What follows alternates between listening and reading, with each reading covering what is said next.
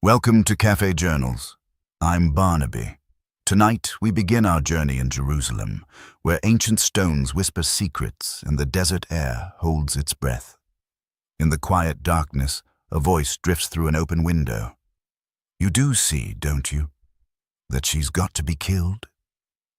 A family on holiday, but not everything is as it seems. Behind the smiles lies fear, and a quiet desperation to be free. If this journey brings you comfort, consider leaving a quiet like or subscribing. I always enjoy reading where in the world you're listening from and the hour at which sleep finds you. Appointment with Death. Part 1. Chapter 1. You do see, don't you, that she's got to be killed? The question floated out into the still night air, seemed to hang there a moment and then drift away down into the darkness towards the Dead Sea. Hercule Poirot paused a minute with his hand on the window catch. Frowning, he shut it decisively, thereby excluding any injurious night air. Hercule Poirot had been brought up to believe that all outside air was best left outside, and that night air was especially dangerous to the health. As he pulled the curtains neatly over the window and walked to his bed, he smiled tolerantly to himself. You do see, don't you, that she's got to be killed? Curious words for one Hercule Poirot, detective, to overhear on his first night in Jerusalem. Decidedly, wherever I go, there is something to remind me of crime, he murmured to himself. His smile continued as he remembered a story he had once heard concerning Anthony Trollope, the novelist. Trollope was crossing the Atlantic at the time and had overheard two fellow passengers discussing the last published installment of one of his novels. Very good, one man had declared, but he ought to kill off that tiresome old woman. With a broad smile, the novelist had addressed them.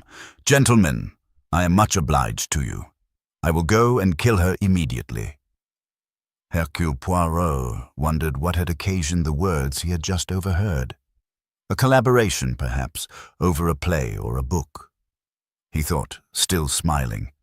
Those words might be remembered one day and given a more sinister meaning. There had been, he now recollected, a curious nervous intensity in the voice, a tremor that spoke of some intense emotional strain, a man's voice or a boy's. Hercule Poirot thought to himself as he turned out the light by his bed. I should know that voice again. Their elbows on the window-sill, their heads close together, Raymond and Carol Boynton gazed out into the blue depths of the night. Nervously, Raymond repeated his former words. You do see, don't you, that she's got to be killed? Carol Boynton stirred slightly. She said, her voice deep and hoarse, It's horrible. It's not more horrible than this. I suppose not, Raymond said violently. It can't go on like this. It can't. We must do something. And there isn't anything else we can do, Carol said, but her voice was unconvincing and she knew it. If we could get away somehow, we can't. His voice was empty and hopeless. Carol, you know we can't. The girl shivered. I know, Ray. I know. He gave a sudden, short, bitter laugh. People would say we were crazy, not to be able just to walk out. Carol said slowly, Perhaps we are crazy. I dare say. Yes, I dare say we are. Anyway, we soon shall be. I suppose some people would say we are already. Here we are calmly planning in cold blood to kill our own mother. Carol said sharply, She isn't our own mother. No, that's true. There was a pause, and then Raymond said, his voice now quietly matter-of-fact. You do agree, Carol? Carol answered steadily. I think she ought to die. Yes. Then she broke out suddenly. She's mad. I'm quite sure she's mad. She couldn't torture us like she does if she was sane. For years we've been saying, this can't go on. And it has gone on. We've said, she'll die sometime. But she hasn't died. I don't think she ever will die unless, Raymond said steadily, unless we kill her. Yes. She clenched her hands on the windowsill in front of her. Her brother went on in a cool, matter-of-fact tone, with just a slight tremor denoting his deep underlying excitement. "You see why it's got to be one of us, don't you? With Lennox, there's Nadine to consider, and we couldn't bring Ginny into it." Carol shivered. "Poor Ginny. I'm so afraid." "I know. It's getting pretty bad, isn't it? That's why something's got to be done quickly, before she goes right over the edge." Carol stood up suddenly, pushing back the tumbled chestnut hair from her forehead. "Ray," she said, "you don't think it's really wrong, do you?" He answered in that same would-be dispassionate tone. "No. I think it's just like killing a mad dog. Something that's doing harm in the world and must be stopped. This is the only way of stopping it." Carol murmured. "But they'd send us to the chair just the same. I mean, we couldn't explain what she's like. It would sound fantastic. In a way, you know, it's all in our own minds." Raymond said, "Nobody will ever know. I've got a plan. I've thought it all out. We shall be quite safe." Carol turned suddenly round on him. "Ray, somehow or another, you're different. Something's happened to you. What's put all this into your head? Why should you think anything's happened to me?" He turned his head away, staring out into the night. "Because it has. Ray, was it that girl? On the train? No, of course not. Why should it be?" "Oh, Carol, don't talk nonsense. Let's get back again to your plan. Are you sure it's a good plan?" "Yes, I think so. We must wait for the right opportunity, of course. And then, if it goes all right, we shall be free. All of us." "Free?" Carol gave a little sigh. She looked up at the stars. Then suddenly she shook from head to foot in a sudden storm of weeping. "Carol, what's the matter?" She sobbed out brokenly. "It's so lovely, the night and the blueness and the stars. If only we could be part of it all. If only we could be like other people instead of being as we are. All queer and warped and wrong. But we shall be all right when she's dead." "Are you sure? Isn't it too late? Shan't we always be queer and different?" "No, no, no. I wonder, Carol, if you'd rather not." She pushed his comforting arm aside. "No, I'm with you. Definitely I'm with you, because of the others, especially Ginny. We must save Ginny." Raymond paused a moment. Then, "We'll go on with it." "Yes. Good. I'll tell you my plan." He bent his head to hers. Chapter 2. Miss Sarah King, M.B., stood by the table in the writing room of the Solomon Hotel in Jerusalem, idly turning over the papers and magazines. A frown contracted her brows, and she looked preoccupied. The tall, middle-aged Frenchman who entered the room from the hall watched her for a moment or two before strolling up to the opposite side of the table. When their eyes met, Sarah made a little gesture of smiling recognition. She remembered that this man had come to help her when traveling from Cairo and had carried one of her suitcases at a moment when no porter appeared to be available. "You like Jerusalem, yes?" asked Dr. Gerard after they had exchanged greetings. "It's rather terrible in some ways," said Sarah, and added, "Religion is very odd." The Frenchman looked amused. "I know what you mean." His English was very nearly perfect, every imaginable sect squabbling and fighting. "And the awful things they've built too," said Sarah. "Yes, indeed," Sarah sighed. "They turned me out of one place today because I had on a sleeveless dress," she said ruefully. "Apparently the Almighty doesn't like my arms, in spite of having made them." Dr. Gerard laughed. Then he said, "I was about to order some coffee. You will join me, Miss King, my name is. Sarah King. And mine, permit me." He whipped out a card. Taking it, Sarah's eyes widened in delighted awe. "Dr. Theodore Gerard? Oh, I'm excited to meet you. I've read all your works, of course. Your views on schizophrenia are frightfully interesting." "Of course. Gerard's eyebrows rose inquisitively. Sarah explained rather diffidently. You see, I'm by way of being a doctor myself. Just got me MB. Ah, I see. Dr. Gerard ordered coffee, and they sat down in a corner of the lounge. The Frenchman was less interested in Sarah's medical achievements than in the black hair that rippled back from her forehead and the beautifully shaped red mouth. He was amused at the obvious awe with which she regarded him. "You're staying here long?" he asked conversationally. "A few days, that is all. Then I want to go to Petra." "Aha. I too was thinking of going there if it does not take too long. You see, I have to be back in Paris on the 14th. It takes about a week, I believe. 2 days to go, 2 days there, and 2 days back again. I must go to the travel bureau in the morning and see what can be arranged." A party of people entered the lounge and sat down.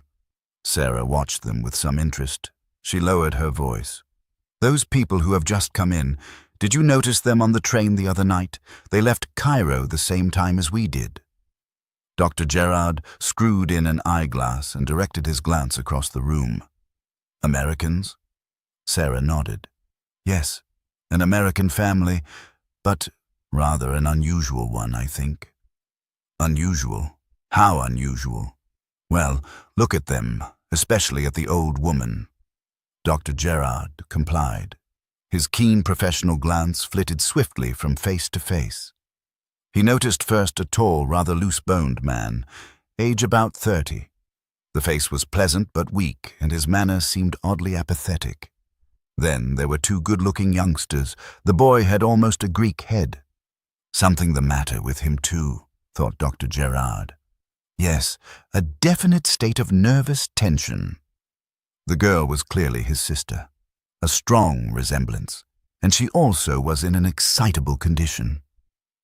There was another girl, younger still, with golden red hair that stood out like a halo. Her hands were very restless. They were tearing and pulling at the handkerchief in her lap. Yet another woman, young, calm, dark-haired with a creamy pallor, a placid face not unlike a Luini Madonna. Nothing jumpy about her.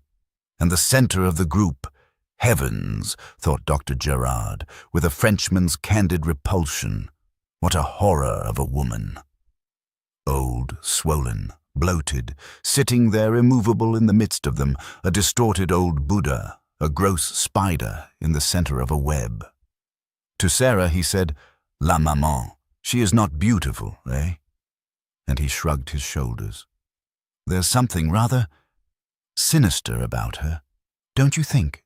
asked Sarah. Dr. Gerard scrutinized her again. This time his eye was professional, not aesthetic. "Dropsy, cardiac," he added a glib medical phrase. "Oh yes, that." Sarah dismissed the medical side. "But there is something odd in their attitude to her, don't you think?" "Who are they, do you know?" "Their name is Boynton, mother, married son, his wife, 1 younger son and 2 younger daughters." Dr. Gerard murmured, "La famille Boynton sees the world." "Yes, but there's something odd about the way they're seeing it. They never speak to anyone else, and none of them can do anything unless the old woman says so." "She is of the matriarchal type," said Gerard thoughtfully. "She's a complete tyrant, I think," said Sarah. Dr. Gerard shrugged his shoulders and remarked that the American woman ruled the earth. That was well known. "Yes, but it's more than just that." Sarah was persistent. She's got them all so cowed, so positively under her thumb, that it's indecent. To have too much power is bad for women." Gerard agreed with sudden gravity. He shook his head. "It is difficult for a woman not to abuse power." He shot a quick sideways glance at Sarah. She was watching the Boynton family, or rather she was watching one particular member of it. Dr. Gerard smiled a quick, comprehending Gallic smile. "Ah, so it was like that, was it?" He murmured tentatively, "You have spoken with them, yes?" "Yes, at least with one of them." "The young man, the younger son?" "Yes, on the train coming here from Kantara. He was standing in the corridor. I spoke to him. There was no self-consciousness in her attitude to life. She was interested in humanity and was of a friendly, though impatient, disposition. "What made you speak to him?" asked Gerard. Sarah shrugged her shoulders. "Why not? I often speak to people traveling. I'm interested in people, in what they do and think and feel. You put them under the microscope, that is to say." "I suppose you might call it that," the girl admitted. "And what were your impressions in this case?" "Well," she hesitated, "it was rather odd. To begin with, the boy flushed right up to the roots of his hair." "Is that so remarkable?" asked Gerard dryly. Sarah laughed. "You mean that he thought I was a shameless hussy making advances to him?" "Oh no, I don't think he thought that. Men can always tell, can't they?" She gave him a frank, questioning glance. Dr. Gerard nodded his head. "I got the impression," said Sarah, speaking slowly and frowning a little, "that he was, how shall I put it, both excited and appalled. Excited out of all proportion, and quite absurdly apprehensive at the same time. Now that's odd, isn't it? Because I've always found Americans unusually self-possessed. An American boy of 20, say, has infinitely more knowledge of the world and far more savoir-faire than an English boy of the same age. And this boy must be over 20. About 23 or 4, I should say. As much as that? I should think so. Yes, perhaps you're right. Only somehow he seems very young." Maladjustment mentally. The child factor persists. "Then I am right. I mean, there is something not quite normal about him." Dr. Gerard shrugged his shoulders, smiling a little at her earnestness. "My dear young lady, are any of us quite normal? But I grant you that there is probably a neurosis of some kind. Connected with that horrible old woman, I'm sure." "You seem to dislike her very much," said Gerard, looking at her curiously. "I do. She's got a malevolent eye." Gerard murmured, "So have many mothers, when their sons are attracted to fascinating young ladies." Sarah shrugged an impatient shoulder. Frenchmen were all alike, she thought, obsessed by sex.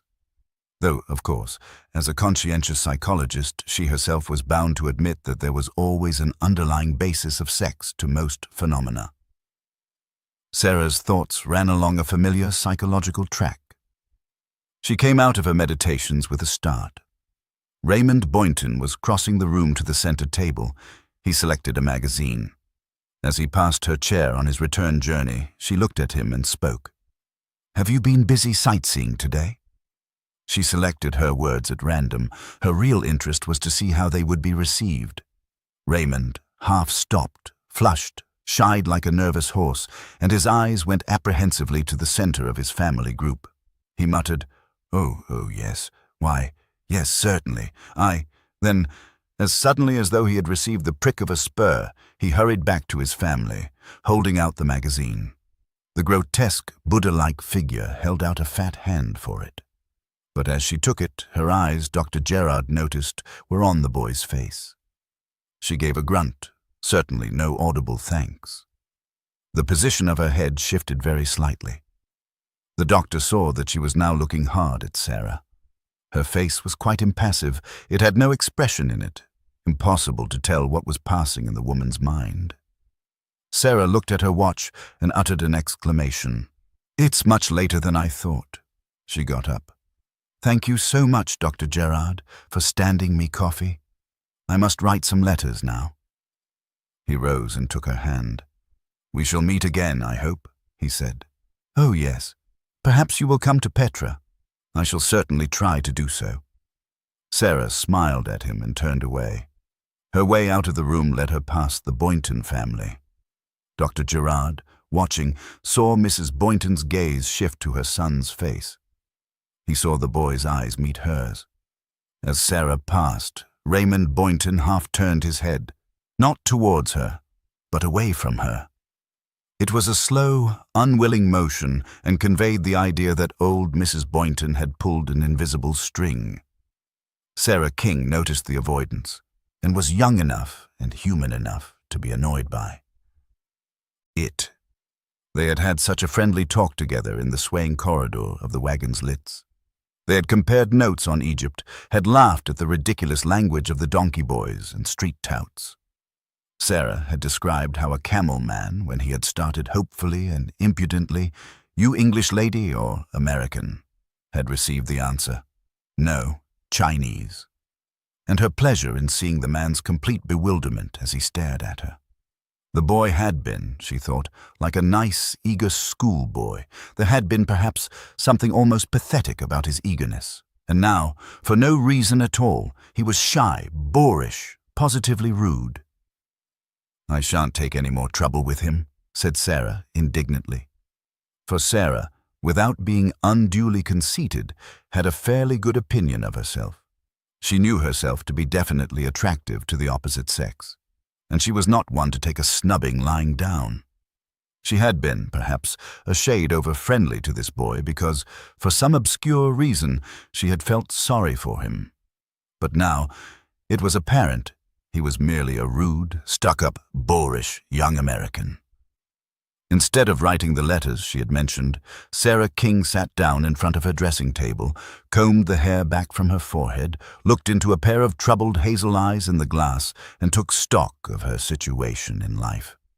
She had just passed through a difficult emotional crisis. A month ago, she had broken off her engagement to a young doctor some 4 years her senior. They had been very much attracted to each other, but had been too much alike in temperament. Disagreements and quarrels had been of common occurrence. Sarah was of too imperious a temperament herself to brook a calm assertion of autocracy. Like many high-spirited women, Sarah believed herself to admire strength. She had always told herself that she wanted to be mastered. When she met a man capable of mastering her, she found that she did not like it at all. To break off her engagement had cost her a good deal of heartburning, but she was clear-sighted enough to realize that mere mutual attraction was not a sufficient basis on which to build a lifetime of happiness.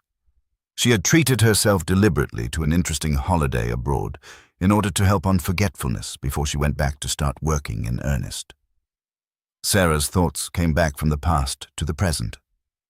"I wonder," she thought, "if Dr. Gerard will let me talk to him about his work. He's done such marvelous work. If only he'll take me seriously. Perhaps if he comes to Petra." Then she thought again of the strange, boorish young American. She had no doubt that it was the presence of his family which had caused him to react in such a peculiar manner, but she felt slightly scornful of him nevertheless. To be under the thumb of one's family like that, it was really rather ridiculous, especially for a man. And yet, a queer feeling passed over her. Surely there was something a little odd about it all. She said suddenly out loud, "That boy wants rescuing. I'm going to see to it." Chapter 3. When Sarah had left the lounge, Dr. Gerard sat where he was for some minutes. Then he strolled to the table, picked up the latest number of Le Matin and strolled with it to a chair a few yards away from the Boynton family. His curiosity was aroused. He had at first been amused by the English girl's interest in this American family, shrewdly diagnosing that it was inspired by interest in one particular member of the family. But now something out of the ordinary about this family party awakened in him the deeper, more impartial interest of the scientist. He sensed that there was something here of definite psychological interest. Very discreetly, under the cover of his paper, he took stock of them. First, the boy in whom that attractive English girl took such a decided interest. Yes, thought Gerard, definitely the type to appeal to her temperamentally. Sarah King had strength. She possessed well-balanced nerves, cool wits, and a resolute will. Dr. Gerard judged the young man to be sensitive, perceptive, diffident, and intensely suggestible. He noted with a physician's eye the obvious fact that the boy was at the moment in a state of high nervous tension. Dr. Gerard wondered why. He was puzzled. Why should a young man whose physical health was obviously good, who was abroad ostensibly enjoying himself, be in such a condition that nervous breakdown was imminent? The doctor turned his attention to the other members of the party. The girl with the chestnut hair was obviously Raymond's sister. They were of the same racial type, small-boned, well-shaped, aristocratic-looking. They had the same slender, well-formed hands, the same clean line of jaw, and the same poise of the head on a long, slender neck. And the girl, too, was nervous. She made slight, involuntary, nervous movements. Her eyes were deeply shadowed underneath and over bright. Her voice, when she spoke, was too quick and a shade breathless. She was watchful, alert, unable to relax. "And she is afraid too," decided Dr. Gerard.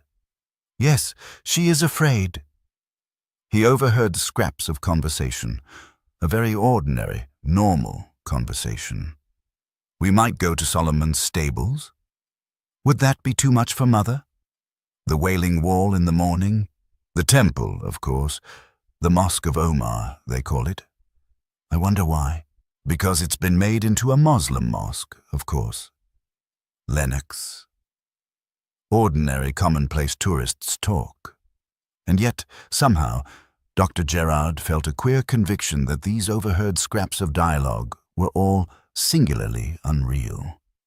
They were a mask, a cover for something that surged and eddied underneath, something too deep and formless for words. Again he shot a covert glance from behind the shelter of Lamatin. Lennox? That was the elder brother. The same family likeness could be traced, but there was a difference. Lennox was not so highly strung. He was, Gerard decided, of a less nervous temperament. But about him, too, there seemed something odd. There was no sign of muscular tension about him as there was about the other two. He sat relaxed, limp, puzzling, searching among memories of patients he had seen sitting like that in hospital wards. Gerard thought, "He is exhausted, yes, exhausted with suffering. That look in the eyes, the look you see in a wounded dog or a sick horse, dumb bestial endurance. It is odd that, physically, there seems nothing wrong with him. Yet there is no doubt that lately he has been through much suffering, mental suffering. Now he no longer suffers. He endures dumbly, waiting, I think, for the blow to fall." What blow? Am I fancying all this? No, the man is waiting for something, for the end to come. So cancer patients lie and wait, thankful that an anodyne dulls the pain a little. Lennox Boynton got up and retrieved a ball of wool that the old lady had dropped. "Here you are, Mother. Thank you." What was she knitting, this monumental, impassive old woman? Something thick and coarse. Gerard thought, mittens for inhabitants of a workhouse, and smiled at his own fantasy. He turned his attention to the youngest member of the party, the girl with the golden red hair. She was, perhaps, 19. Her skin had the exquisite clearness that often goes with red hair. Although over-thin, it was a beautiful face. She was sitting smiling to herself, smiling into space. There was something a little curious about that smile. It was so far removed from the Solomon Hotel, from Jerusalem, it reminded Dr. Gerard of something. Presently it came to him in a flash. It was the strange, unearthly smile that lifts the lips of the maidens in the Acropolis at Athens. Something remote and lovely and a little inhuman.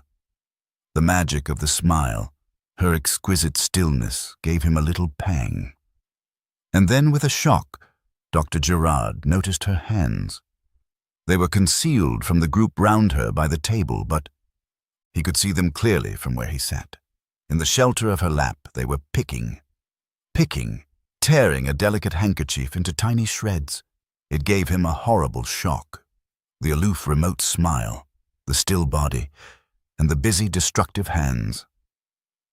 Chapter 4. There was a slow, asthmatic, wheezing cough.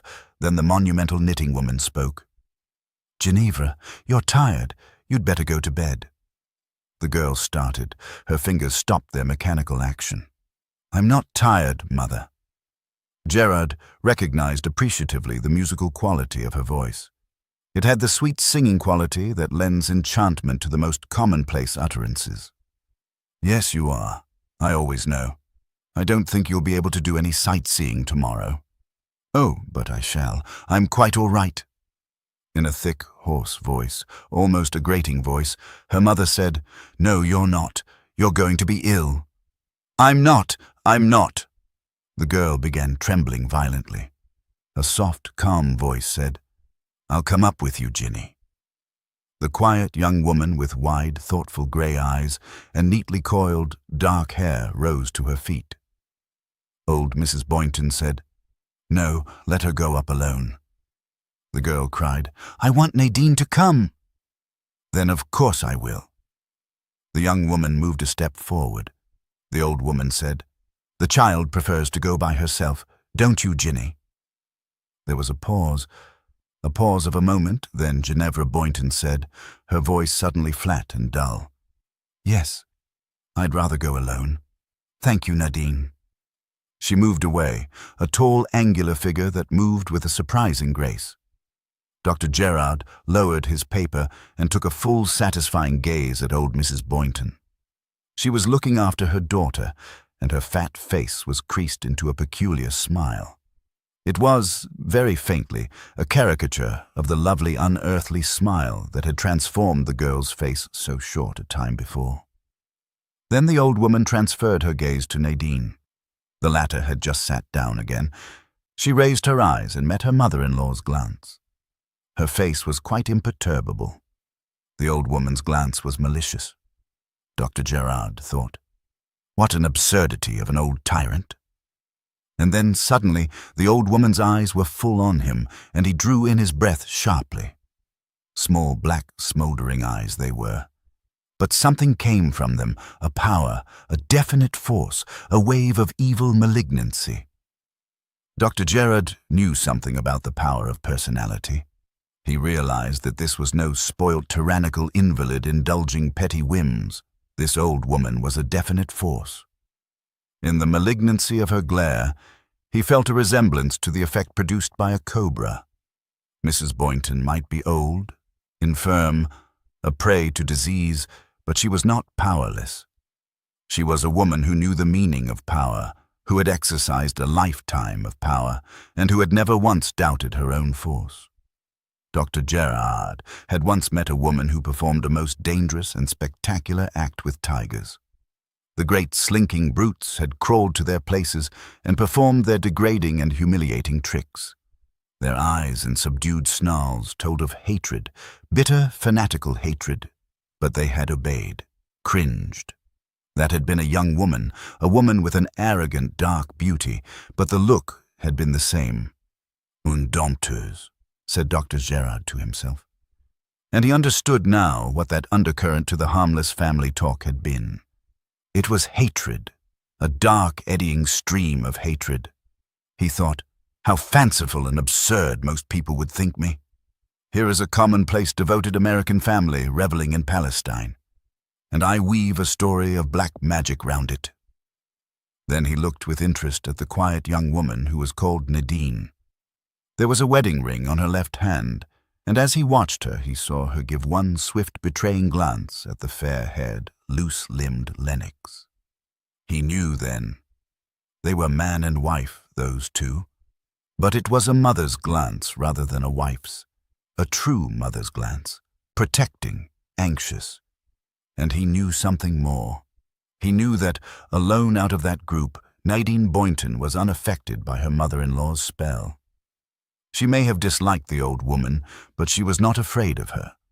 The power did not touch her.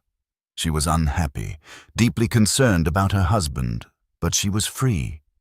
Dr. Gerard said to himself, "All this is very interesting."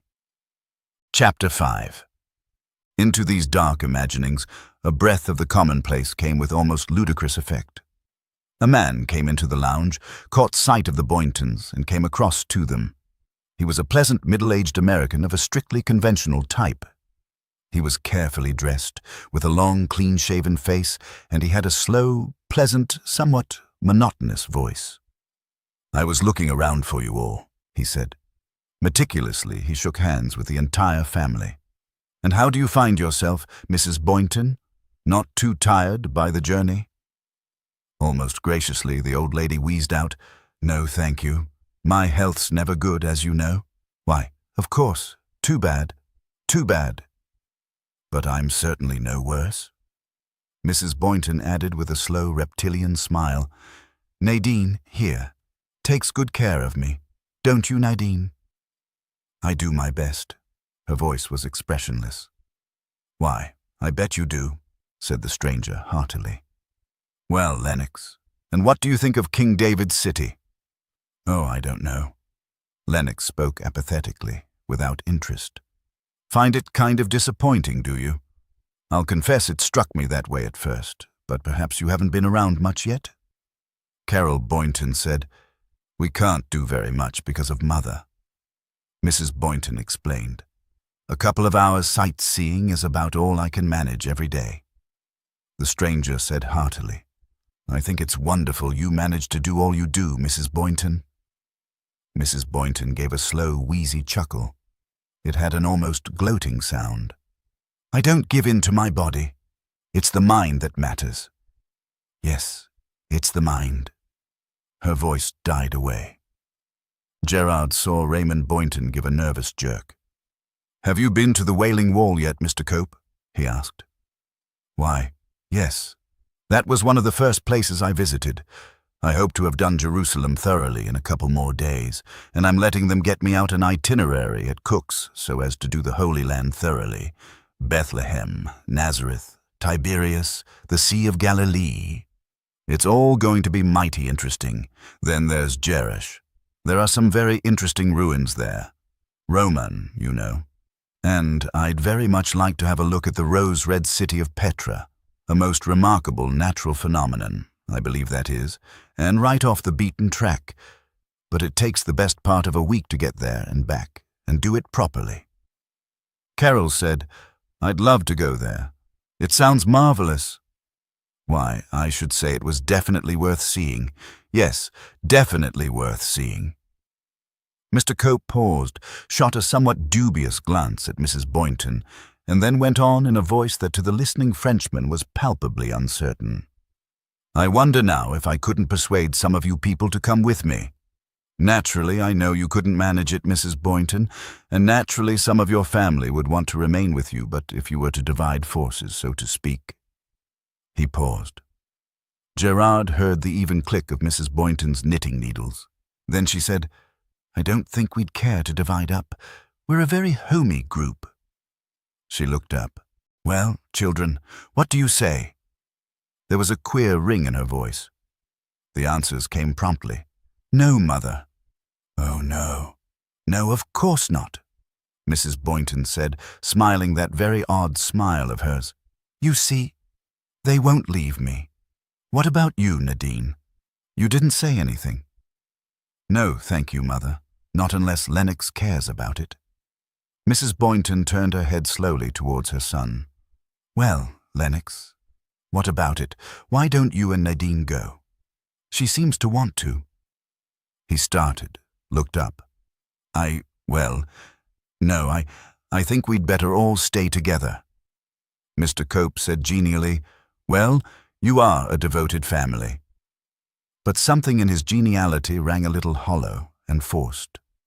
We keep to ourselves, said Mrs. Boynton. She began to wind up her ball of wool. By the way, Raymond, who was that young woman who spoke to you just now? Raymond started nervously. He flushed, then went white.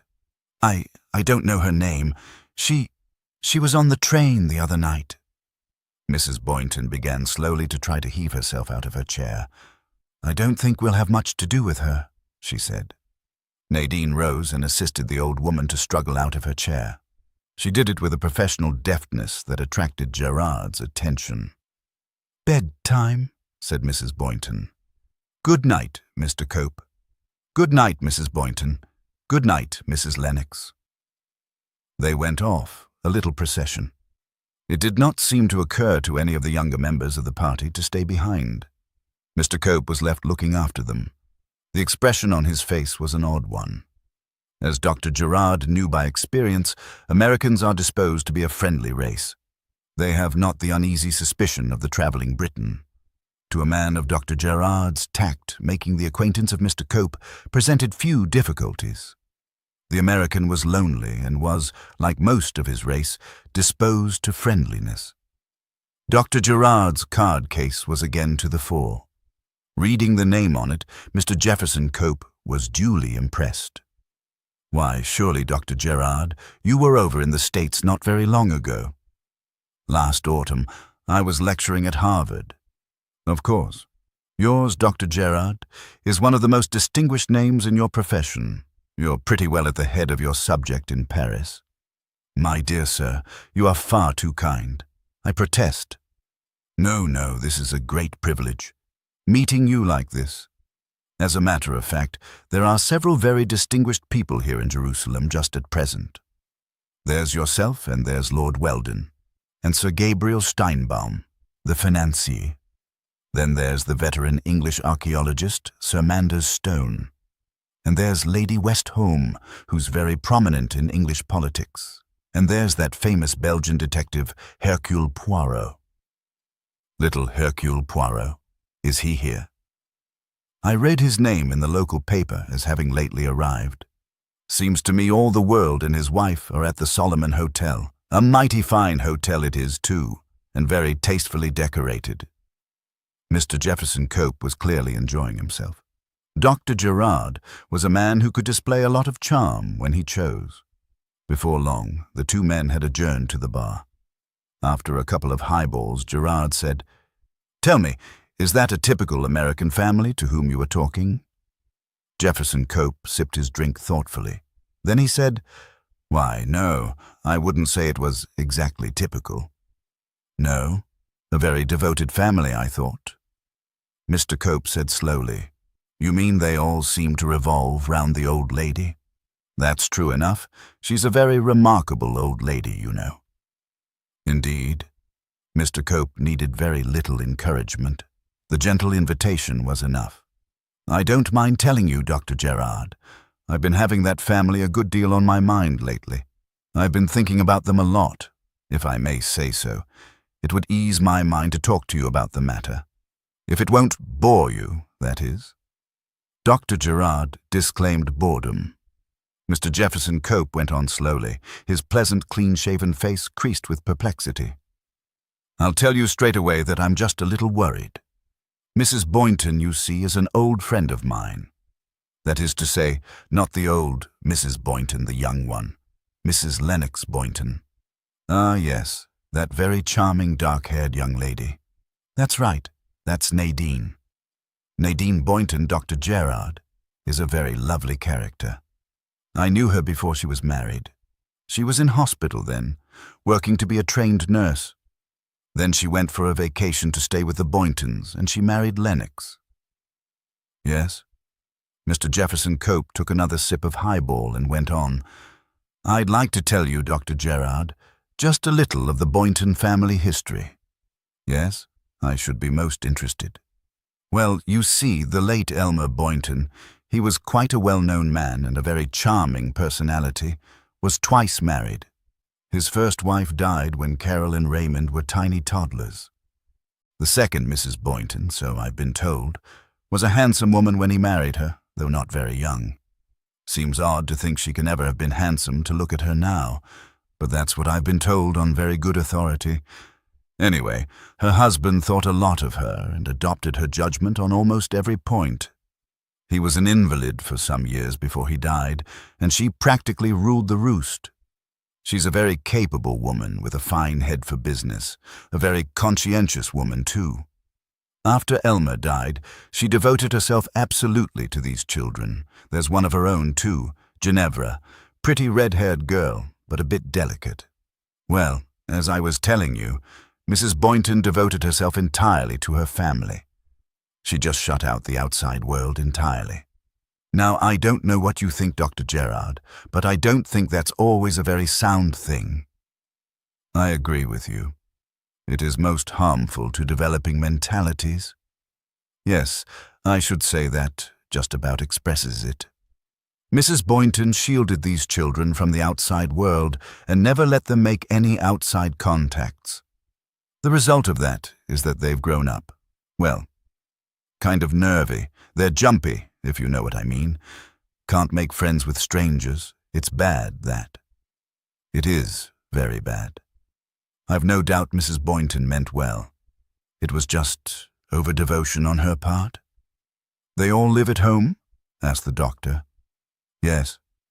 Do neither of the sons work? Why, no. Elmer Boynton was a rich man. He left all his money to Mrs. Boynton for her lifetime, but it was understood that it was for the family upkeep generally. So they are dependent on her financially. That is so.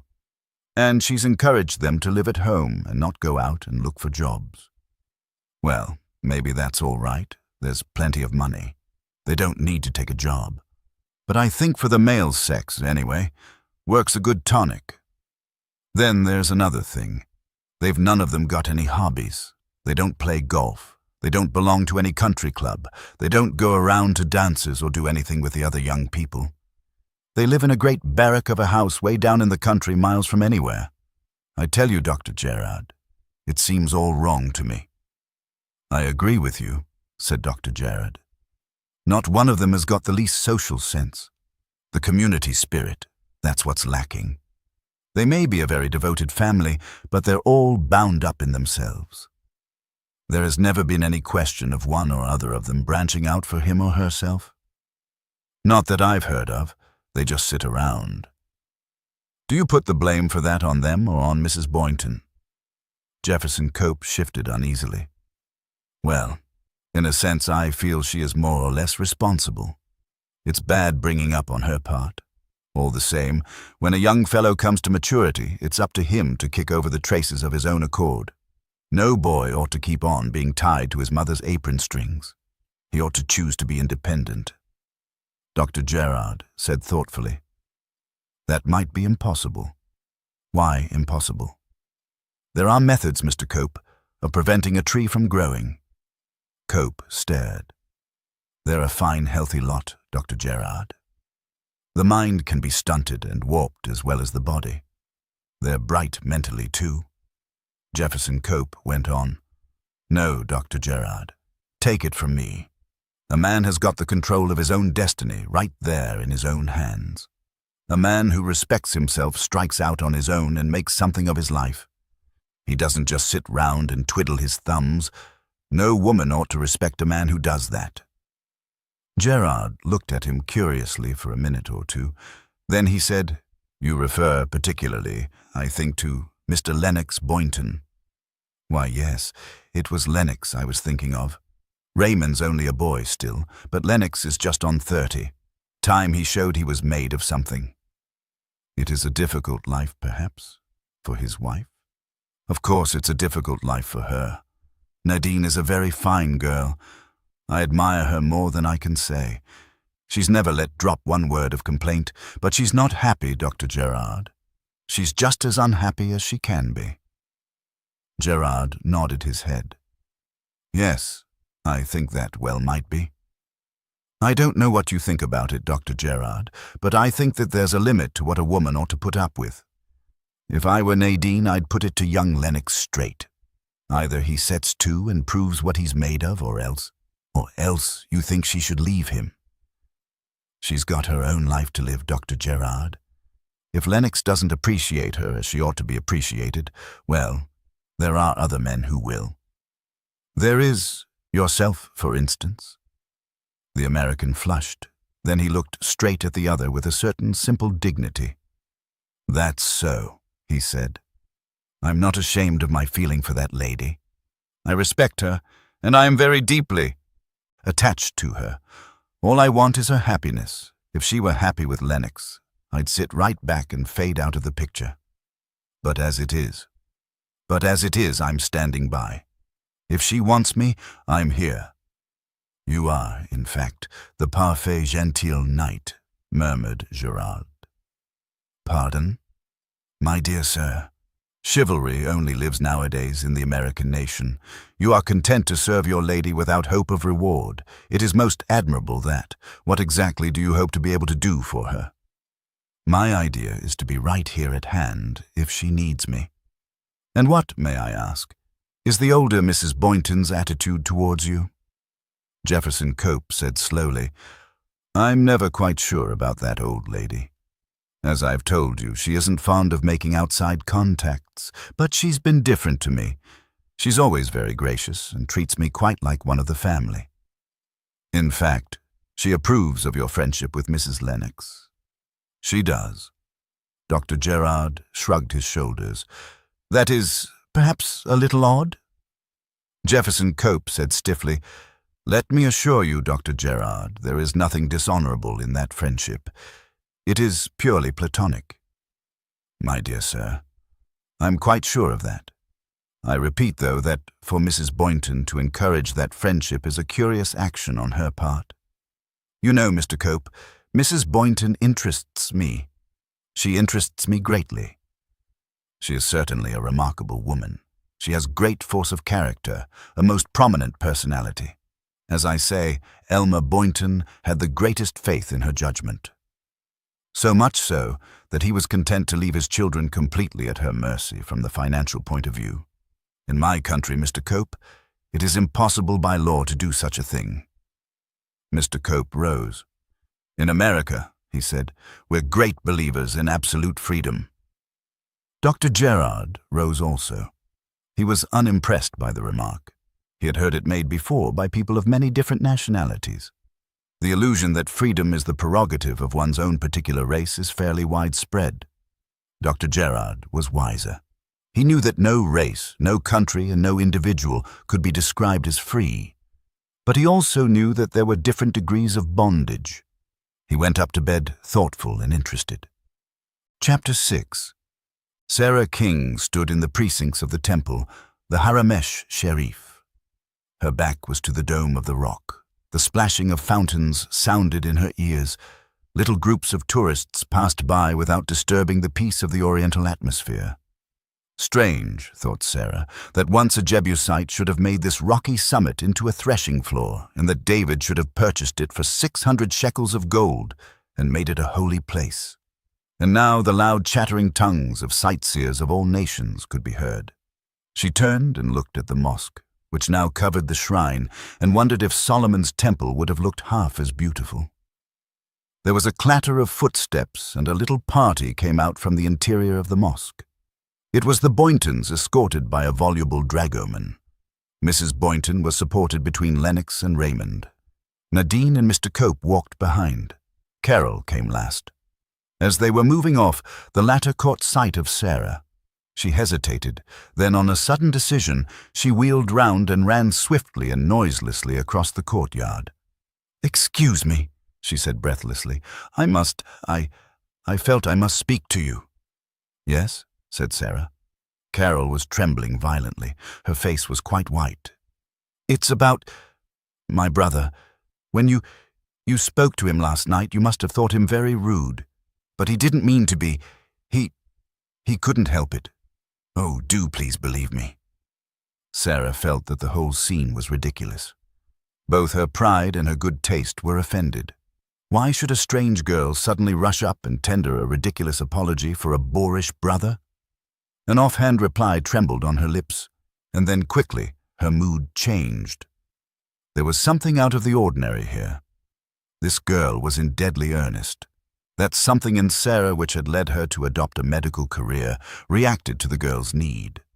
Her instinct told her there was something badly wrong. She said encouragingly, "Tell me about it." "He spoke to you on the train, didn't he?" began Carol. Sarah nodded. "Yes, at least I spoke to him." "Oh, of course.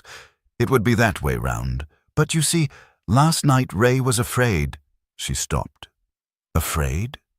Carol's white face crimsoned. "Oh, I know it sounds absurd. Mad. You see, my mother, she's not well, and she doesn't like us making friends outside, but I know Ray would like to be friends with you."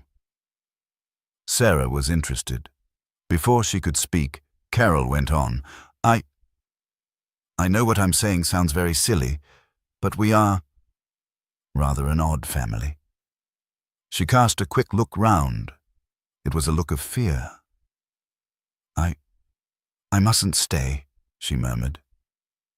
"They may miss me." Sarah made up her mind. She spoke. Why shouldn't you stay, if you want to? We might walk back together. Oh, no. Carol drew back. I couldn't do that. Why not? Said Sarah. I couldn't really. My mother would be, Sarah said clearly and calmly. I know it's awfully difficult sometimes for parents to realize that their children are grown up. They will go on trying to run their lives for them. But it's a pity, you know, to give in. One must stand up for one's rights. Carol murmured, You don't understand. You don't understand in the least. Her hands twisted together nervously. Sarah went on. One gives in sometimes because one is afraid of rows. Rows are very unpleasant, but I think freedom of action is always worth fighting for. Freedom? Carol stared at her. None of us have ever been free. We never will be. Nonsense, said Sarah clearly. Carol leaned forward and touched her arm. Listen, I must try and make you understand. Before her marriage, my mother, she's my stepmother really, was a wardress in a prison. My father was the governor, and he married her. Well, it's been like that ever since. She's gone on being a wardress to us. That's why our life is just being in prison. Her head jerked round again. They've missed me. I must go. Sarah caught her by the arm as she was darting off. 1 minute. We must meet again and talk. I can't.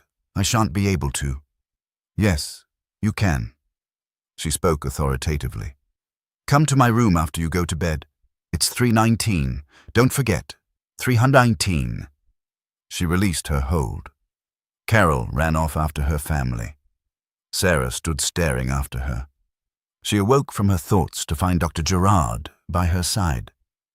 Good morning, Miss King. So you've been talking to Miss Carol Boynton? Yes, we had the most extraordinary conversation. Let me tell you.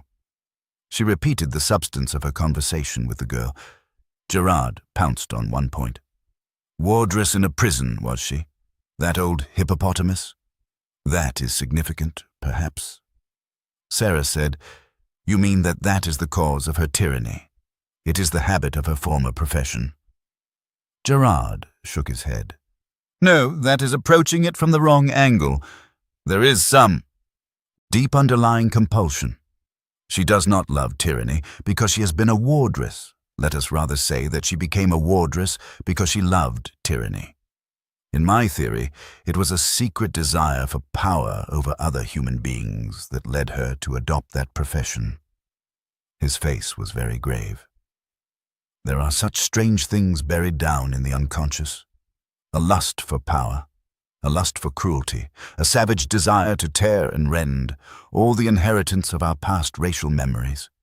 They are all there, Miss King, all the cruelty and savagery and lust. We shut the door on them and deny them conscious life, but sometimes they are too strong. Sarah shivered. I know. Gerard continued. We see it all round us today, in political creeds, in the conduct of nations, a reaction from humanitarianism, from pity, from brotherly goodwill. The creeds sound well sometimes, a wise regime, a beneficent government, but imposed by force, resting on a basis of cruelty and fear. They are opening the door, these apostles of violence. They are letting up the old savagery, the old delight in cruelty for its own sake. Oh, it is difficult. Man is an animal very delicately balanced. He has one prime necessity, to survive. To advance too quickly is as fatal as to lag behind. He must survive.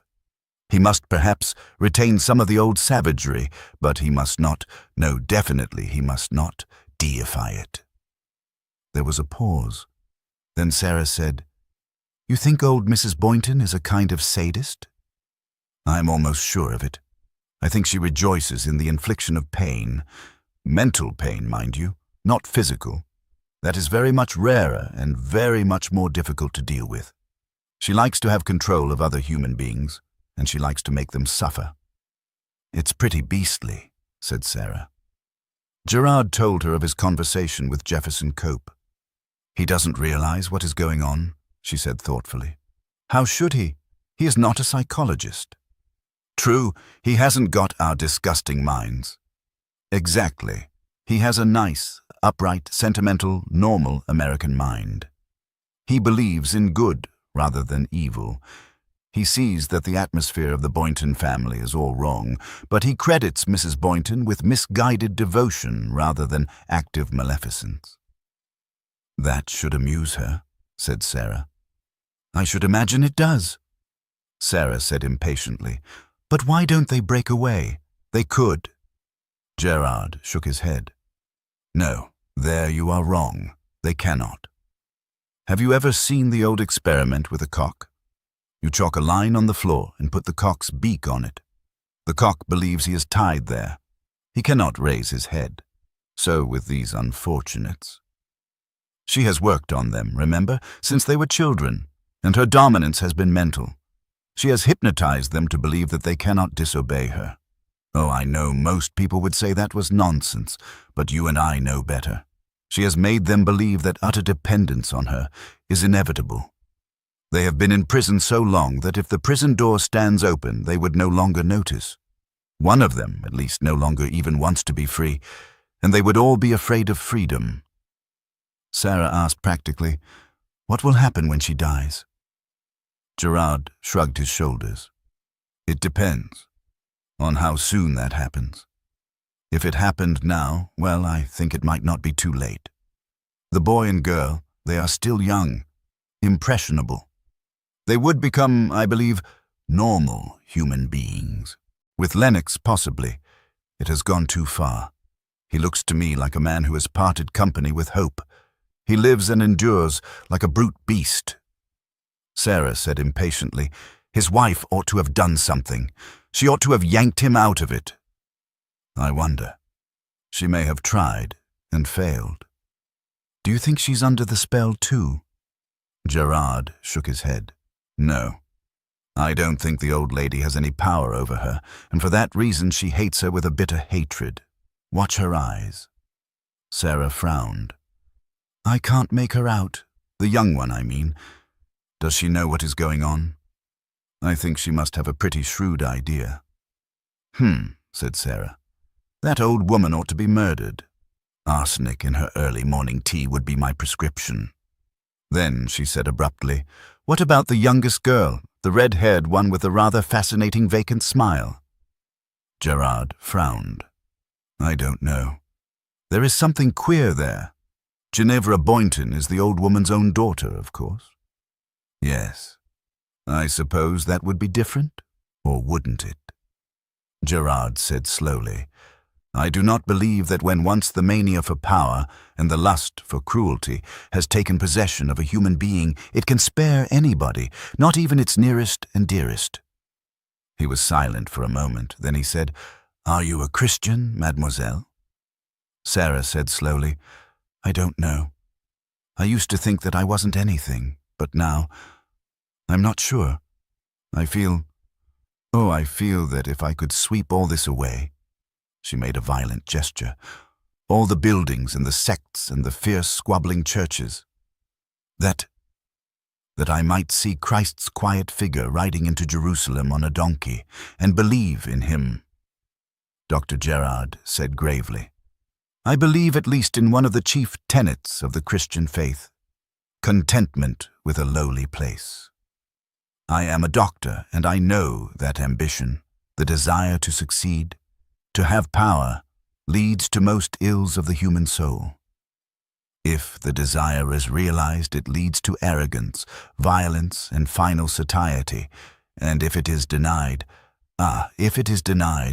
let all the asylums for the insane rise up and give their testimony. They are filled with human beings who were unable to face being mediocre, insignificant, ineffective, and who therefore created for themselves ways of escape from reality so as to be shut off from life itself forever. Sarah said abruptly, It's a pity the old Boynton woman isn't in an asylum. Gerard shook his head. No, her place is not there among the failures. It is worse than that. She has succeeded, you see. She has accomplished her dream. Sarah shuddered. She cried passionately. Such things ought not to be. Chapter 7. Sarah wondered very much whether Carol Boynton would keep her appointment that night. On the whole, she rather doubted it. She was afraid that Carol would have a sharp reaction after her semi-confidences of the morning. Nevertheless, she made her preparations, slipping on a blue satin dressing gown and getting out her little spirit lamp and boiling up water. She was just on the point of giving Carol up, it was after 1 o'clock, and going to bed when there was a tap on her door. She opened it and drew quickly back to let Carol come in. The latter said breathlessly, "I was afraid you might have gone to bed." Sarah's manner was carefully matter-of-fact. "Oh no, I was waiting for you. Have some tea, will you? It's real lapsang souchong." She brought over a cup. Carol had been nervous and uncertain of herself. Now she accepted the cup and a biscuit, and her manner became calmer. "This is rather fun," said Sarah, smiling. Carol looked a little startled. "Yes," she said doubtfully. "Yes, I suppose it is." "Rather like the midnight feasts we used to have at school," went on Sarah. "I suppose you didn't go to school?" Carol shook her head. "No, we never left home. We had a governess, different governesses. They never stayed long." "Did you never go away at all?" "No, we've lived always in the same house. This coming abroad is the first time I've ever been away." Sarah said casually, "It must have been a great adventure." "Oh, it was. It's all been like a dream." "What made your stepmother decide to come abroad?" At the mention of Mrs. Boynton's name, Carol had flinched. Sarah said quickly, "You know, I'm by way of being a doctor. I've just taken my MB. Your mother, or stepmother rather, is very interesting to me. As a case, you know, I should say she was quite definitely a pathological case." Carol stared. It was clearly a very unexpected point of view to her. Sarah had spoken as she had with deliberate intent. She realized that to her family, Mrs. Boynton loomed as a kind of powerful, obscene idol. It was Sarah's object to rob her of her more terrifying aspect. "Yes," she said, "there's a kind of disease of grandeur that gets hold of people. They get very autocratic and insist on everything being done exactly as they say, and are altogether very difficult to deal with." Carol put down her cup. "Oh," she cried, "I'm so glad to be talking to you. Really, you know, I believe Ray and I have been getting quite queer. We'd get terribly worked up about things." "Talking with an outsider is always a good thing," said Sarah. "Inside a family, one is apt to get too intense." Then she asked casually, "If you are unhappy, haven't you ever thought of leaving home?" Carol looked startled. "Oh no, how could we? I mean, Mother would never allow it." "But she couldn't stop you," said Sarah gently. "You're over age." "I'm 23. "Exactly.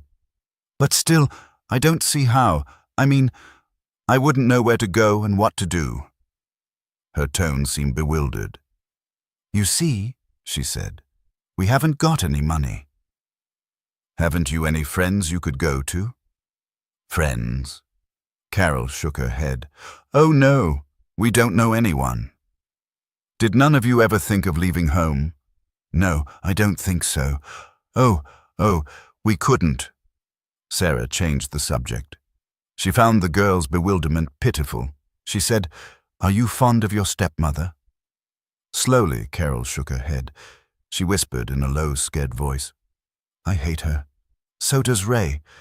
We've often wished she would die." Again, Sarah changed the subject. "Tell me about your elder brother." "Lennox? I don't know what's the matter with Lennox. He hardly ever speaks now. He goes about in a kind of daydream. Nadine's terribly worried about him." "You are fond of your sister-in-law?" "Yes, Nadine is different. She's always kind, but she's very unhappy." "About your brother?" "Yes." "Have they been married long?" 4 years. "And they've always lived at home?" "Yes." Sarah asked, "Does your sister-in-law like that?" "No." There was a pause. Then Carol said, There was an awful fuss just over 4 years ago. You see, as I told you, none of us ever go outside the house at home. I mean, we go into the grounds, but nowhere else. But Lennox did. He got out at night. He went into Fountain Springs.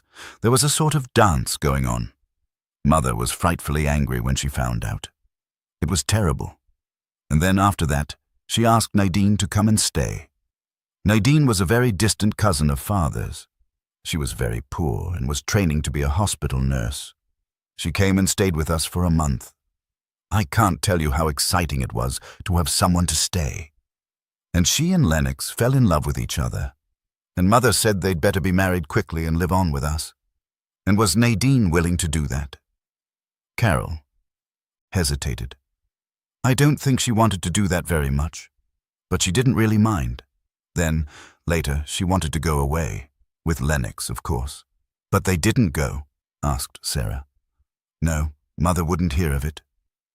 Carol paused and then said, I don't think she likes Nadine any longer.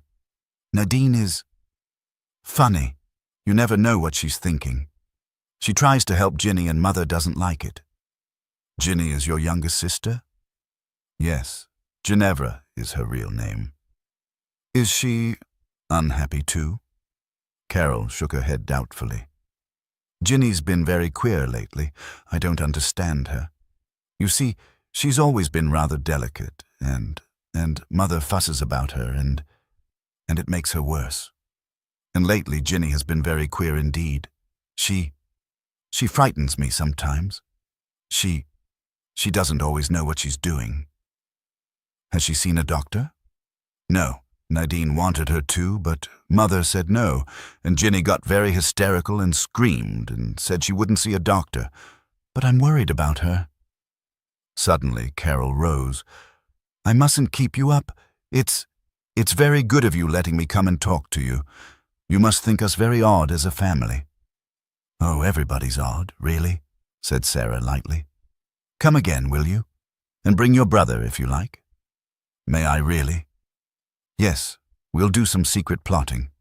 I'd like you to meet a friend of mine, too, a Dr. Gerard, an awfully nice Frenchman. The color came into Carol's cheeks. Oh, what fun it sounds. If only Mother doesn't find out. Sarah suppressed her original retort and said instead, Why should she? Good night.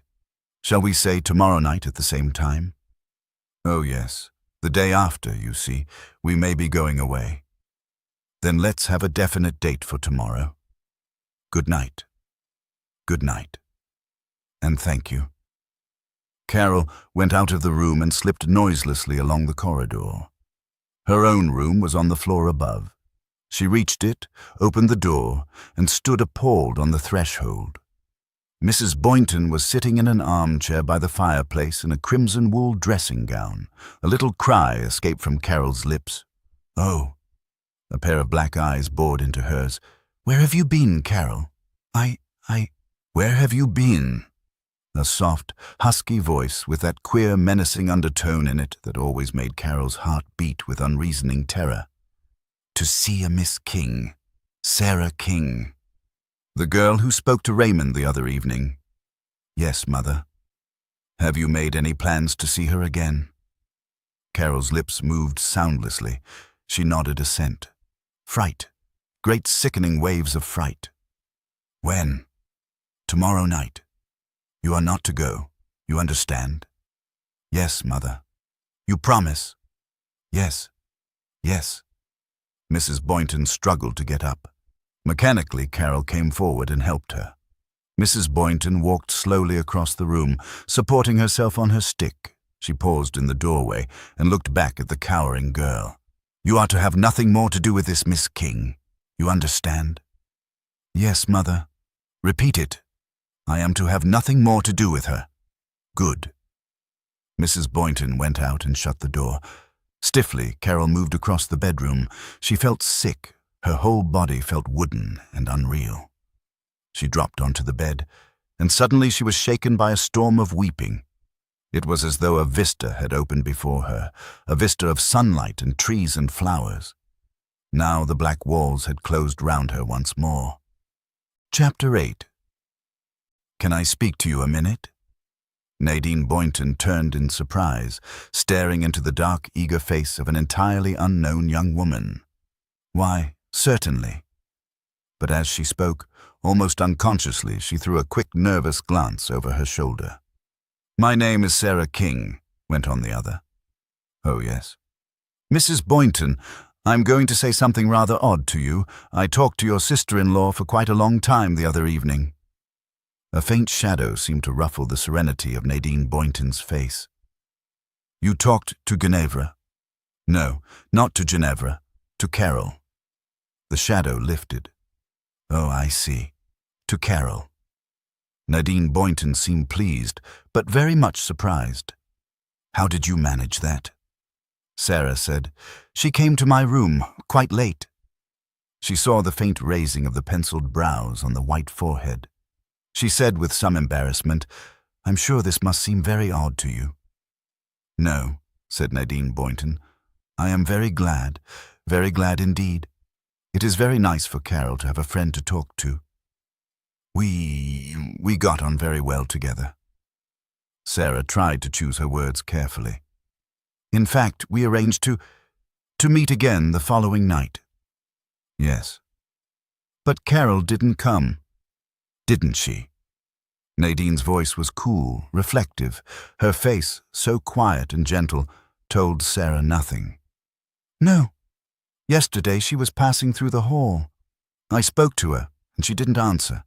Just looked at me once and then away again and hurried on. I see. There was a pause. Sarah found it difficult to go on. Nadine Boynton said presently, I'm very sorry. Carol is rather a nervous girl. Again that pause. Sarah took her courage in both hands. You know, Mrs. Boynton, I'm by way of being a doctor. I think it would be good for your sister-in-law not to shut herself away too much from people. Nadine Boynton looked thoughtfully at Sarah. She said, I see. You're a doctor. That makes a difference. You see what I mean? Sarah urged. Nadine bent her head. She was still thoughtful. You are quite right, of course, she said after a minute or two. But there are difficulties. My mother-in-law is in bad health, and she has what I can only describe as a morbid dislike of any outsiders penetrating into her family circle. Sarah said mutinously, But Carol is a grown-up woman. Nadine Boynton shook her head. Oh no, she said. In body, but not in mind. If you talked to her, you must have noticed that. In an emergency, she would always behave like a frightened child. Do you think that's what happened? Do you think she became afraid? I should imagine, Miss King, that my mother-in-law insisted on Carol having nothing more to do with you. And Carol gave in, Nadine Boynton said quietly. Can you really imagine her doing anything else? The eyes of the two women met. Sarah felt that behind the mask of conventional words, they understood each other. Nadine, she felt, understood the position, but she was clearly not prepared to discuss it in any way. Sarah felt discouraged. The other evening it had seemed to her as though half the battle were won.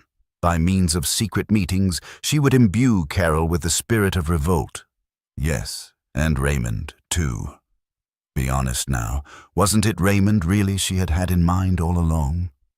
And now, in the very first round of the battle, she had been ignominiously defeated by that hulk of shapeless flesh with her evil, gloating eyes. Carol had capitulated without a struggle. It's all wrong, cried Sarah. Nadine did not answer. Something in her silence went home to Sarah like a cold hand laid on her heart. She thought, this woman knows the hopelessness of it much better than I do. She's lived with it. The lift gates opened. The older Mrs. Boynton emerged. She leaned on a stick and Raymond supported her on the other side. Sarah gave a slight start. She saw the old woman's eyes sweep from her to Nadine and back again. She had been prepared for dislike in those eyes, for hatred even. She was not prepared for what she saw, a triumphant and malicious enjoyment. Sarah turned away. Nadine went forward and joined the other two. "So there you are, Nadine," said Mrs. Boynton. "I'll sit down and rest a little before I go out." They settled her in a high-backed chair. Nadine sat down beside her. "Who were you talking to, Nadine?" "A Miss King." "Oh, yes, the girl who spoke to Raymond the other night. Well, Ray, why don't you go and speak to her now? She's over there at the writing table." The old woman's mouth widened into a malicious smile as she looked at Raymond. His face flushed. He turned his head away and muttered something. "What's that you say, son?" "I don't want to speak to her." "No, I thought not. You won't speak to her. You couldn't, however much you wanted to." She coughed suddenly, a wheezing cough. "I'm enjoying this trip, Nadine," she, said. "I wouldn't have missed it for anything." "No." Nadine's voice was expressionless. "Ray." "Yes, Mother?" "Get me a piece of notepaper. From the table over there in the corner." Raymond went off obediently. Nadine raised her head. She watched, not the boy, but the old woman. Mrs. Boynton was leaning forward, her nostrils dilated as though with pleasure. Ray passed close by Sarah. She looked up, a sudden hope showing in her face. It died down as he brushed past her, took some notepaper from the case and went back across the room. There were little beads of sweat on his forehead as he rejoined them, and his face was dead white. Very softly, Mrs. Boynton murmured, "Ah," as she watched his face. Then she saw Nadine's eyes fixed on her. Something in them made her own snap with sudden anger. "Where's Mr. Cope this morning?" she said. Nadine's eyes dropped again. She answered in her gentle, expressionless voice, "I don't know. I haven't seen him." "I like him," said Mrs. Boynton. "I like him very much. We must see a good deal of him. You'll like that, won't you?" "Yes," said Nadine. "I too like him very much." "What's the matter with Lennox lately? He seems very dull and quiet. Nothing wrong between you, is there?" "Oh, no. Why should there be?" "I wondered. Married people don't always hit it off. Perhaps you'd be happier living in a home of your own." Nadine did not answer. "Well, what do you say to the idea? Does it appeal to you?" Nadine shook her head. She said, smiling, "I don't think it would appeal to you, Mother." Mrs. Boynton's eyelids flickered. She said sharply and venomously, "You've always been against me, Nadine." The younger woman replied evenly, "I'm sorry you should think that." The old woman's hand closed on her stick. Her face seemed to get a shade more purple. She said with a change of tone, "I forgot my drops. Get them for me, Nadine." "Certainly." Nadine got up and crossed the lounge to the lift. Mrs. Boynton looked after her.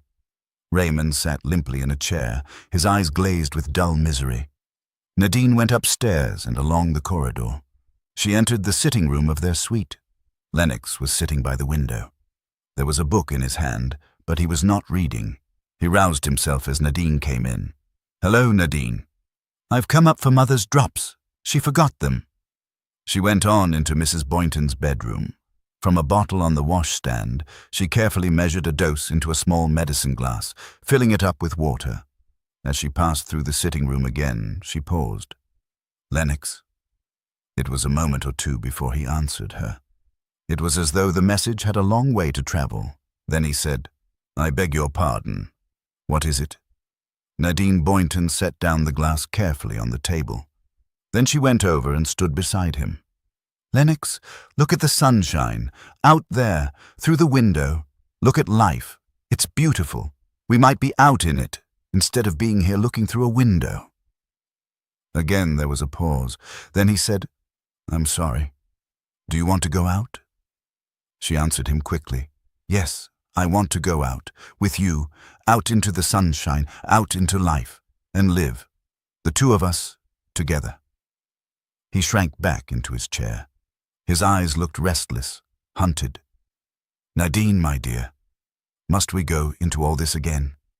"Yes, we must. Let us go away and lead our own life somewhere." "How can we? We've no money." "We can earn money." "How could we? What could we do? I'm untrained. Thousands of men, qualified men, Trained men are out of a job as it is. We couldn't manage it. I would earn money for both of us. My dear child, you'd never even completed your training. It's hopeless. Impossible. No, what is hopeless and impossible is our present life. You don't know what you are talking about. Mother is very good to us. She gives us every luxury.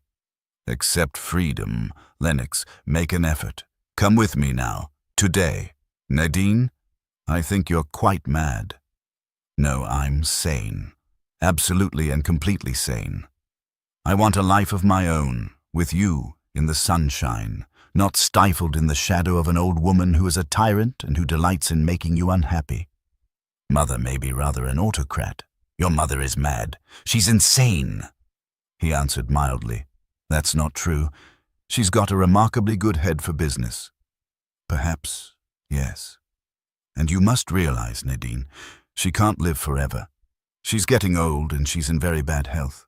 At her death, my father's money is divided equally among us, share and share alike. You remember? She read us the will? When she dies, said Nadine, it may be too late. Too late? Too late for happiness. Lennox murmured, too late for happiness. He shivered suddenly. Nadine went closer to him. She put her hand on his shoulder. Lennox, I love you. It's a battle between me and your mother. Are you going to be on her side or mine? On yours, on yours. Then do what I ask. It's impossible. No, it's not impossible. Think, Lennox, we could have children. Mother wants us to have children. She has said so. I know, but I won't bring children into the world to live in the shadow you have all been brought up in. Your mother can influence you, but she's no power over me. Lennox murmured, You make her angry sometimes, Nadine. It isn't wise. She is only angry because she knows that she can't influence my mind or dictate my thoughts. I know you are always polite and gentle with her. You're wonderful. You're too good for me. You always have been. When you said you would marry me, it was like an unbelievable dream. Nadine said quietly, I was wrong to marry you. Lennox said hopelessly, Yes, you were wrong. You don't understand. What I mean is that if I had gone away then and asked you to follow me, you would have done so. Yes, I really believe you would. I was not clever enough then to understand your mother and what she wanted. She paused. Then she said, You refuse to come away? Well, I can't make you, but I am free to go. I think I shall go. He stared up at her, incredulously. For the first time his reply came quickly, as though at last the sluggish current of his thoughts was accelerated. He stammered, But, you can't do that. Mother would never hear of it. She couldn't stop me. You've no money. I could make, borrow, beg or steal it. Understand, Lennox, your mother has no power over me. I can go or stay at my will. I'm beginning to feel that I have borne this life long enough. Nadine, don't leave me. Don't leave me. She looked at him thoughtfully, quietly, with an inscrutable expression. Don't leave me, Nadine. He spoke like a child. She turned her head away so that he should not see the sudden pain in her eyes. She knelt down beside him. Then come with me. Come with me. You can. Indeed you can if you only will. He shrank back from her. I can't, I tell you. I haven't. God help me. I haven't the courage. Chapter 9. Dr. Gerard walked into the office of Messrs. Castle, the tourist agents, and found Sarah King at the counter. She looked up. Oh, good morning. I'm fixing up my tour to Petra. I've just heard you are going after all. Yes, I find I can just manage it. How nice. Shall we be a large party, I wonder?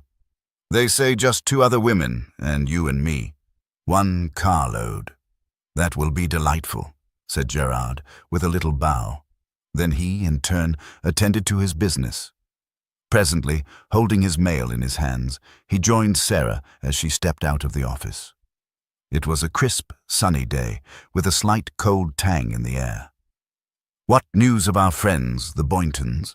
asked Dr. Gerard. "I have been to Bethlehem and Nazareth and other places. A tour of 3 days." Slowly, and rather unwillingly, Sarah narrated her abortive efforts to establish contact. "Anyhow, I failed," she finished. "And they're leaving today." "Where are they going?" "I've no idea." She went on vexedly. "I feel, you know, that I've made rather a fool of myself." "In what way?" "Interfering in other people's business." Gerard shrugged his shoulders. "That is a matter of opinion." "You mean whether one should interfere or not?"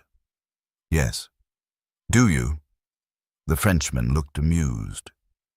"You mean, is it my habit to concern myself with other people's affairs? I will say to you frankly, no." "Then you think I'm wrong to have tried butting in?" No, you misunderstand me." Gerard spoke quickly and energetically. "It is, I think, a moot question. Should one, if one sees a wrong being done, attempt to put it right? One's interference may do good, but it may do incalculable harm. It is impossible to lay down any ruling on the subject. Some people have a genius for interference. They do it well. Some people do it clumsily and had therefore better leave it alone. Then there is, too, the question of age. Young people have the courage of their ideals and convictions. Their values are more theoretical than practical. They have not experienced as yet that fact contradicts theory. If you have a belief in yourself and in the rightness of what you are doing, you can often accomplish things that are well worthwhile. Incidentally, you often do a good deal of harm. On the other hand, the middle-aged person has experience. He has found that harm as well as, and perhaps more often than, good comes of trying to interfere, and so, very wisely, he refrains. So the result is even. The earnest young do both harm and good. The prudent middle-aged do neither.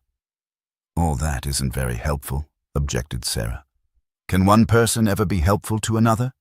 It is your problem, not mine." "You mean you are not going to do anything about the Boyntons?" "No, for me, there would be no chance of success." "Then there isn't for me either." "For you, there might be." "Why?" "Because you have special qualifications, the appeal of your youth and sex." "Sex? Oh, I see. One comes always back to sex, does one not? You have failed with the girl. It does not follow that you would fail with her brother. What you have just told me, what the girl Carol told you, shows very clearly the one menace to Mrs. Boynton's autocracy.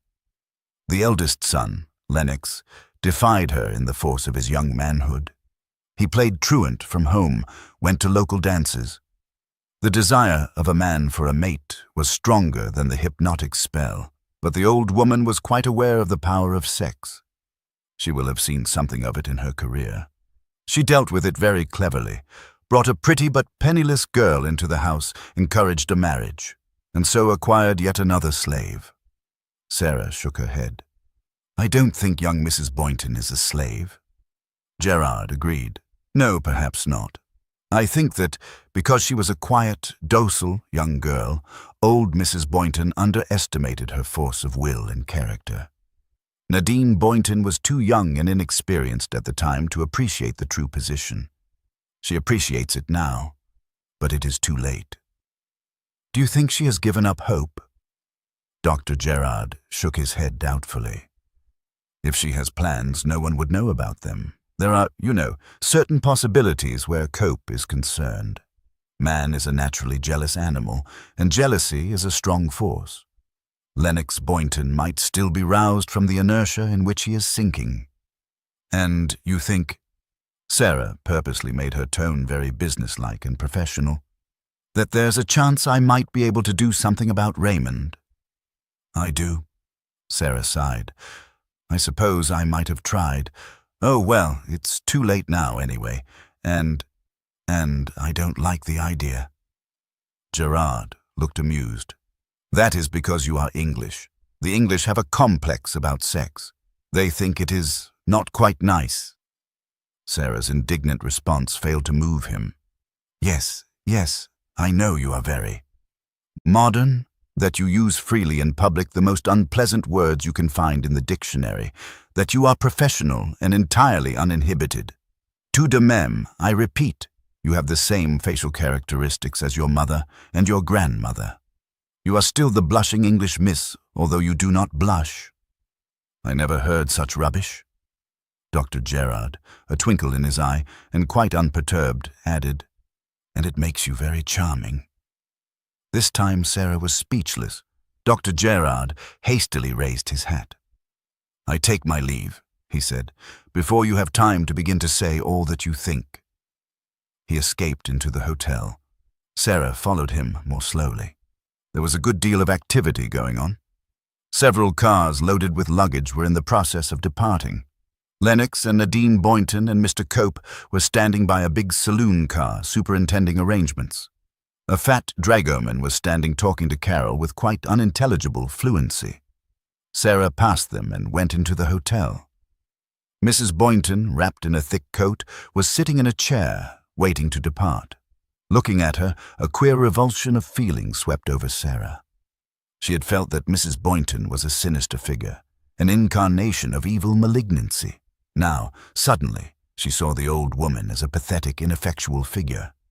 To be born with such a lust for power, such a desire for dominion, and to achieve only a petty domestic tyranny. If only her children could see her as Sarah saw her that minute, an object of pity, a stupid, malignant, pathetic, posturing old woman. On an impulse, Sarah went up to her. "Goodbye, Mrs. Boynton," she said. "I hope you'll have a nice trip." The old lady looked at her. Malignancy struggled with outrage in those eyes. "You've wanted to be very rude to me," said Sarah. Was she crazy, she wondered? What on earth was urging her on to talk like this? "You've tried to prevent your son and daughter making friends with me. Don't you think really that that is all very silly and childish? You like to make yourself out a kind of ogre, but really, you know, you're just pathetic and rather ludicrous. If I were you, I'd give up all this silly play acting. I expect you'll hate me for saying this, but I mean it, and some of it may stick. You know you could have a lot of fun still. It's really much better to be friendly and kind. You could be if you tried." There was a pause. Mrs. Boynton had frozen into a deadly immobility. At last, she passed her tongue over her dry lips. Her mouth opened. Still for a moment, no words came. "Go on," said Sarah encouragingly. "Say it. It doesn't matter what you say to me, but think over what I've said to you." The words came at last, in a soft, husky, but penetrating voice. Mrs. Boynton's basilisk eyes looked not at Sarah, but oddly over her shoulder. She seemed to address not Sarah, but some familiar spirit. "I never forget," she said. "Remember that. I've never forgotten anything. Not an action, not a name, not a face." There was nothing in the words themselves, but the venom with which they were spoken made Sarah retreat a step. And then Mrs. Boynton laughed. It was definitely rather a horrible laugh. Sarah shrugged her shoulders. "You poor old thing," she said. She turned away. As she went towards the lift, she almost collided with Raymond Boynton. On an impulse, she spoke quickly. "Goodbye. I hope you'll have a lovely time. Perhaps we'll meet again some day." She smiled at him, a warm, friendly smile, and passed quickly on. Raymond stood as though turned to stone. So lost in his own thoughts was he, that a small man with big moustaches, endeavoring to pass out of the lift, had to speak several times. "Pardon." At last it penetrated. Raymond stepped aside. "So sorry," he said. I was thinking." Carol came towards him. "Ray, get Ginny, will you?" She went back to her room. "We're going to start." "Right. I'll tell her she's got to come straight away." Raymond walked into the lift. Hercule Poirot stood for a moment looking after him, his eyebrows raised, his head a little on one side as though he was listening. Then he nodded his head as though in agreement. Walking through the lounge, he took a good look at Carol, who had joined her mother. Then he beckoned the head waiter who was passing. "Pardon, can you tell me the name of those people over there?" "The name is Boynton, monsieur. They are Americans." "Thank you," said Hercule Poirot. On the third floor, Dr. Gerard, going to his room, passed Raymond Boynton and Ginevra walking towards the waiting lift. Just as they were about to get into it, Ginevra said, "Just a minute, Ray. Wait for me in the lift." She ran back, turned a corner, caught up with the walking man. "Please, I must speak to you." Dr. Gerard looked up in astonishment. The girl came up close to him and caught his arm. "They're taking me away. They may be going to kill me. I don't really belong to them, you know. My name isn't really Boynton." She hurried on, her words coming fast and tumbling over each other. "I'll trust you with the secret. I'm royal, really. I'm the heiress to a throne. That's why there are enemies all round me. They try to poison me, all sorts of things. If you could help me to get away," she broke off. Footsteps. "Ginny!" Beautiful in her sudden startled gesture, the girl put a finger to her lips, threw Gerard an imploring glance, and ran back. "I'm coming, Ray." Dr. Gerard walked on with his eyebrows raised. Slowly, he shook his head and frowned. Chapter 10. It was the morning of the start to Petra. Sarah came down to find a big, masterful woman with a rocking horse nose, whom she had already noticed in the hotel outside the main entrance, objecting fiercely to the size of the car. A great deal too small. 4 passengers and a dragoman. Then, of course, we must have a much larger saloon. Please take that car away and return with one of an adequate size. In vain did the representative of Messrs. Castle raise his voice in explanation. That was the size of car always provided. It was really a most comfortable car. A larger car was not suitable for desert travel. The large woman, metaphorically speaking, rolled over him like a large steamroller. Then she turned her attention to Sarah. "Miss King? I am Lady Westholme. I'm sure you agree with me that that car was grossly inadequate as to size?" "Well," said Sarah cautiously, "I agree that a larger one would be more comfortable." The young man from Castles murmured that a larger car would add to the price. "The price," said Lady Westholme firmly, "is inclusive, and I shall certainly refuse to sanction any addition to it. Your prospectus distinctly states, 'in comfortable saloon car.' You will keep to the terms of your agreement." Recognizing defeat, the young man from Castles murmured something about seeing what he could do and wilted away from the spot. Lady Westholme turned to Sarah, a smile of triumph on her weather-beaten countenance, her large red rocking horse nostrils dilated exultantly. Lady Westholme was a very well-known figure in the English political world. When Lord Westholme, a middle-aged, simple-minded peer whose only interests in life were hunting, shooting, and fishing, was returning from a trip to the United States, one of his fellow passengers was a Mrs. Vansittart.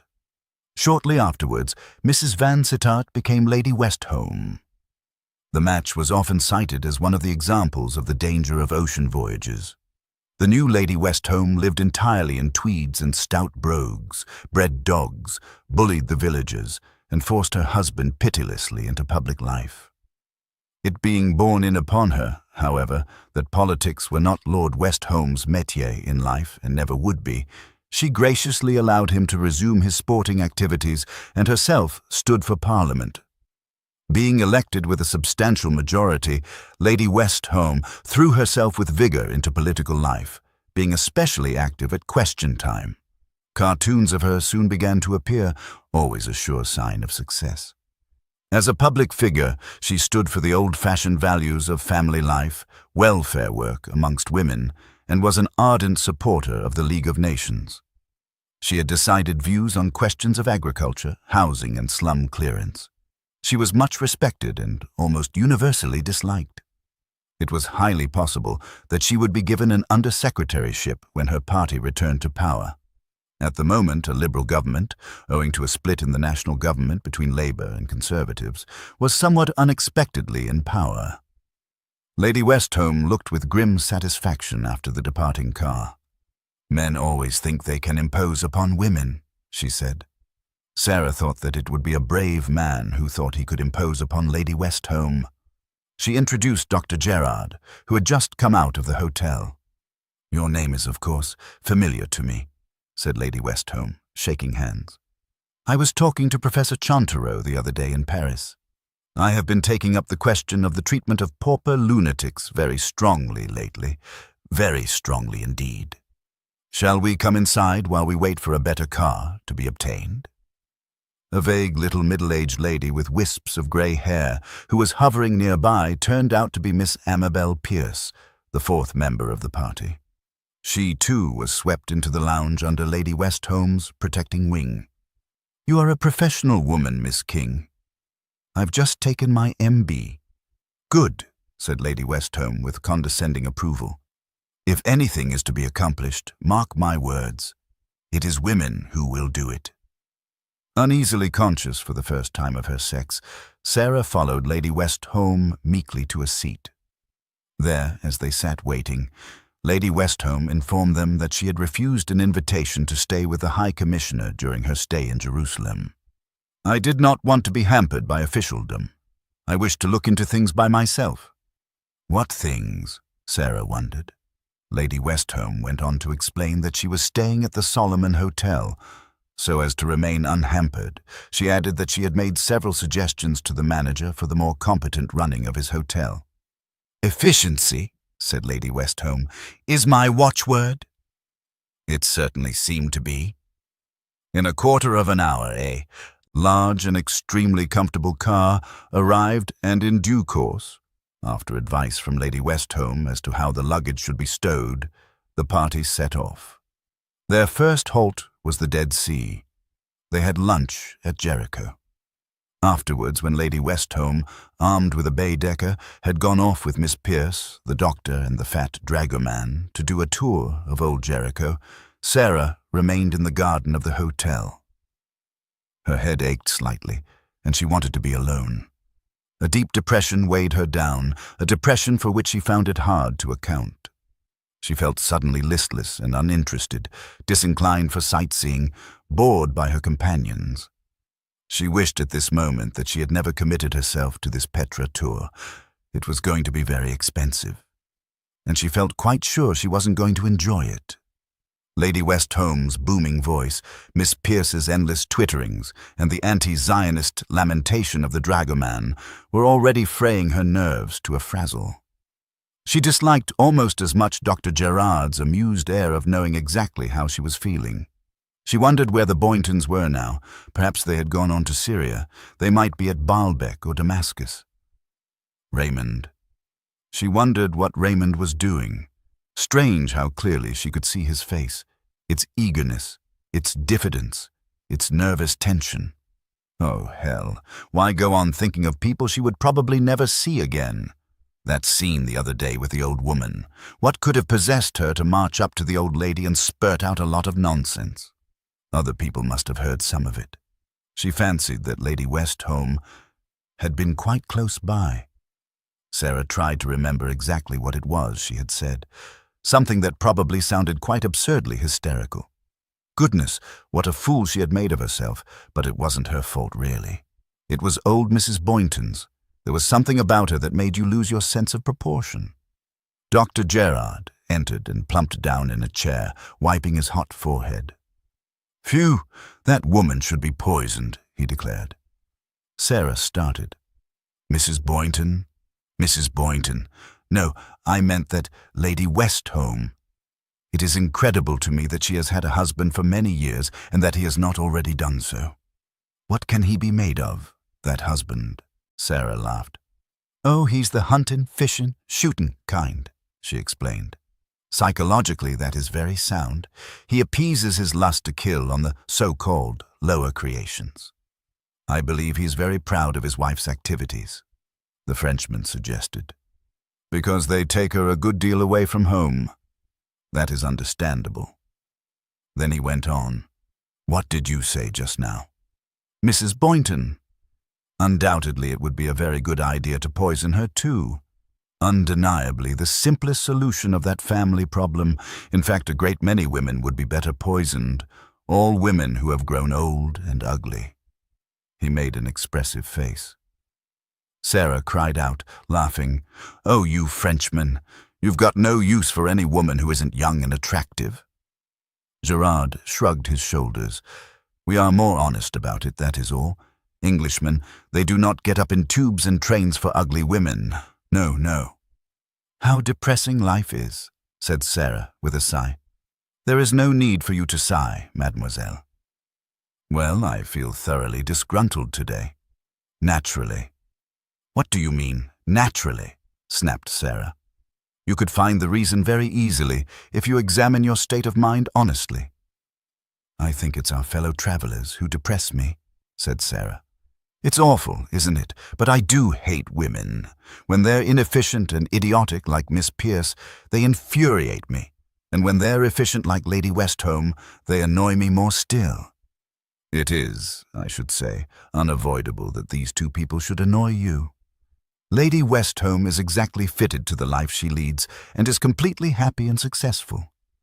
Miss Pierce has worked for years as a nursery governess and has suddenly come into a small legacy which has enabled her to fulfill her lifelong wish and travel. So far, travel has lived up to her expectations. Consequently, you, who have just been thwarted in obtaining what you want, naturally resent the existence of people who have been more successful in life than you are." "I suppose you're right," said Sarah gloomily. "What a horribly accurate mind reader you are. I keep trying to humbug myself and you won't let me." At this moment, the others returned. The guide seemed the most exhausted of the three. He was quite subdued and hardly exuded any information on the way to Amman. He did not even mention the Jews, for which everyone was profoundly grateful. His voluble and frenzied account of their iniquities had done much to try everyone's temper on the journey from Jerusalem. Now the road wound upward from the Jordan, twisting and turning, with clumps of oleanders showing rose-colored flowers. They reached Amman late in the afternoon, and after a short visit to the Greco-Roman theater, went to bed early. They were to make an early start the next morning, as it was a full day's motor run across the desert to Ma'an. They left soon after 8 o'clock. The party was inclined to be silent. It was a hot, airless day, and by noon, when a halt was made for a picnic lunch to be eaten, it was really stiflingly hot. The irritation of a hot day of being boxed up closely with 3 other human beings had got a little on everyone's nerves. Lady Westholme and Dr. Gerard had a somewhat irritable argument over the League of Nations. Lady Westholme was a fervent supporter of the League. The Frenchman, on the other hand, chose to be witty at the League's expense. From the attitude of the League concerning Abyssinia and Spain, they passed to the Lithuania boundary dispute of which Sarah had never heard, and from there to the activities of the League in suppressing dope gangs. "You must admit they have done wonderful work." "Wonderful," snapped Lady Westholme. Dr. Gerard shrugged his shoulders. "Perhaps, and at wonderful expense too. The matter is a very serious one. Under the Dangerous Drugs Act," the argument waged on. Miss Pierce twittered to Sarah, "It is really most interesting traveling with Lady Westholme." Sarah said acidly, "Is it?" But Miss Pierce did not notice the acerbity and twittered happily on. "I've so often seen her name in the papers. So clever of women to go into public life and hold their own. I'm always so glad when a woman accomplishes something." "Why?" demanded Sarah ferociously. Miss Pierce's mouth fell open and she stammered a little. "Oh, just because, well, it's so nice that women are able to do things." "I don't agree," said Sarah. "It's nice when any human being is able to accomplish something worthwhile. It doesn't matter a bit whether it's a man or a woman. Why should it?" "Well, of course," said Miss Pierce. "Yes, I confess, of course, looking at it in that light," but she looked slightly wistful. Sarah said more gently, "I'm sorry, but I do hate this differentiation between the sexes. The modern girl has a thoroughly businesslike attitude towards life. That sort of thing. It's not a bit true. Some girls are businesslike and some aren't. Some men are sentimental and muddle-headed. Others are clear-headed and logical. There are just different types of brains.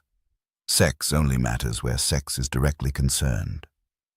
Miss Pierce flushed a little at the word sex and adroitly changed the subject. "One can't help wishing that there were a little shade," she murmured. "But I do think all this emptiness is so wonderful. Don't you?" Sarah nodded. Yes, she thought, the emptiness was marvelous. Healing, peaceful. No human beings to agitate one with their tiresome interrelationships. No burning personal problems. Now, at last, she felt, she was free of the Boyntons. Free of that strange, compelling wish to interfere in the lives of people whose orbit did not remotely touch her own. She felt soothed and at peace. Here was loneliness, emptiness, spaciousness. In fact, peace. Only, of course, one wasn't alone to enjoy it. Lady Westholme and Dr. Gerard had finished with drugs and were now arguing about guileless young women who were exported in a sinister manner to Argentinian cabarets. Dr. Gerard had displayed throughout the conversation a levity which Lady Westholme, who being a true politician had no sense of humor, found definitely deplorable. "We go on now, yes?" announced the tar-brushed dragoman, and began to talk about the iniquities of Jews again. It was about an hour off sunset when they reached Ma'an at last. Strange, wild-faced men crowded round the car. After a short halt, they went on. Looking over the flat desert country, Sarah was at a loss as to where the rocky stronghold of Petra could be. Surely they could see for miles and miles all round them. There were no mountains, no hills anywhere. Were they, then, still many miles from their journey's end? They reached the village of Ain Musa, where the cars were to be left. Here, horses were waiting for them, sorry-looking thin beasts. The inadequacy of her striped washing frock disturbed Miss Pierce greatly. Lady Westholme was sensibly attired in riding breeches, not perhaps a particularly becoming style to her type of figure, but certainly practical. The horses were led out of the village along a slippery path with loose stones. The ground fell away, and the horses zigzagged down. The sun was close on setting. Sarah was very tired with the long, hot journey in the car. Her senses felt dazed. The ride was like a dream. It seemed to her afterwards that it was like the pit of hell opening at one's feet. The way wound down, down into the ground. The shapes of rock rose up round them, down, down into the bowels of the earth, through a labyrinth of red cliffs. They towered now on either side. Sarah felt stifled, menaced by the ever-narrowing gorge. She thought confusedly to herself, down into the valley of death. Down into the valley of death. On and on. It grew dark. The vivid red of the walls faded, and still on, winding in and out, imprisoned, lost in the bowels of the earth. She thought, "It's fantastic and unbelievable. A dead city." And again, like a refrain, came the words, "The valley of death." Lanterns were lit now. The horses wound along through the narrow ways. Suddenly they came out into a wide space. The cliffs receded. Far ahead of them was a cluster of lights. "That is camp," said the guide. The horses quickened their pace a little. Not very much. They were too starved and dispirited for that, but they showed just a shade of enthusiasm. Now the way ran along a gravelly waterbed. The lights grew nearer. They could see a cluster of tents, a higher row up against the face of a cliff. Caves, too, hollowed out in the rock. They were arriving. Bedouin servants came running out. Sarah stared up at one of the caves. It held a sitting figure. What was it? An idol? A gigantic squatting image? No, that was the flickering lights that made it loom so large. But it must be an idol of some kind, sitting there immovable, brooding over the place. And then, suddenly, her heart gave a leap of recognition. Gone was the feeling of peace, of escape that the desert had given her. She had been led from freedom back into captivity. She had ridden down into this dark, winding valley, and here, like an arch-priestess of some forgotten cult, like a monstrous, swollen female Buddha, sat Mrs. Boynton. Chapter 11. Mrs. Boynton was here, at Petra. Sarah answered mechanically questions that were addressed to her. Would she have dinner straight away? It was ready. Or would she like to wash first? Would she prefer to sleep in a tent or a cave? Her answer to that came quickly. A tent! She flinched at the thought of a cave. The vision of that monstrous squatting figure recurred to her. Why was it that something about the woman seemed hardly human? Finally, she followed one of the native servants. He wore khaki breeches, much patched, and untidy puttees, and a ragged coat, very much the worse for wear. On his head, the native headdress, the sheffiah, its long folds protecting the neck and secured in place with a black silk twist fitting tightly to the crown of his head. Sarah admired the easy swing with which he walked, the careless, proud carriage of his head. Only the European part of his costume seemed tawdry and wrong. She thought, civilization is all wrong, all wrong. But for civilization there wouldn't be a Mrs. Boynton. In savage tribes they'd probably have killed and eaten her years ago. She realized, half humorously, that she was overtired and on edge. A wash in hot water and a dusting of powder over her face, and she felt herself again, cool, poised, and ashamed of her recent panic. She passed a comb through her thick black hair, squinting sideways at her reflection in the wavering light of a small oil lamp in a very inadequate glass. Then she pushed aside the tent flap and came out into the night, prepared to descend to the big marquee below. "You? Here?" It was a low cry, dazed, incredulous. She turned to look straight into Raymond Boynton's eyes, so amazed they were, and something in them held her silent and almost afraid. Such an unbelievable joy. It was as though he had seen a vision of paradise, wondering, dazed, thankful, humble. Never, in all her life, was Sarah to forget that look. So might the damned look up and see paradise. He said again, "You?" It did something to her, that low, vibrant tone. It made her heart turn over in her breast. It made her feel shy, afraid, humble, and yet suddenly arrogantly glad. She said quite simply, "Yes." He came nearer, still dazed, still only half believing. Then suddenly he took her hand. "It is you," he said. "You're real. I thought at first you were a ghost, because I'd been thinking about you so much." He paused and then said, "I love you, you know. I have from the moment I saw you in the train. I know that now, and I want you to know it so that you'll know it isn't me, the real me, who behaves so caddishly. You see, I can't answer for myself even now. I might do anything. I might pass you by or cut you, but I do want you to know that it isn't me, the real me, who is responsible for that. It's my nerves. I can't depend on them. When she tells me to do things, I do them. My nerves make me. You will understand, won't you? Despise me if you have to," she interrupted him. Her voice was low and unexpectedly sweet.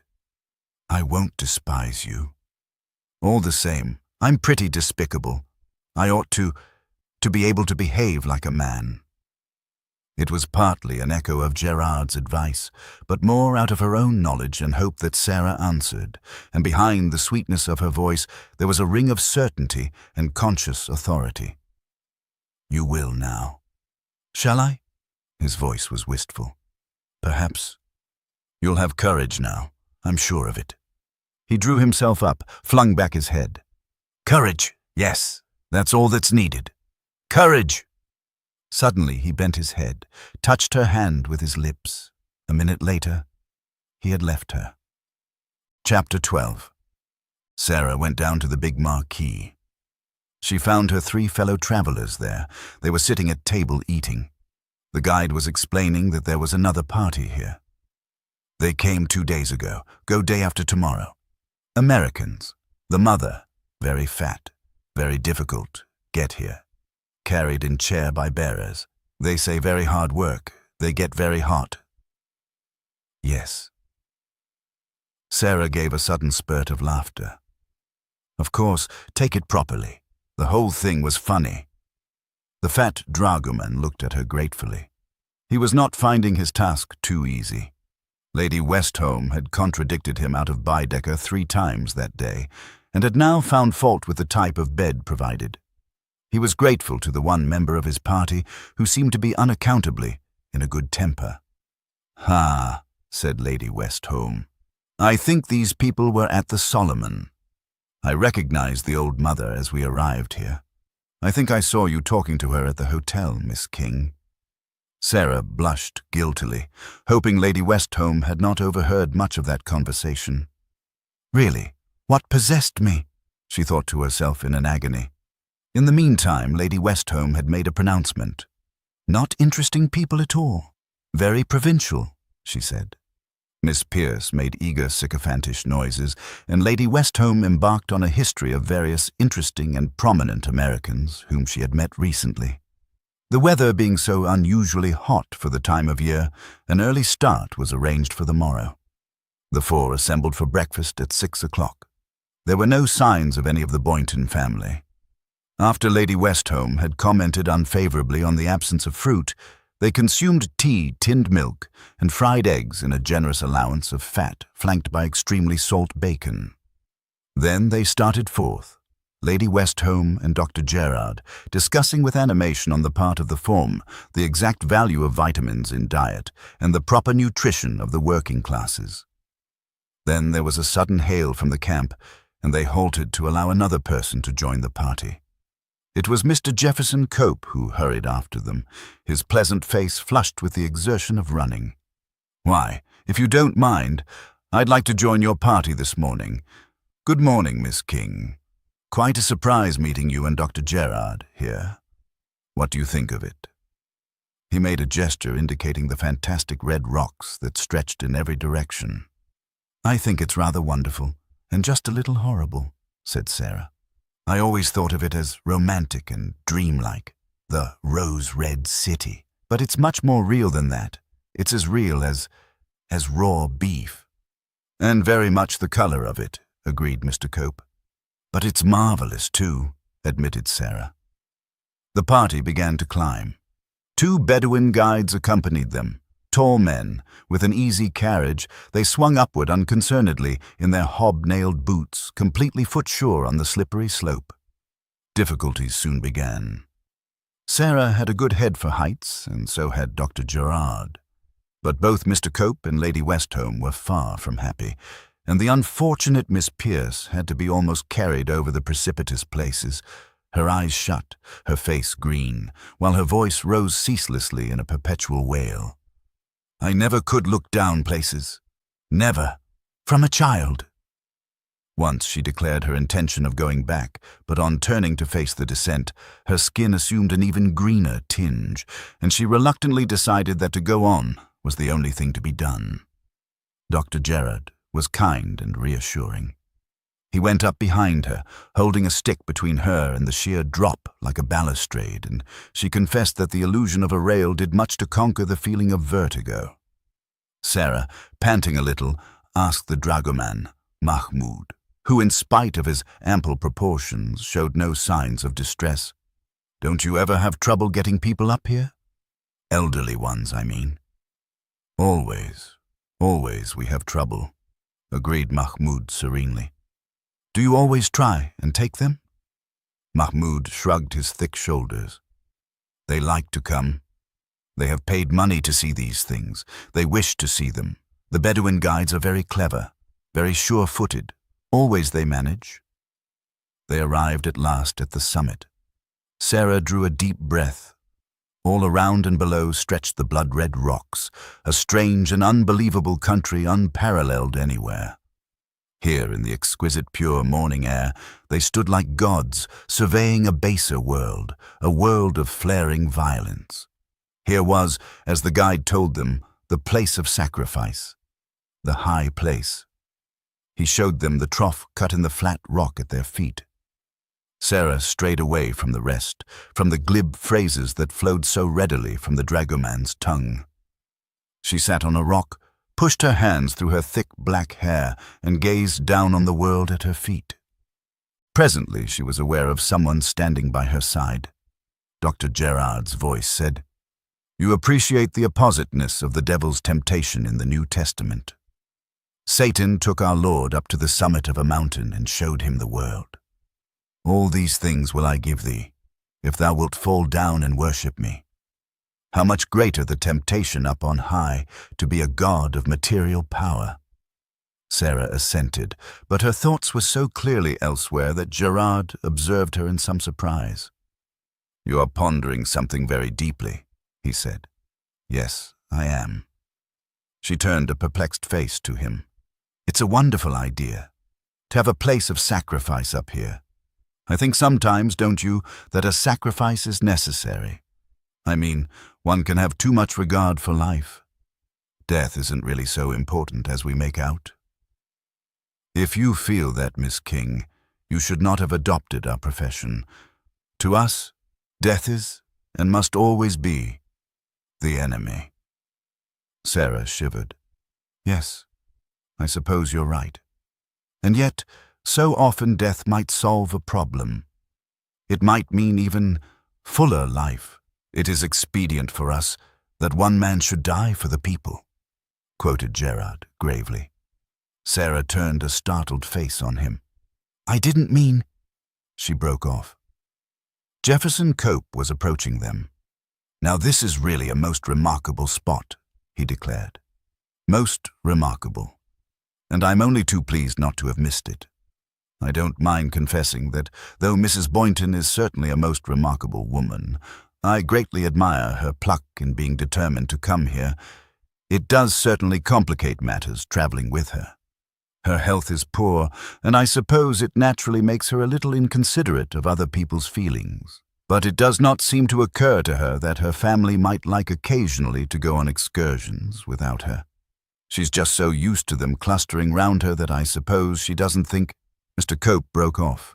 His nice, kindly face looked a little disturbed and uncomfortable. "You know," he said, "I heard a piece of information about Mrs. Boynton that disturbed me greatly." Sarah was lost in her own thoughts again. Mr. Cope's voice just flowed pleasantly in her ears like the agreeable murmur of a remote stream. But Dr. Gerard said, "Indeed. What was it?" "My informant was a lady I came across in the hotel at Tiberias. It concerned a servant girl who had been in Mrs. Boynton's employ. The girl, I gather, had—" Mr. Cope paused, glanced delicately at Sarah, and lowered his voice. "She was going to have a child. The old lady, it seemed, discovered this, but was apparently quite kind to the girl. Then a few weeks before the child was born, she turned her out of the house." Dr. Gerard's eyebrows went up. "Ah," he said reflectively, "my informant seemed very positive of her facts. I don't know whether you agree with me, but that seems to me a very cruel and heartless thing to do." "I cannot understand." Dr. Gerard interrupted him. "You should try to. That incident, I have no doubt, gave Mrs. Boynton a good deal of quiet enjoyment." Mr. Cope turned a shocked face on him. "No, sir," he said with emphasis. "That I cannot believe. Such an idea is quite inconceivable." Softly, Dr. Gerard quoted, "So I returned and did consider all the oppressions done beneath the sun. And there was weeping and wailing from those that were oppressed and had no comfort. For with their oppressors there was power, so that no one came to comfort them. Then I did praise the dead which are already dead, yea, more than the living which linger still in life. Yea, he that is not is better than dead or living, for he doth not know of the evil that is wrought forever on earth." He broke off and said, "My dear sir, I have made a life study of the strange things that go on in the human mind. It is no good turning one's face only to the fairer side of life. Below the decencies and conventions of everyday life, there lies a vast reservoir of strange things. There is such a thing, for instance, as delight in cruelty for its own sake. But when you have found that, there is something deeper still. The desire, profound and pitiful, to be appreciated. If that is thwarted, if through an unpleasing personality a human being is unable to get the response it needs, it turns to other methods. It must be felt. It must count, and so to innumerable strange perversions. The habit of cruelty, like any other habit, can be cultivated, can take hold of one. Mr. Cope coughed. I think, Dr. Gerard, that you are slightly exaggerating. Really, the air up here is too wonderful.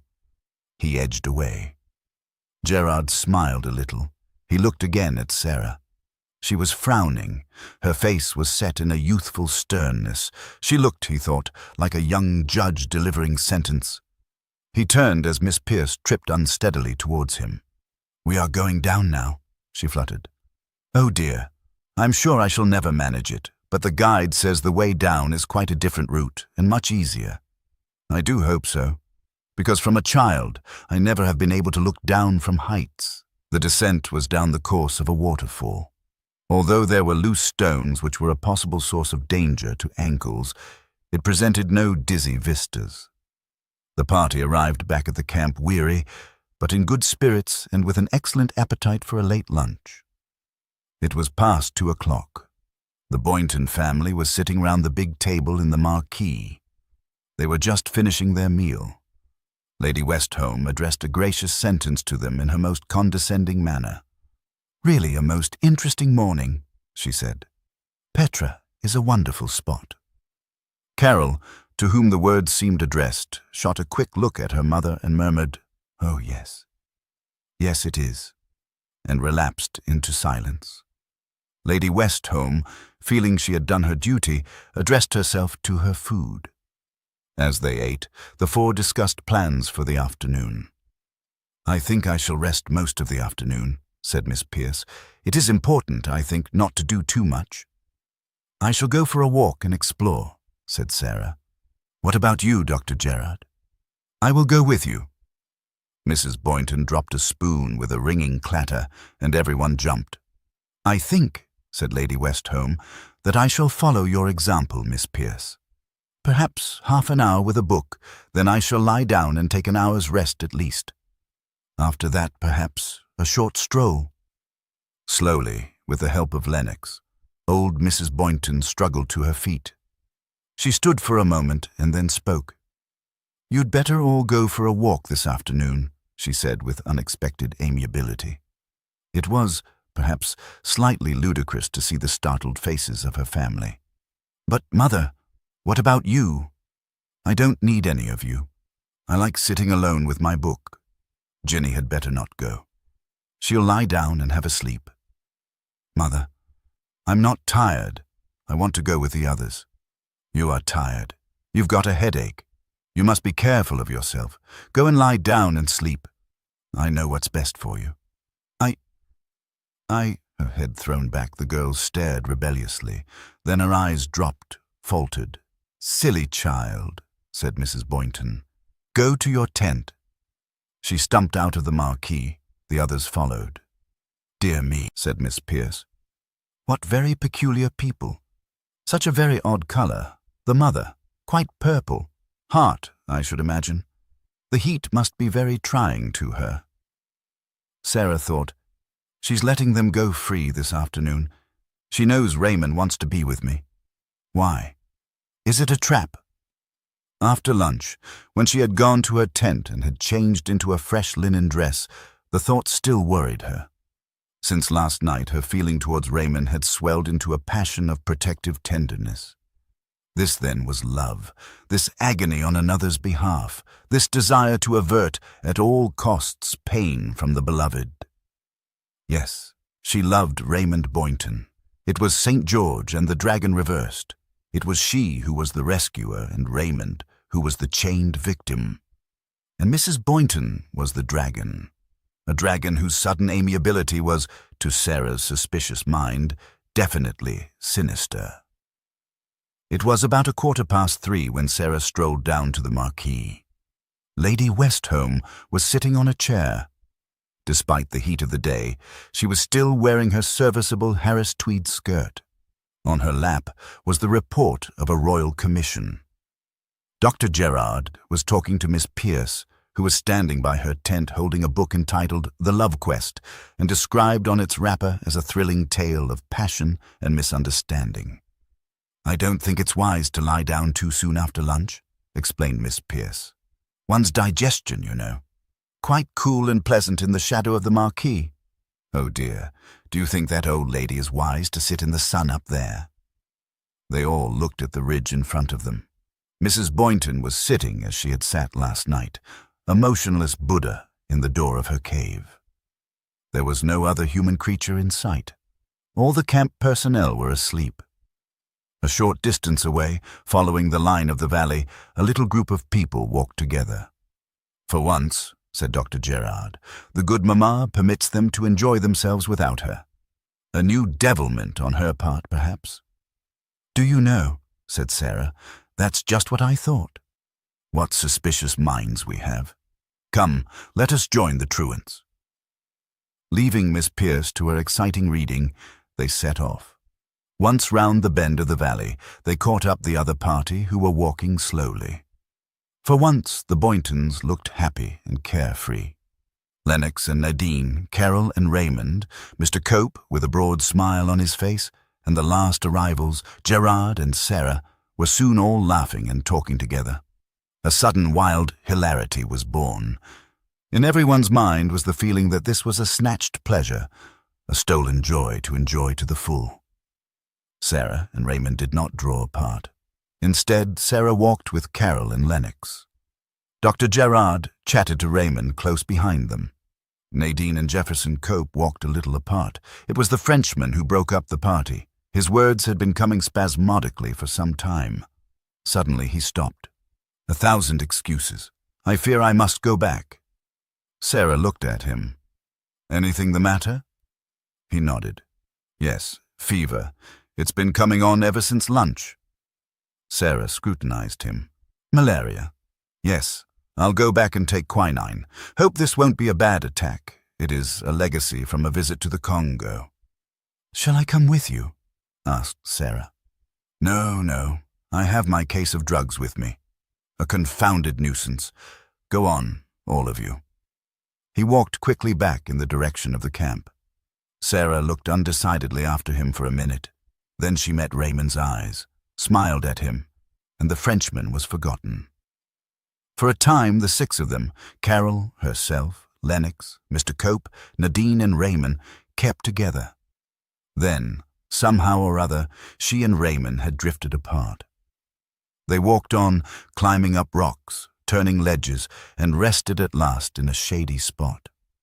There was a silence. Then Raymond said, "What's your name? It's King, I know. But your other name?" "Sarah." "Sarah, may I call you that?" "Of course." "Sarah, will you tell me something about yourself?" Leaning back against the rocks, she talked, telling him of her life at home in Yorkshire, of her dogs and the aunt who had brought her up. Then, in his turn, Raymond told her a little, disjointedly, of his own life. After that, there was a long silence. Their hands strayed together. They sat, like children, hand in hand, strangely content. Then, as the sun grew lower, Raymond stirred. "I'm going back now," he said. "No, not with you. I want to go back by myself. There's something I have to say and do. Once that's done, once I've proved to myself that I'm not a coward, then I shan't be ashamed to come to you and ask you to help me. I shall need help, you know. I shall probably have to borrow money from you." Sarah smiled. "I'm glad you're a realist. You can count on me. But first, I've got to do this alone." "Do what?" The young, boyish face grew suddenly stern. Raymond Boynton said, "I've got to prove my courage. It's now or never." Then, abruptly, he turned and strode away. Sarah leant back against the rock and watched his receding figure. Something in his words had vaguely alarmed her. He had seemed so intense, so terribly in earnest and strung up. For a moment she wished she had gone with him, but she rebuked herself sternly for that wish. Raymond had desired to stand alone, to test his newfound courage. That was his right. But she prayed with all her heart that that courage would not fail. The sun was setting when Sarah came once more in sight of the camp.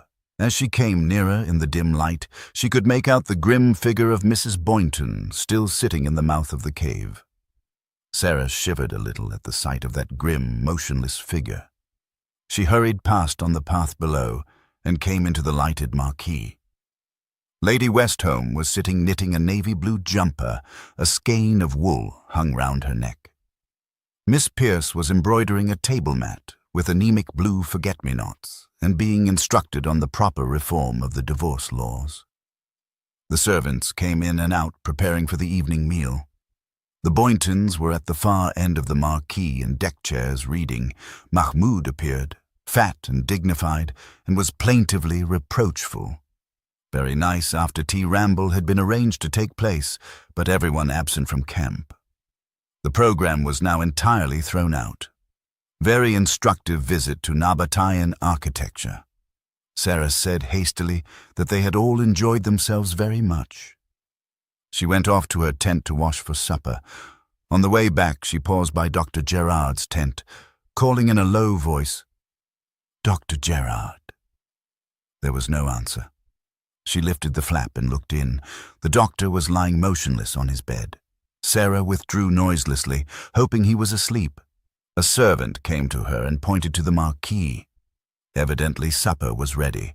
She strolled down again. Everyone else was assembled there round the table with the exception of Dr. Gerard and Mrs. Boynton.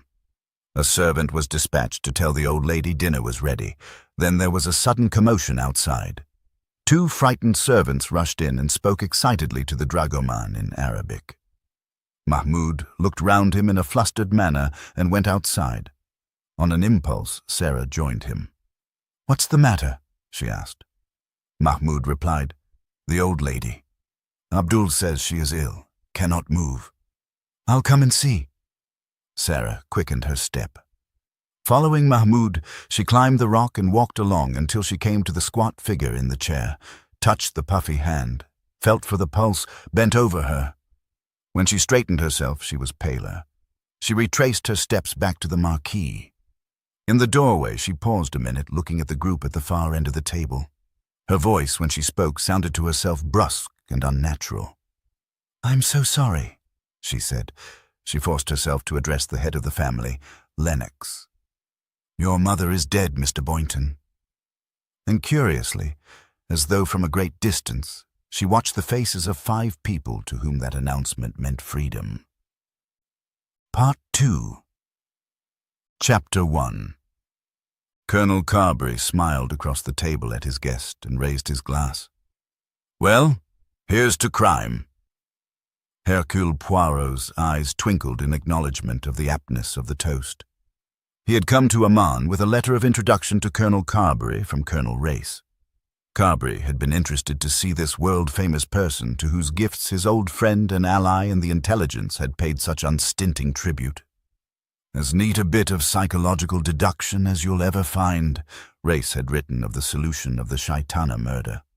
"We must show you all we can of the neighborhood," said Carberry, twisting a somewhat ragged, brindled mustache. He was an untidy, stocky man of medium height with a semi-bald head and vague, mild, blue eyes. He did not look in the least like a soldier. He did not look even particularly alert. He was not in the least one's idea of a disciplinarian. Yet in Transjordania he was a power. "There's Jerash," he said. "Care about that sort of thing?" "I am interested in everything." "Yes," said Carberry. "That's the only way to react to life." He paused. "Tell me, do you ever find your own special job has a way of following you round?" "Pardon?" "Well, to put it plainly, do you come to places expecting a holiday from crime and find instead bodies cropping up?" "It has happened, yes, more than once." Said Colonel Carberry, and looked particularly abstracted. Then he roused himself with a jerk. "Got a body now I'm not very happy about," he said. "Indeed." "Yes, Here in Amman, old American woman, went to Petra with her family. Trying journey, unusual heat for time of year. Old woman suffered from heart trouble. Difficulties of the journey a bit harder for her than she imagined. Extra strain on heart. She popped off. Here in Amman? No, down at Petra. They brought the body here today. Ah, all quite natural. Perfectly possible. Likeliest thing in the world to happen. Only, yes, only. Colonel Carberry scratched his bald head. I've got the idea, he said, that her family did her in. Aha, and what makes you think that? Colonel Carberry did not reply to that question directly. Unpleasant old woman, it seems, no loss. General feeling all round that her popping off was a good thing. Anyway, very difficult to prove anything so long as the family stick together and, if necessary, lie like hell. One doesn't want complications or international unpleasantness. Easiest thing to do, let it go. Nothing really to go upon. Knew a doctor chap once. He told me, often had suspicions in cases of his patients, hurried into the next world a little ahead of time. He said, best thing to do to keep quiet unless you really had something damned good to go upon. Otherwise, beastly stink. Case not proved. Black mark against an earnest, hard-working GP. Something in that. All the same, he scratched his head again. I'm a tidy man, he said unexpectedly. Colonel Carberry's tie was under his left ear. His socks were wrinkled, his coat stained and torn. Yet Hercule Poirot did not smile. He saw clearly enough the inner neatness of Colonel Carberry's mind, his neatly docketed facts, his carefully sorted impressions. Yes, I'm a tidy man, said Carberry. He waved a vague hand. Don't like a mess. When I come across a mess, I want to clear it up. See? Hercule Poirot nodded gravely. He saw. There was no doctor down there, he asked. Yes, 2. One of them was down with malaria, though. The other's a girl, just out of the medical student stage. Still, she knows her job, I suppose. There wasn't anything odd about the death. Old woman had got a dicky heart. She'd been taking heart medicine for some time. Nothing really surprising about her conking out suddenly like she did. Then what, my friend, is worrying you? Asked Poirot gently. Colonel Carberry turned a harassed blue eye on him. Heard of a Frenchman called Gerard? Theodore Gerard? Certainly. A very distinguished man in his own line. Loony bins, confirmed Colonel Carberry. Passion for a charwoman at the age of 4 makes you insist you're the Archbishop of Canterbury when you're 38. Can't see why, and never have, but these chaps explain it very convincingly. Dr. Gerard is certainly an authority on certain forms of deep-seated neurosis, agreed Poirot with a smile. Is, his views on the happening at Petra based on that line of argument? Colonel Carberry shook his head vigorously. No, shouldn't have worried about them if they had been. Not, mind you, that I don't believe it's all true. It's just one of those things I don't understand. Like one of my Bedouin fellows who can get out of a car in the middle of a flat desert, feel the ground with his hand, and tell you to within a mile or 2 where you are. It isn't magic, but it looks like it. No, Dr. Gerard's story is quite straightforward, just plain facts. I think, if you're interested. You are interested? Yes. Good man. Then I think I'll just phone over and get Gerard along here, and you can hear his story for yourself. When the colonel had dispatched an orderly on this quest, Poirot said, Of what does this family consist? Name's Boynton. There are 2 sons, one of them married. His wife's a nice-looking girl, the quiet, sensible kind, and there are 2 daughters, both of them quite good-looking in totally different styles. Younger one a bit nervy, but that may be just shock. Boynton, said Poirot. His eyebrows rose. That is curious, very curious. Carberry cocked an inquiring eye at him, but as Poirot said nothing more, he himself went on. Seems pretty obvious Mother was a pest. Had to be waited on hand and foot and kept the whole lot of them dancing attendance. And she held the purse strings. None of them had a penny of their own. Aha, all very interesting. Is it known how she left her money? I did just slip that question in, casual like, you know. It gets divided equally between the lot of them. Poirot nodded his head. Then he asked, "You are of the opinion that they are all in it?" "Don't know. That's where the difficulty's going to lie. Whether it was a concerted effort, or whether it was one bright member's idea, I don't know. Maybe the whole thing's a mare's nest. What it comes to is this. I'd like to have your professional opinion. Ah, here comes Gerard." Chapter 2. The Frenchman came in with a quick yet unhurried tread. As he shook hands with Colonel Carberry, he shot a keen, interested glance at Poirot. Carberry said, "This is Monsieur Hercule Poirot, staying with me. Been talking to him about this business down at Petra." "Ah, yes." Gerard's quick eyes looked Poirot up and down. "You are interested?" Hercule Poirot threw up his hands. "Alas, one is always incurably interested in one's own subject." "True," said Gerard. "Have a drink?" said Carberry. He poured out a whiskey and soda and placed it by Gerard's elbow. He held up the decanter inquiringly, but Poirot shook his head. Colonel Carberry set it down again and drew his chair a little nearer. "Well," he said, "where are we?" "I gather," said Poirot to Gerard, "that Colonel Carberry is not satisfied." Gerard made an expressive gesture.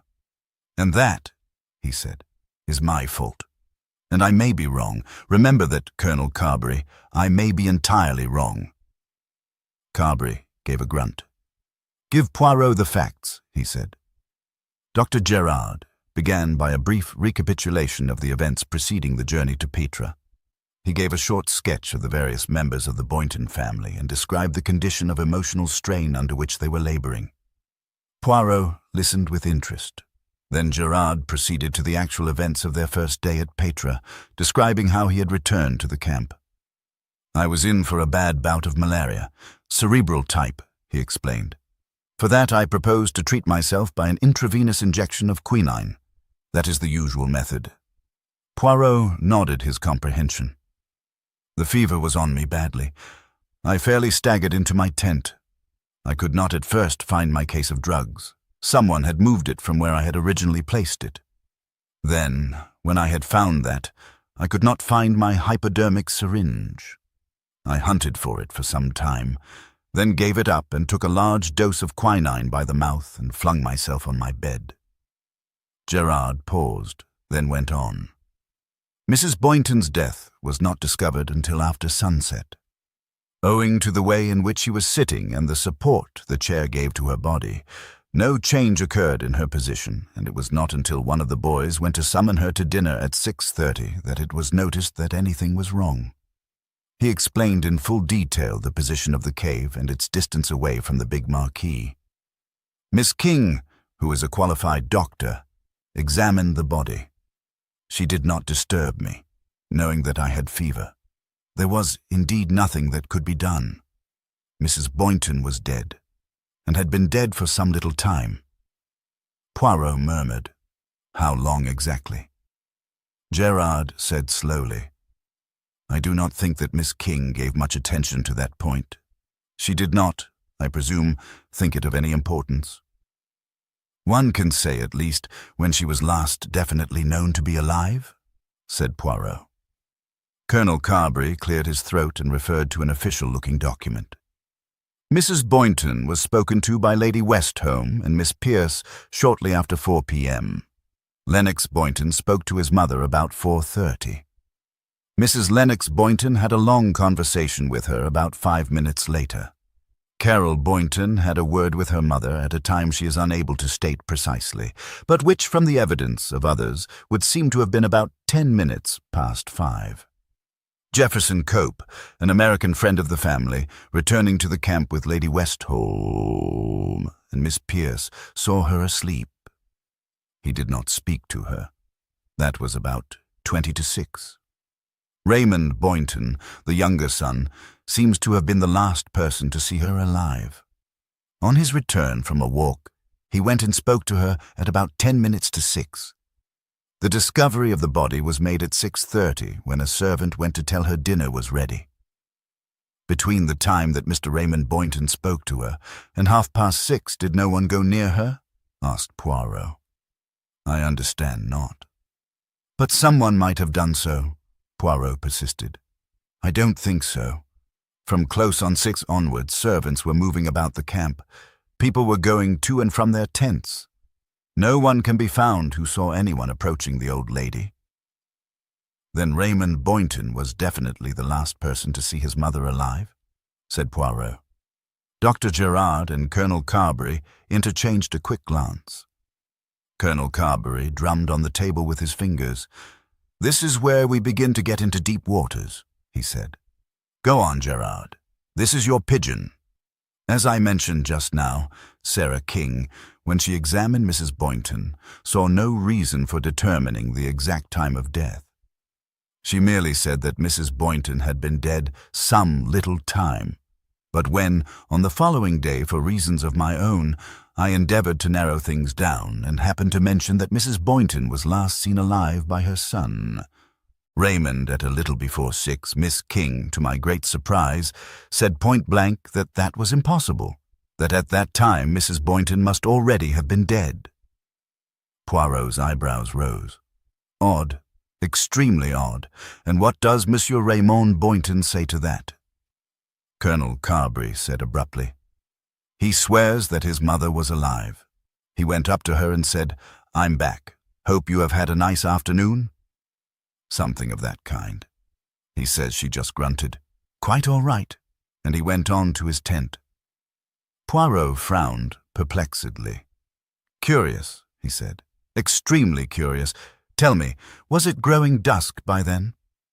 The sun was just setting. Curious, said Poirot again. And you, Dr. Gerard, when did you see the body? Not until the following day, at 9 a.m., to be precise. And your estimate of the time death had occurred? The Frenchman shrugged his shoulders. It is difficult to be exact after that length of time.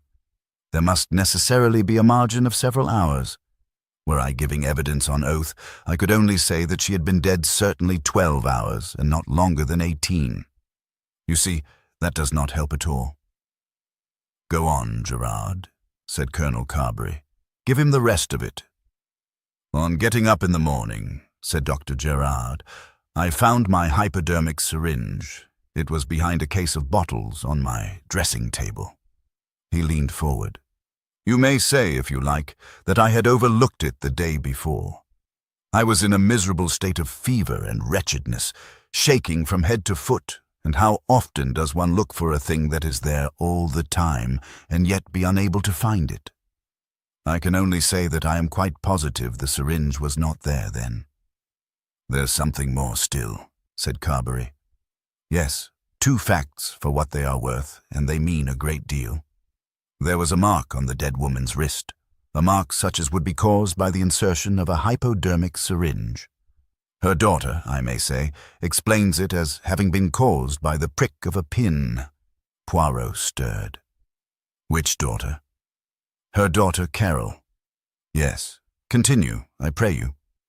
And there is the last fact. Happening to examine my little case of drugs, I noticed that my stock of digitoxin was very much diminished. Digitoxin, said Poirot, is a heart poison, is it not? Yes. It is obtained from Digitalis purpurea, the common foxglove.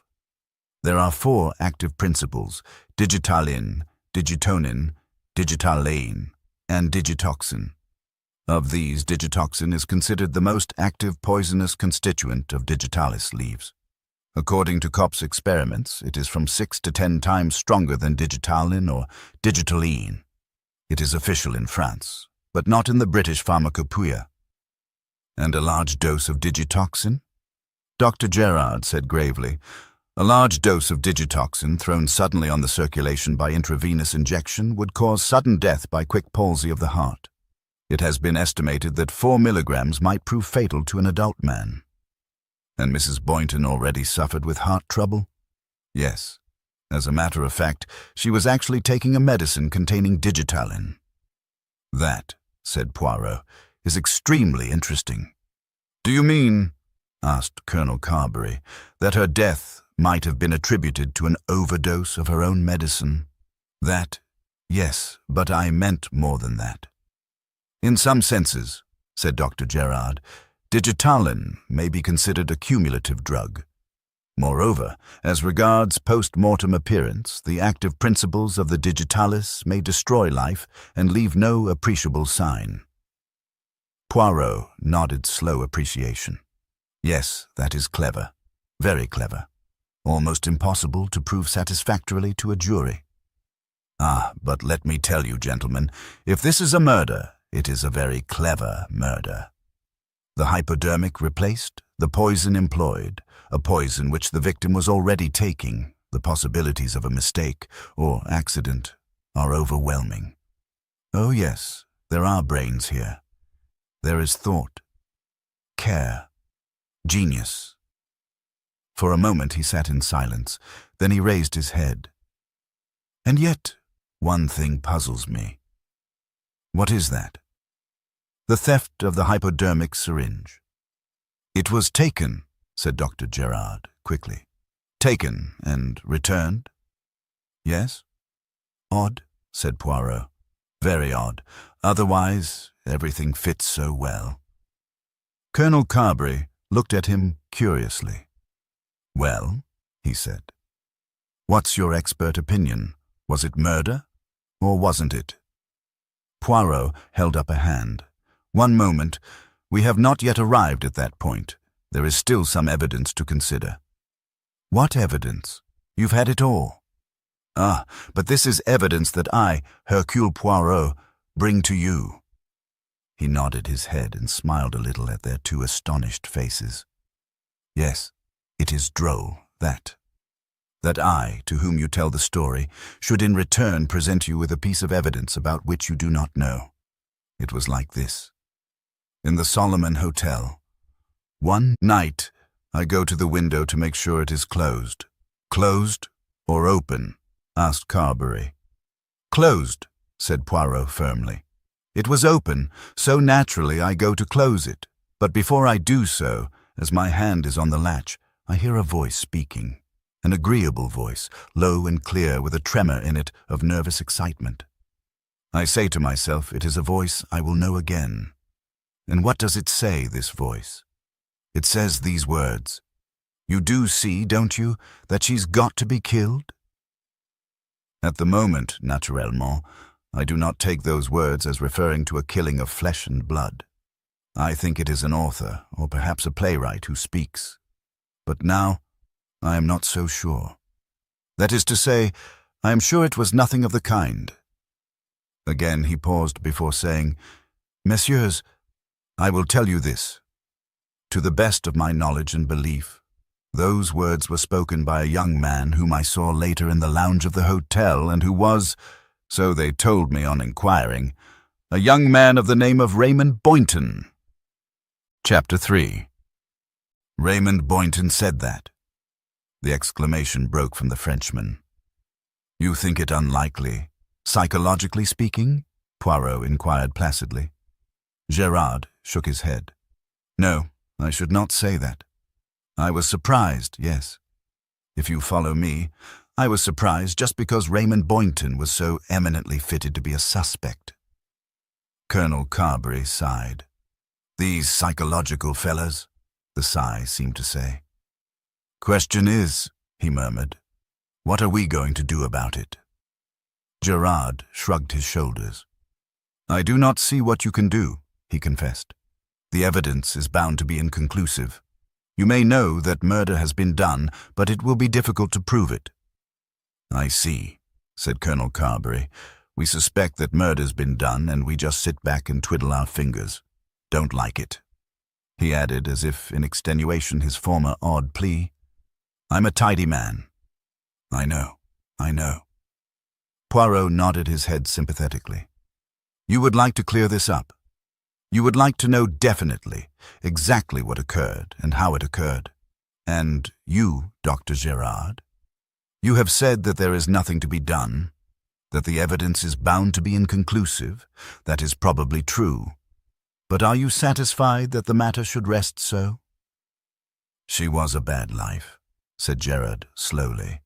In any case, she might have died very shortly, a week, a month, a year. So you are satisfied, persisted Poirot. Gerard went on.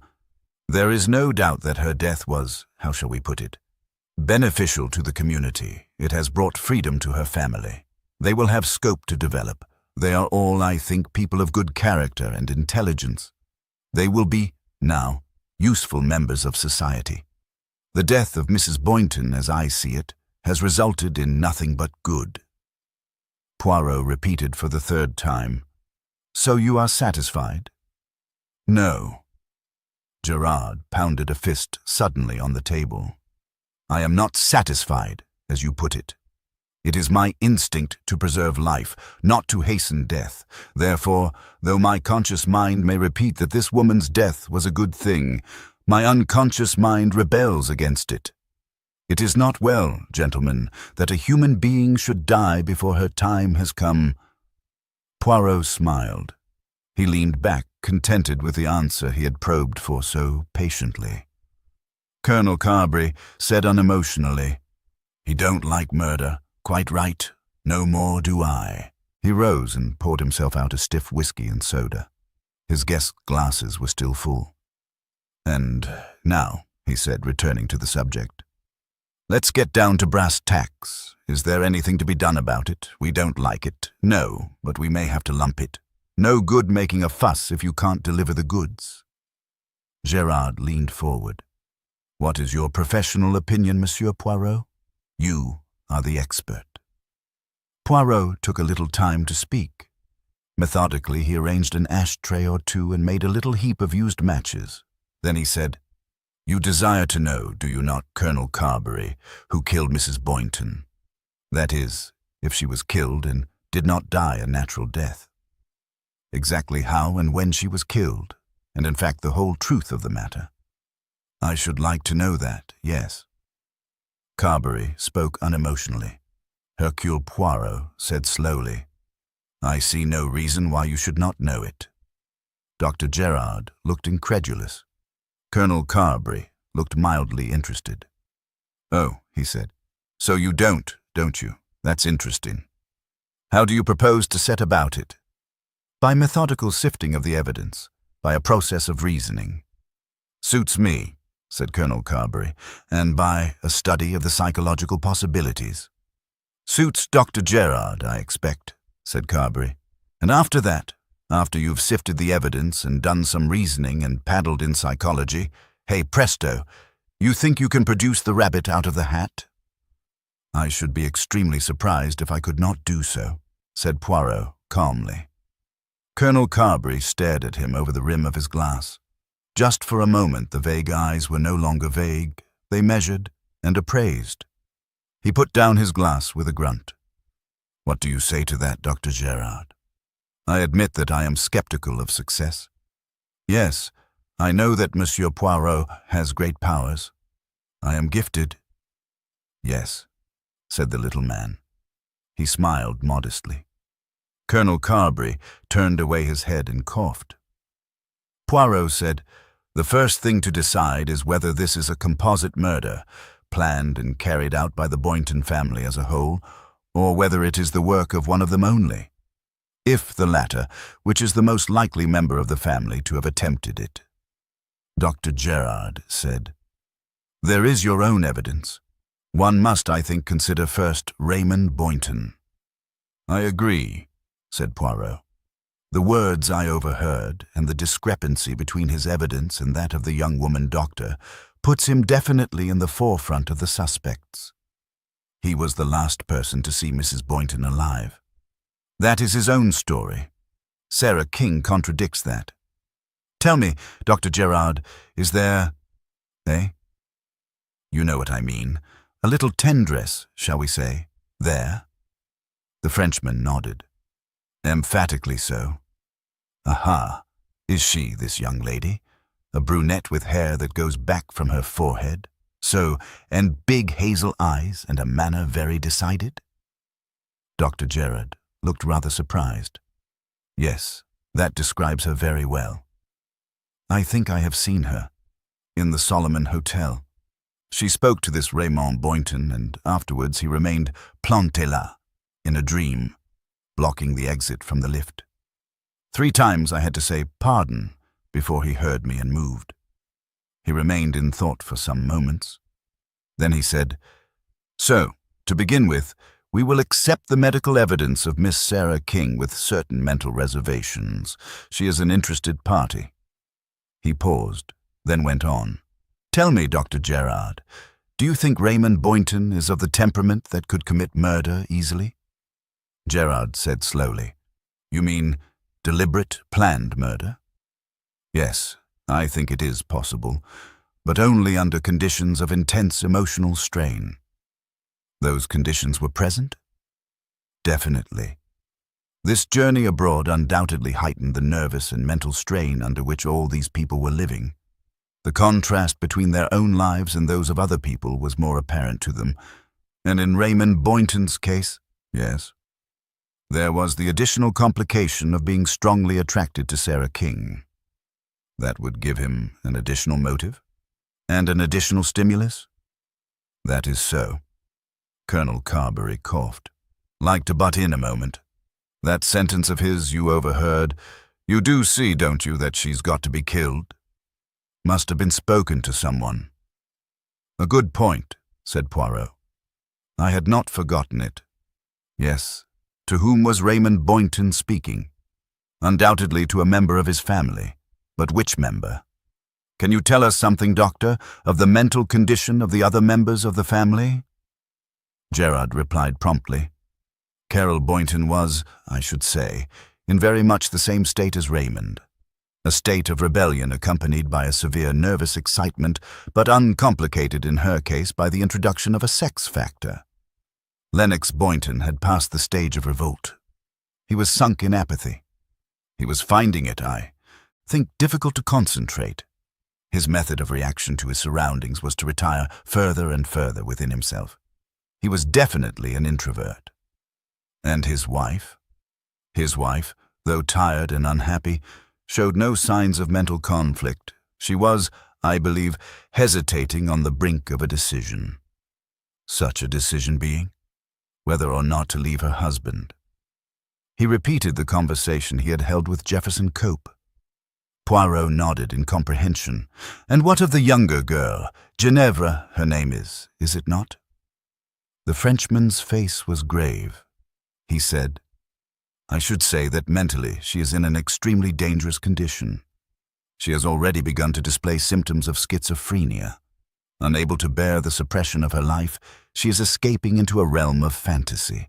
She has advanced delusions of persecution, that is to say, she claims to be a royal personage, in danger, enemies surrounding her, all the usual things. And that is dangerous, very dangerous. It is the beginning of what is often homicidal mania. The sufferer kills, not for the lust of killing, but in self-defense. He or she kills in order not to be killed themselves. From their point of view, it is eminently rational. So you think that Ginevra Boynton might have killed her mother?" "Yes, but I doubt if she would have had the knowledge or the constructiveness to do it the way it was done. The cunning of that class of mania is usually very simple and obvious, and I am almost certain she would have chosen a more spectacular method."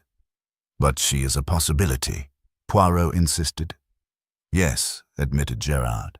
"And afterwards, when the deed was done, do you think the rest of the family knew who had done it?" "They know," said Colonel Carberry unexpectedly.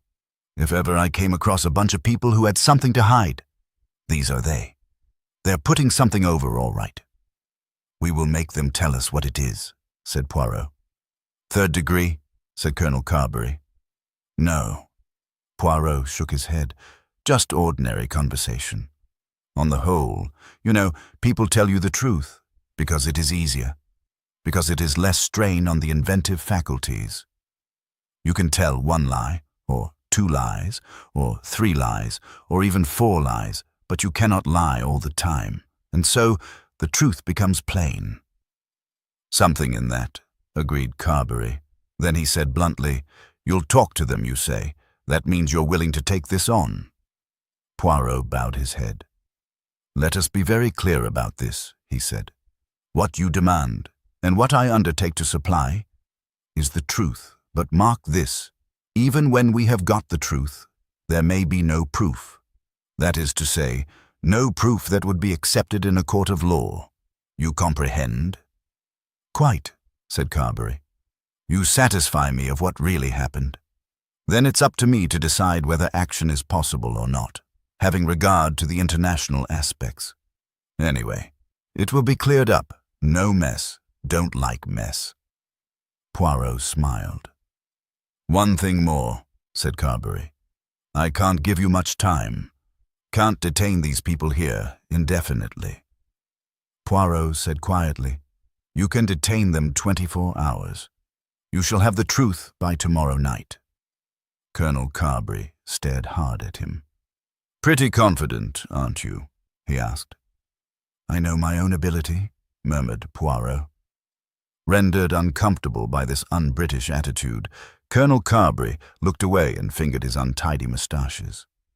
"Well," he mumbled, "it's up to you." "And if you succeed, my friend," said Dr. Gerard, "you are indeed a marvel." Chapter 4. Sarah King looked long and searchingly at Hercule Poirot. She noted the egg-shaped head, the gigantic moustaches, the dandified appearance, and the suspicious blackness of his hair.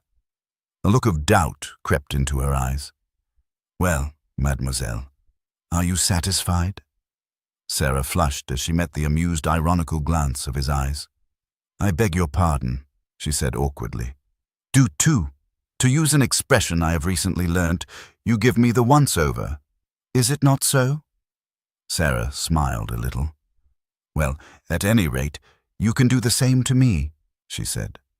"Assuredly. I have not neglected to do so." She glanced at him sharply. Something in his tone. But Poirot was twirling his moustaches complacently, and Sarah thought, for the second time, "The man's a mountebank." Her self-confidence restored, she sat up a little straighter and said inquiringly, "I don't think I quite understand the object of this interview." "The good Dr. Gerard did not explain?" Sarah said, frowning.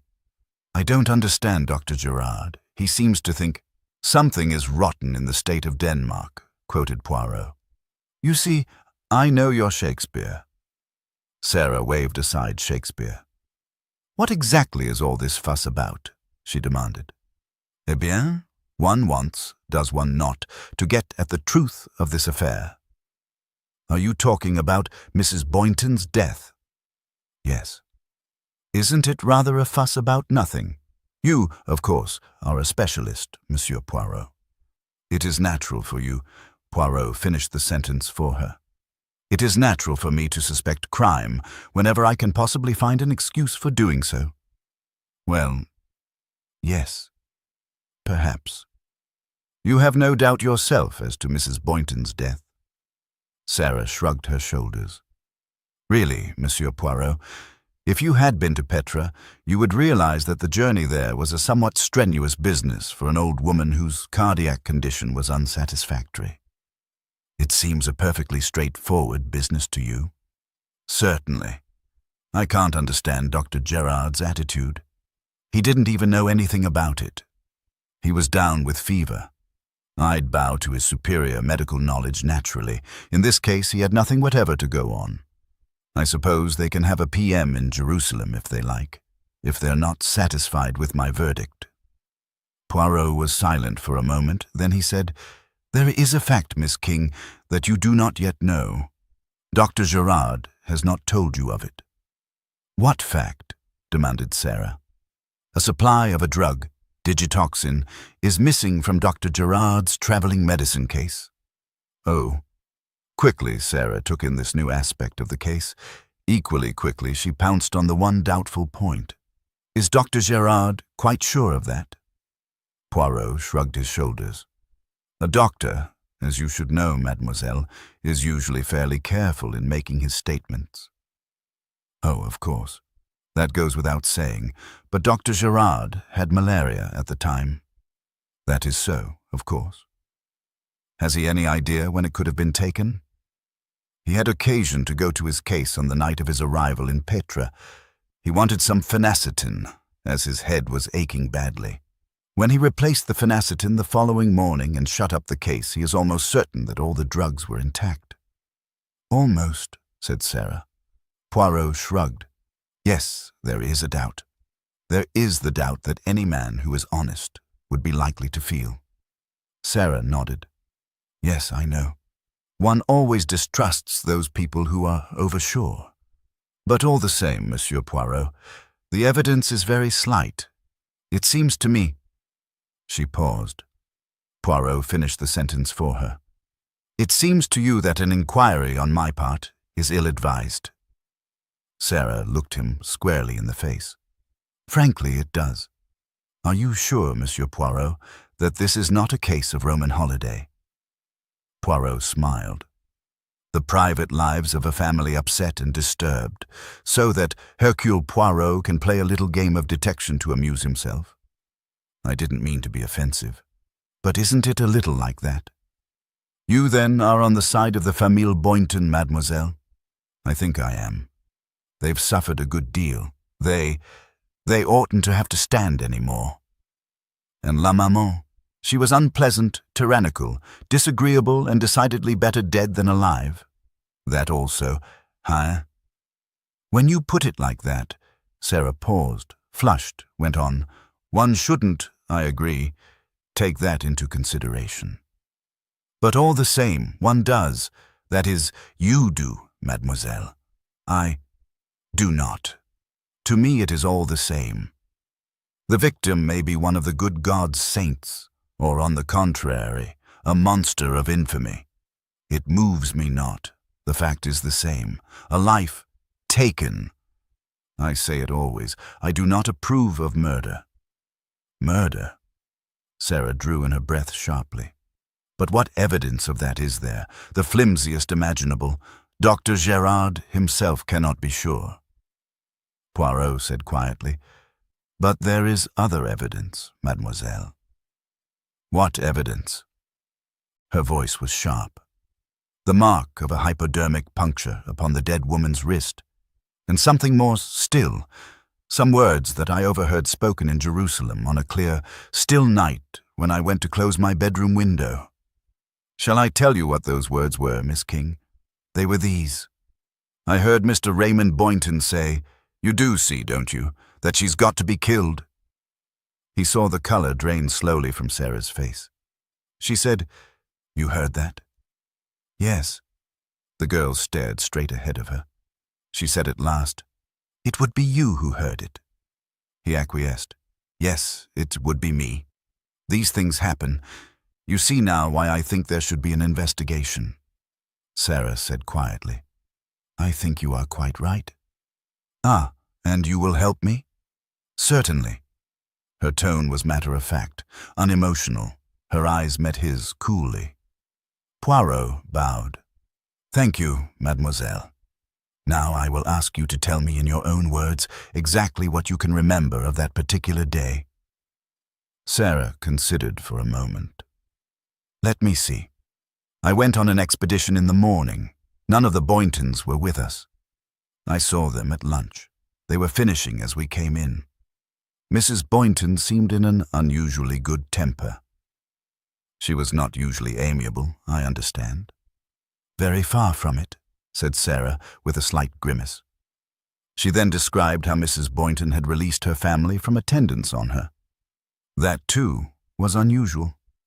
Yes, she usually kept them around her. Do you think, perhaps, that she suddenly felt remorseful, that she had what is called un bon moment? No, I don't, said Sarah bluntly. What did you think, then? I was puzzled. I suspected it was something of the cat-and-mouse order. If you would elaborate, mademoiselle. A cat enjoys letting a mouse away and then catching it again.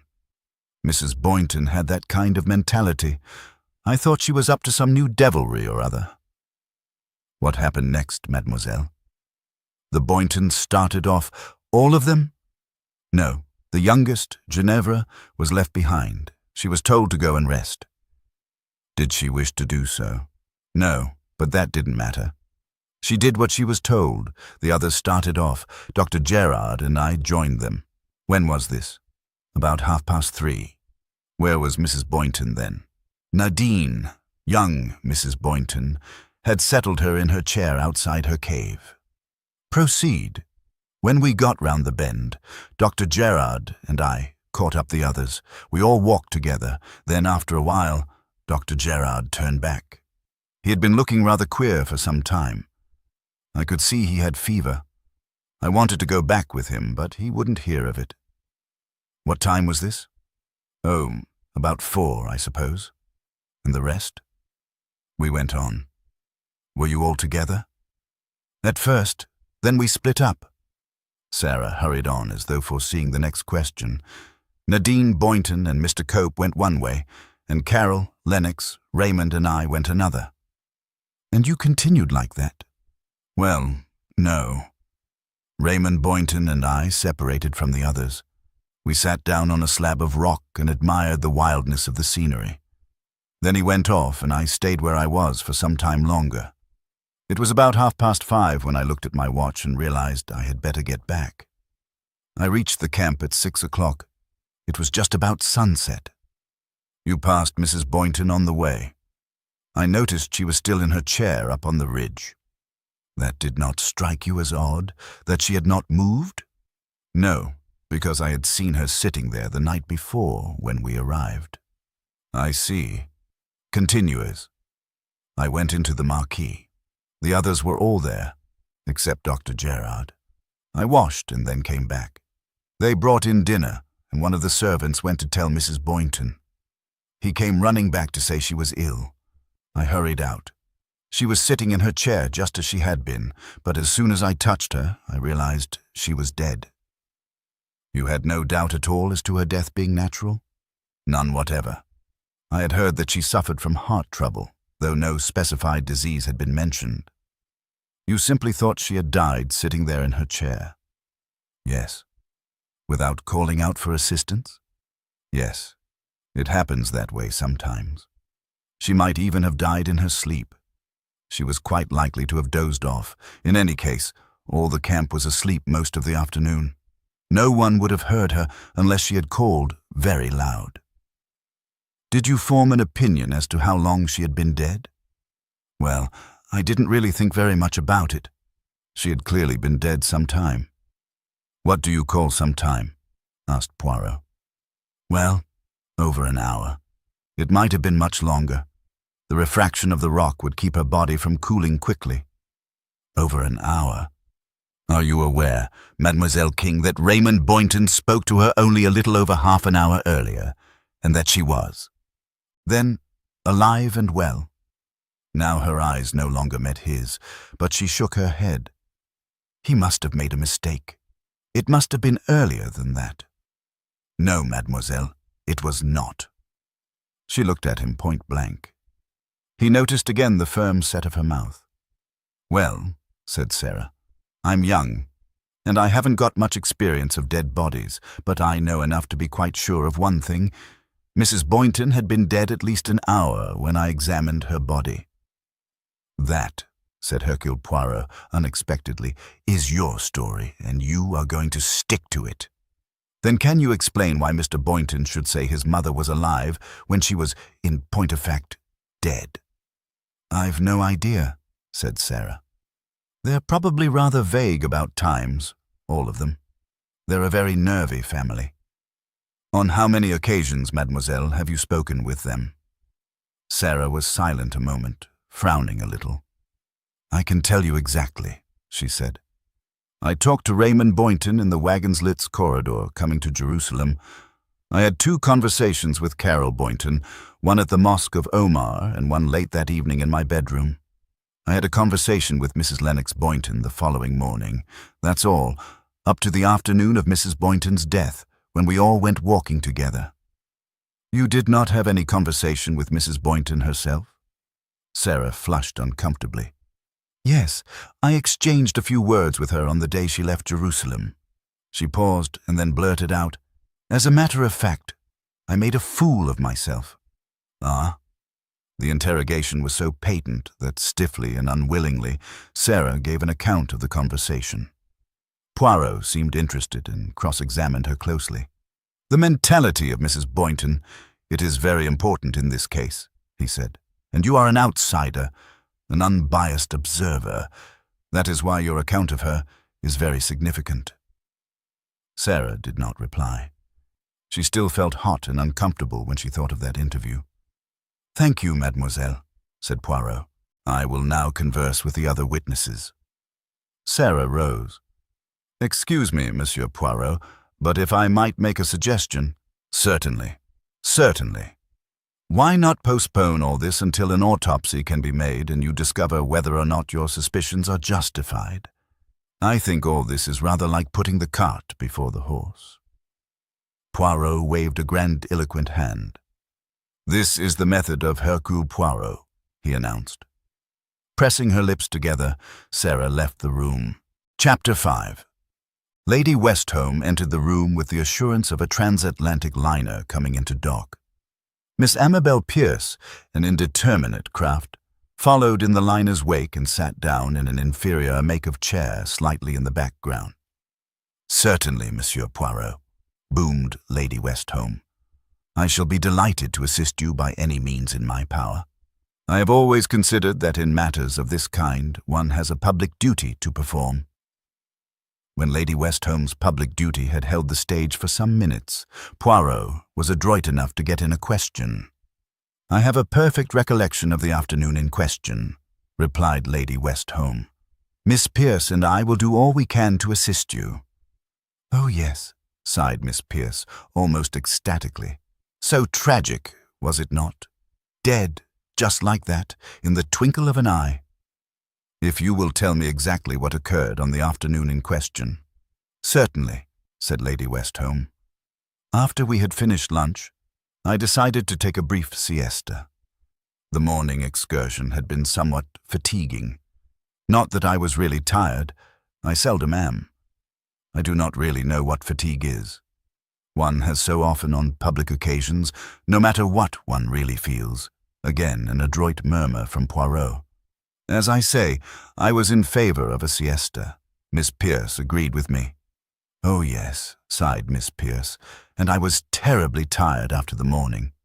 Such a dangerous climb, and although interesting, most exhausting. I'm afraid I'm not quite as strong as Lady Westholme." "Fatigue," said Lady Westholme, "can be conquered like everything else. I make a point of never giving in to my bodily needs." Poirot said, "After lunch, then, you two ladies went to your tents?" "Yes." "Mrs. Boynton was then sitting at the mouth of her cave?" "Her daughter-in-law assisted her there before she herself went off." "You could both see her?" "Oh, yes," said Miss Pierce. "She was opposite, you know, only, of course, a little way along and up above." Lady Westholme elucidated the statement. "The caves opened onto a ledge. Below that ledge were some tents. Then there was a small stream, and across that stream was the big marquee and some other tents. Miss Pierce and I had tents near the marquee. She was on the right side of the marquee, and I was on the left. The opening of our tents faced the ledge, but of course it was some distance away." "Nearly 200 yards, I understand." "Possibly." "I have here a plan," said Poirot, "concocted with the help of the dragoman, Mahmoud." Lady Westholme remarked that in that case it was probably wrong. "That man is grossly inaccurate. I have checked his statements from my Baedeker. Several times his information was definitely misleading." "According to my plan," said Poirot, "the cave next to Mrs. Boynton's was occupied by her son, Lennox, and his wife. Raymond, Carol, and Ginevra Boynton had tents just below, but more to the right. In fact, almost opposite the marquee. On the right of Ginevra Boynton's was Dr. Gerard's tent, and next to that again, that of Miss King. On the other side of the stream, next to the marquee on the left, you and Mr. Cope had tents. Miss Pierce's, as you mentioned, was on the right of the marquee. Is that correct?" Lady Westholme admitted grudgingly that as far as she knew it was. "I thank you. That is perfectly clear. Pray continue, Lady Westholme." Lady Westholme smiled graciously on him and went on. "At about 4:15, I strolled along to Miss Pierce's tent to see if she were awake yet, and felt like a stroll. She was sitting in the doorway of the tent reading. We agreed to start in about half an hour, when the sun was less hot. I went back to my tent and read for about 25 minutes. Then I went along and joined Miss Pierce. She was ready, and we started out. Everyone in the camp seemed asleep. There was no one about, and seeing Mrs. Boynton sitting up there alone, I suggested to Miss Pierce that we should ask her if she wanted anything before we left. "Yes, you did. Most thoughtful of you, I considered," murmured Miss Pierce. "I felt it to be my duty," said Lady Westholme, with a rich complacency. "And then for her to be so rude about it," exclaimed Miss Pierce. Poirot looked inquiring. "Our path passed just under the ledge," explained Lady Westholme, "and I called up to her, saying that we were going for a stroll, and could we do anything for her before we went. Do you know, Monsieur Poirot, absolutely the only answer she gave us was a grunt. A grunt! She just looked at us as though we were dirt." "Disgraceful it was," said Miss Pierce, flushing. "I must confess," said Lady Westholme, reddening a little, "that I made then a somewhat uncharitable remark." "I think you were quite justified," said Miss Pierce. "Quite, under the circumstances." "What was this remark?" asked Poirot. "I said to Miss Pierce that perhaps she drank. Really, her manner was most peculiar. It had been all along. I thought it possible that drink might account for it. The evils of alcoholic indulgence, as I very well know." Dexterously, Poirot steered the conversation away from the drink question. "Had her manner been very peculiar on this particular day? At lunchtime, for instance?" "No," said Lady Westholme, considering. "No, I should say then that her manner had been fairly normal, for an American of that type, that is to say," she added condescendingly. "She was very abusive to that servant," said Miss Pierce. "Which one?" "Not very long before we started out." "Oh, yes, I remember. She did seem extraordinarily annoyed with him. Of course," went on Lady Westholme, "to have servants about who cannot understand a word of English is very trying. But what I say is that when one is traveling, one must make allowances." "What servant was this?" asked Poirot. "One of the Bedouin servants attached to the camp. He went up to her. I think she must have sent him to fetch her something, and I suppose he brought the wrong thing. I don't really know what it was, but she was very angry about it. The poor man slunk away as fast as he could, and she shook her stick at him and called out." "What did she call out?" "We were too far away to hear." "At least I didn't hear anything distinctly. Did you, Miss Pierce?" "No, I didn't. I think she'd sent him to fetch something from her youngest daughter's tent. Or perhaps she was angry with him for going into her daughter's tent. I couldn't say exactly." "What did he look like?" Miss Pierce, to whom the question was addressed, shook her head vaguely. "Really, I couldn't say. He was too far away. All these Arabs look alike to me." "He was a man of more than average height," said Lady Westholme, "and wore the usual native headdress. He had on a pair of very torn and patched breeches, really disgraceful they were, and his puttees were wound most untidily, all anyhow. These men need discipline." "You could point the man out among the camp servants?" "I doubt it. We didn't see his face. It was too far away, and as Miss Pierce says, really these Arabs look all alike." "I wonder," said Poirot thoughtfully, "what it was he did to make Mrs. Boynton so angry." "They are very trying to the patients sometimes," said Lady Westholme. "One of them took my shoes away, though I had expressly told him, by pantomime too, that I preferred to clean my shoes myself." Always I do that too, said Poirot, diverted for a moment from his interrogation. I take everywhere my little shoe-cleaning outfit. Also, I take a duster. So do I. Lady Westholme sounded quite human. Because these Arabs, they do not remove the dust from one's belongings. Never. Of course, one has to dust one's things 3 or 4 times a day, but it is well worth it. Yes, indeed. I cannot stand dirt. Lady Westholme looked positively militant. She added with feeling, the flies in the bazaars, terrible. Well, well, said Poirot, looking slightly guilty. We can soon inquire from this man what it was that irritated Mrs. Boynton. To continue with your story. We strolled along slowly, said Lady Westholme, and then we met Dr. Gerard. He was staggering along and looked very ill. I could see at once he had fever. He was shaking, put in Miss Pearce, shaking all over. I saw at once he had an attack of malaria coming on, said Lady Westholme. I offered to come back with him and get him some quinine, but he said he had his own supply with him.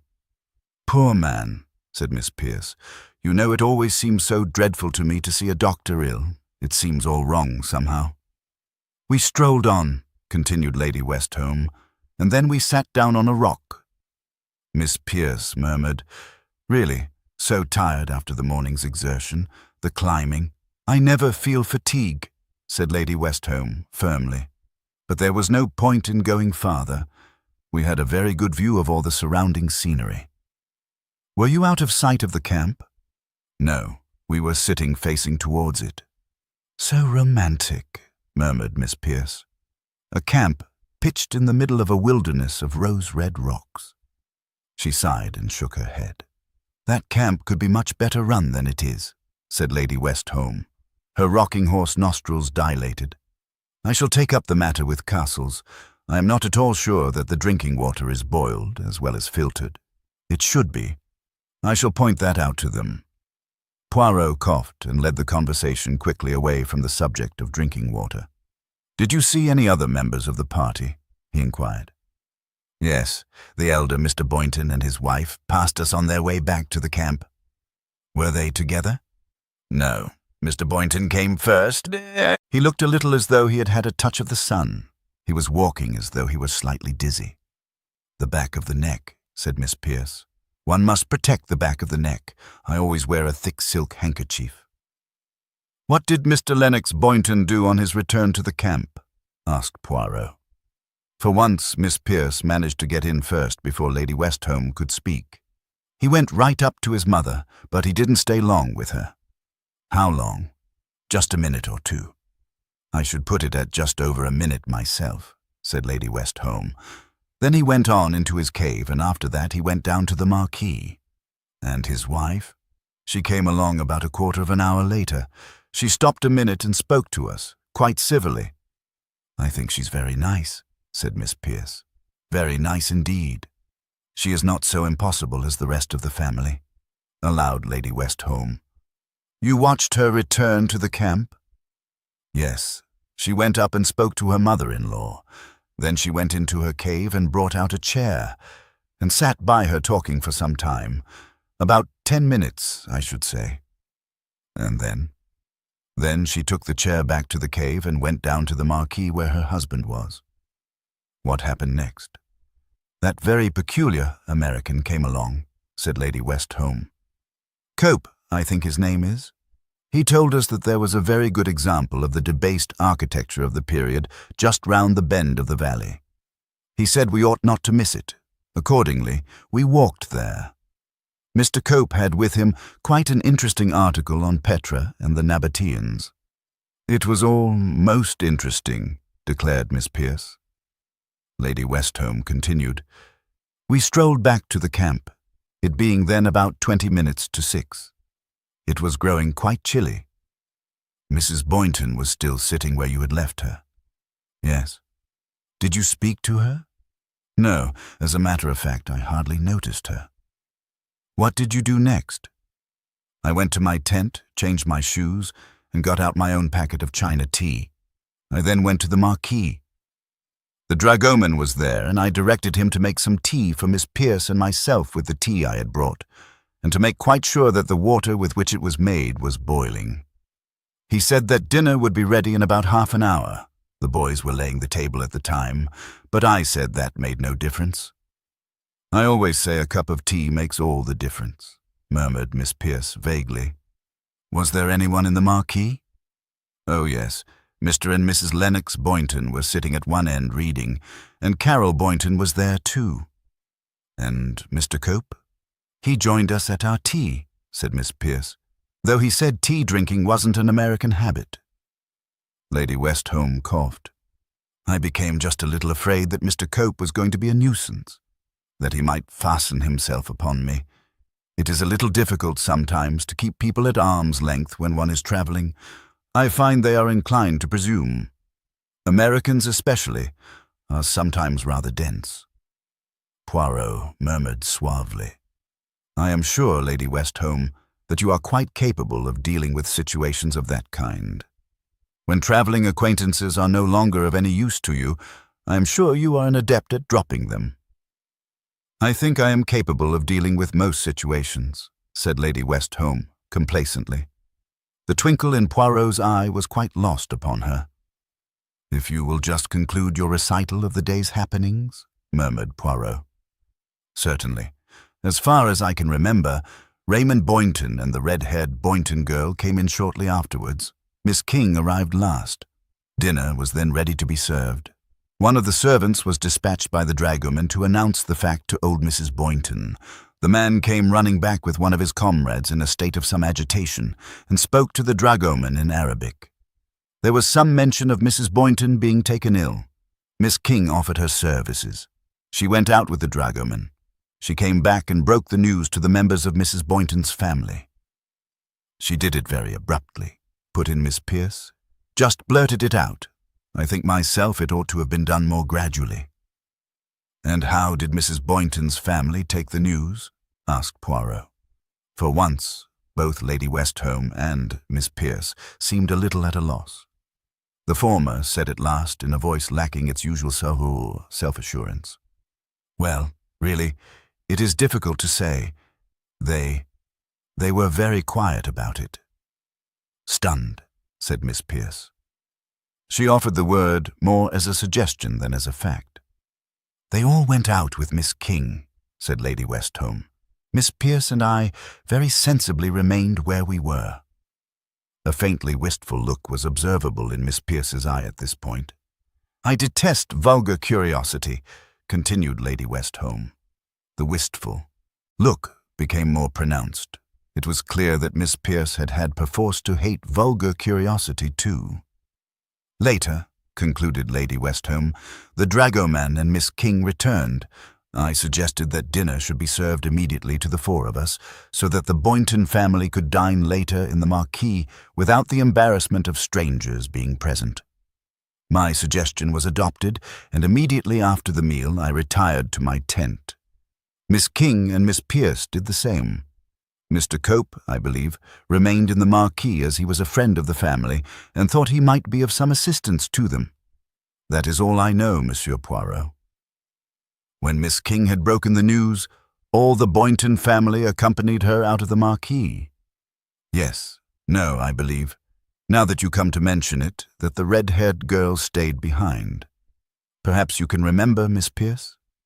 "Yes, I am quite sure she did." Poirot asked, "What did she do?" Lady Westholme stared at him. "What did she do, Monsieur Poirot?" "She did not do anything as far as I can remember." "I mean, was she sewing or reading? Did she look anxious? Did she say anything?" "Well, really," Lady Westholme frowned. She just sat there as far as I can remember." "She twiddled her fingers," said Miss Pierce suddenly. "I remember noticing. Poor thing, I thought. It shows what she's feeling. Not that there was anything to show in her face, you know. Just her hands turning and twisting."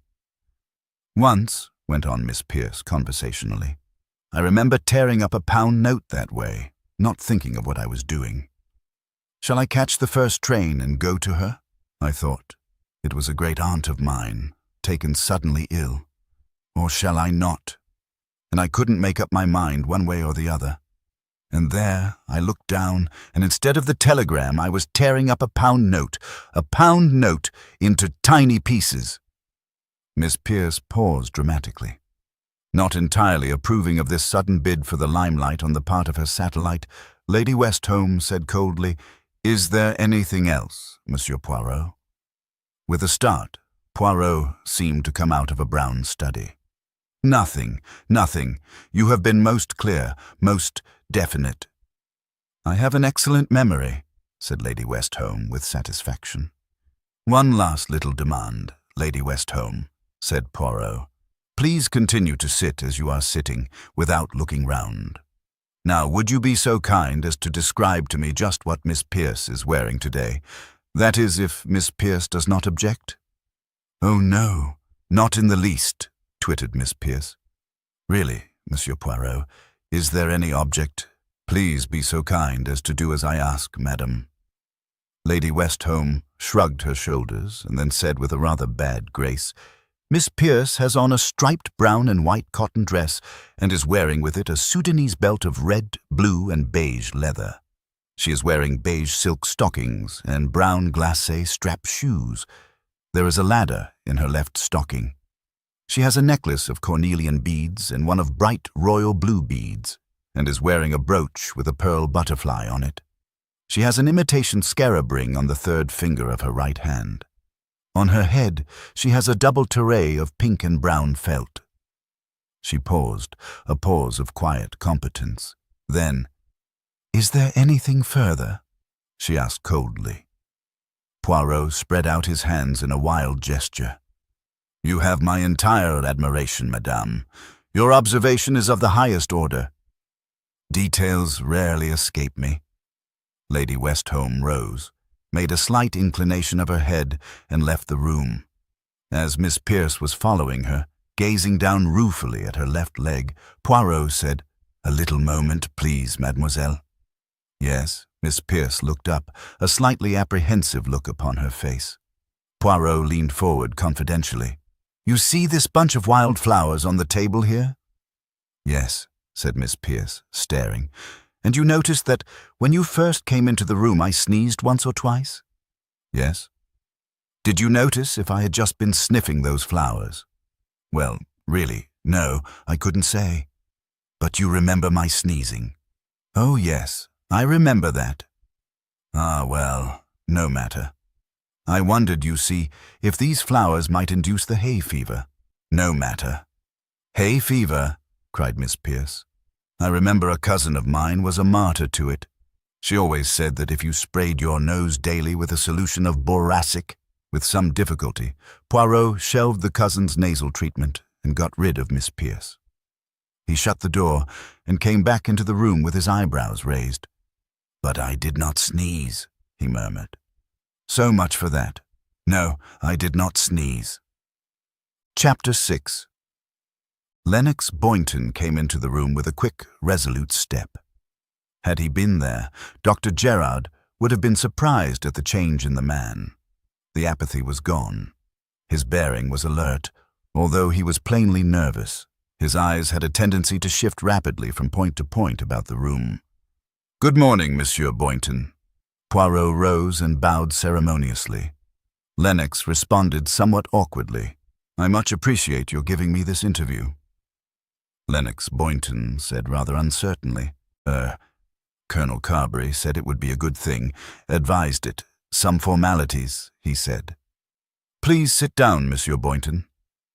Lennox sat down on the chair lately vacated by Lady Westholme. Poirot went on conversationally. "This has been a great shock to you, I am afraid." "Yes, of course." "Well, no, perhaps not. We always knew that my mother's heart was not strong." "Was it wise, under those circumstances, to allow her to undertake such an arduous expedition?" Lennox Boynton raised his head. He spoke not without a certain sad dignity. "My mother, Poirot, made her own decisions. If she made up her mind to anything, it was no good, are opposing her." He drew in his breath sharply as he said the last words. His face suddenly went rather white. "I know well," admitted Poirot, "that elderly ladies are sometimes headstrong." Lennox said irritably, "What is the purpose of all this? That is what I want to know. Why have all these formalities arisen?" "Perhaps you do not realize, Mr. Boynton, that in cases of sudden and unexplained deaths, formalities must necessarily arise." Lennox said sharply, "What do you mean by unexplained?" Poirot shrugged his shoulders. "There is always the question to be considered. Is a death natural, or might it perhaps be suicide?" "Suicide?" Lennox Boynton stared. Poirot said lightly, "You, of course, would know best about such possibilities. Colonel Carberry, naturally, is in the dark. It is necessary for him to decide whether to order an inquiry, an autopsy, all the rest of it. As I was on the spot, and as I have much experience of these matters, he suggested that I should make a few inquiries and advise him upon the matter. Naturally, he does not wish to cause you inconvenience if it can be helped." Lennox Boynton said angrily, "I shall wire to our consul in Jerusalem." Poirot said noncommittally, "You are quite within your rights in doing so, of course." There was a pause. Then Poirot said, spreading out his hands, "If you object to answering my questions," Lennox Boynton said quickly, "Not at all, only, it seems, also unnecessary." I comprehend perfectly, but it is all very simple, really, a matter, as they say, of routine. Now, on the afternoon of your mother's death, Monsieur Boynton, I believe you left the camp at Petra and went for a walk." "Yes, we all went, with the exception of my mother and my younger sister." "Your mother was then sitting in the mouth of her cave?" "Yes, just outside it. She sat there every afternoon." "Quite so. You started? When?" "Soon after 3, I should say." "You returned from your walk? When?" "I really couldn't say what time it was. 4 o'clock, 5 o'clock perhaps." "About an hour or 2 hours after you set out?" "Yes, about that, I should think." "Did you pass anyone on your way back?" "Did I what?" "Pass anyone. 2 ladies sitting on a rock, for instance." "I don't know. Yes, I think I did." "You were perhaps too absorbed in your thoughts to notice?" "Yes, I was." "Did you speak to your mother when you got back to the camp?" Yes, I did." "She did not then complain of feeling ill?" No, she seemed perfectly all right." "May I ask what exactly passed between you?" Lennox paused a minute. "She said I had come back soon. I said, yes, I had." He paused again in an effort of concentration. "I said it was hot. She asked me the time, said her wristwatch had stopped. I took it from her, wound it up, set it, and put it back on her wrist." Poirot interrupted gently. "And what time was it?" "Eh?" said Lennox. "What time was it when you set the hands of the wristwatch?" "Oh, I see. It was 25 minutes to 5. "So, you do know exactly the time you returned to the camp?" said Poirot gently. Lennox flushed. "Yes, what a fool I am. I'm sorry, Monsieur Poirot. My wits are all astray, I'm afraid. All this worry," Poirot chimed in quickly. "Oh, I understand perfectly. It is all of the most disquieting. And what happened next?" "I asked my mother if she wanted anything, a drink, tea, coffee, etc. She said no. Then I went to the marquee. None of the servants seemed to be about, but I found some soda water and drank it. I was thirsty. I sat there reading some old numbers of the Saturday Evening Post. I think I must have dozed off." "Your wife joined you in the marquee?" "Yes, she came in not long after." "And you did not see your mother again alive?" "No. She did not seem in any way agitated or upset when you were talking to her." "No, she was exactly as usual." "She did not refer to any trouble or annoyance with one of the servants?" Lennox stared. "No, nothing at all. And that is all you can tell me?" I am afraid so, yes. Thank you, Mr. Boynton. Poirot inclined his head as a sign that the interview was over. Lennox did not seem very willing to depart. He stood hesitating by the door. There's nothing else? Nothing.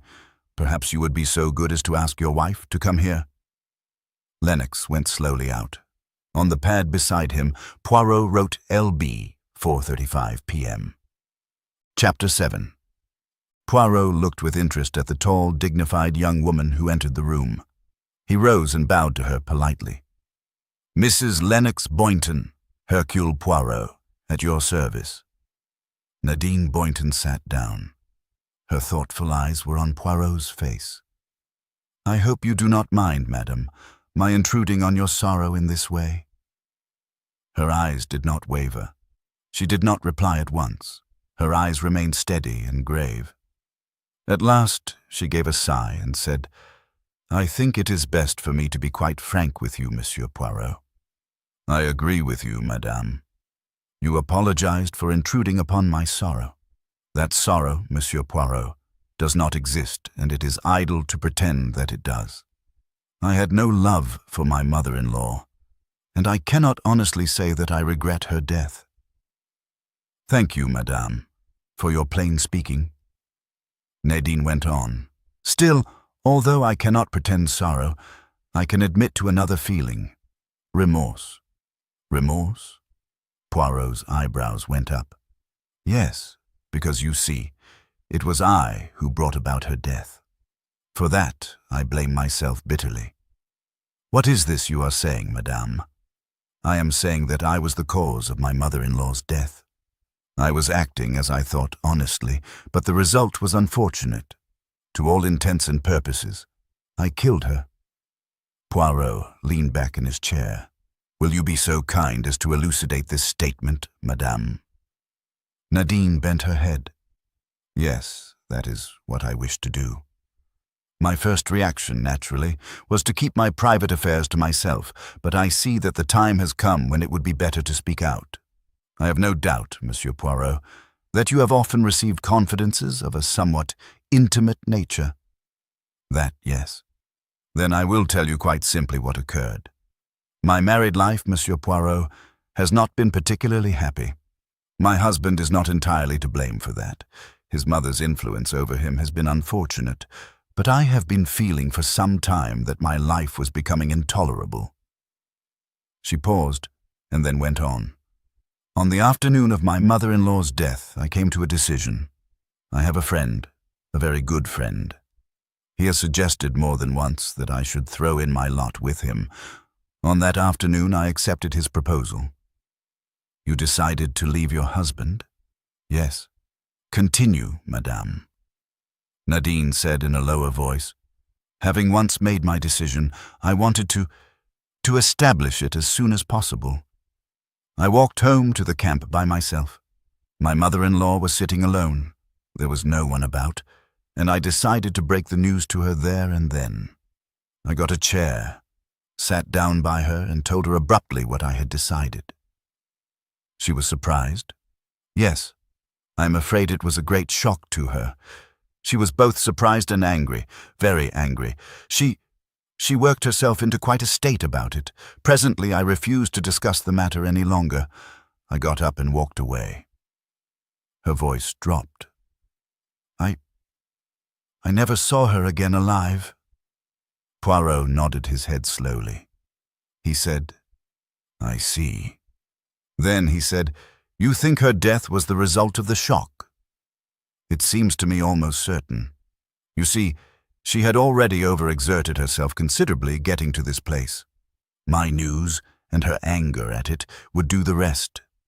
I feel additionally guilty because I have had a certain amount of training in illness, and so I, more than anyone else, ought to have realized the possibility of such a thing happening.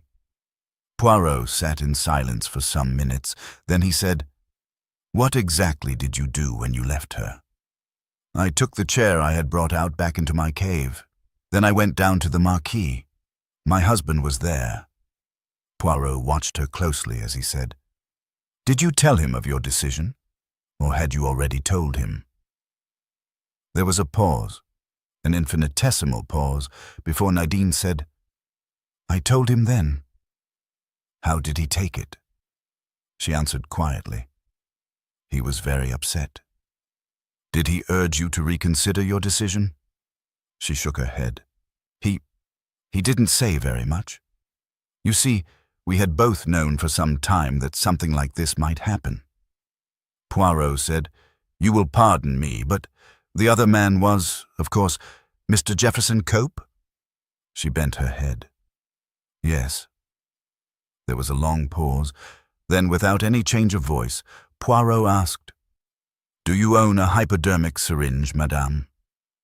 "Yes, no." His eyebrows rose. She explained, "I have an old hypodermic amongst other things in a traveling medicine chest, but it is in our big luggage, which we left in Jerusalem." "I see." There was a pause. Then she said, with a shiver of uneasiness, "Why did you ask me that, Monsieur Poirot?" He did not answer the question. Instead, he put one of his own. "Mrs. Boynton was, I believe, taking a mixture containing digitalis?" "Yes." He thought that she was definitely watchful now. That was for her heart trouble. "Yes." "Digitalis is, to some extent, a cumulative drug?" "I believe it is. I do not know very much about it." If Mrs. Boynton had taken a big overdose of digitalis, she interrupted him quickly but with decision. "She did not. She was always most careful. So was I if I measured the dose for her. There might have been an overdose in this particular bottle, a mistake of the chemist who made it up." "I think that is very unlikely," she replied quietly. "Ah, well, the analysis will soon tell us." Nadine said, "Unfortunately, the bottle was broken." Poirot eyed her with sudden interest. "Indeed. Who broke it?" "I'm not quite sure. One of the servants, I think. In carrying my mother-in-law's body into her cave, there was a good deal of confusion and the light was very poor. A table got knocked over." Poirot eyed her steadily for a minute or two. "That," he said, "is very interesting." Nadine Boynton shifted wearily in her chair. "You are suggesting, I think, that my mother-in-law did not die of shock, but of an overdose of digitalis," she said, and went on, "That seems to me most improbable." Poirot leaned forward.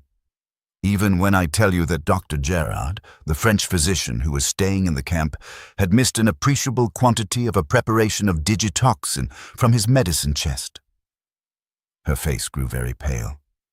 He saw the clutch of her hand on the table. Her eyes dropped. She sat very still. She was like a Madonna carved in stone. "Well, madam," said Poirot at last, "what have you to say to that?" The seconds ticked on, but she did not speak. It was quite 2 minutes before she raised her head, and he started a little when he saw the look in her eyes. "Monsieur Poirot, I did not kill my mother-in-law. That you know. She was alive and well when I left her. There are many people who can testify to that. Therefore, being innocent of the crime, I can venture to appeal to you. Why must you mix yourself up in this business? If I swear to you on my honor that justice and only justice has been done, will you not abandon this inquiry? There has been so much suffering, you do not know. Now that at last there is peace and the possibility of happiness, must you destroy it all?" Poirot sat up very straight. His eyes shone with a green light. "Let me be clear, madame. What are you asking me to do?" "I am telling you that my mother-in-law died a natural death, and I am asking you to accept that statement. Let us be definite. You believe that your mother-in-law was deliberately killed, and you are asking me to condone murder. I am asking you to have pity. Yes, on someone who had no pity. You do not understand. It was not like that. Did you commit the crime yourself, madame, that you know so well?" Nadine shook her head.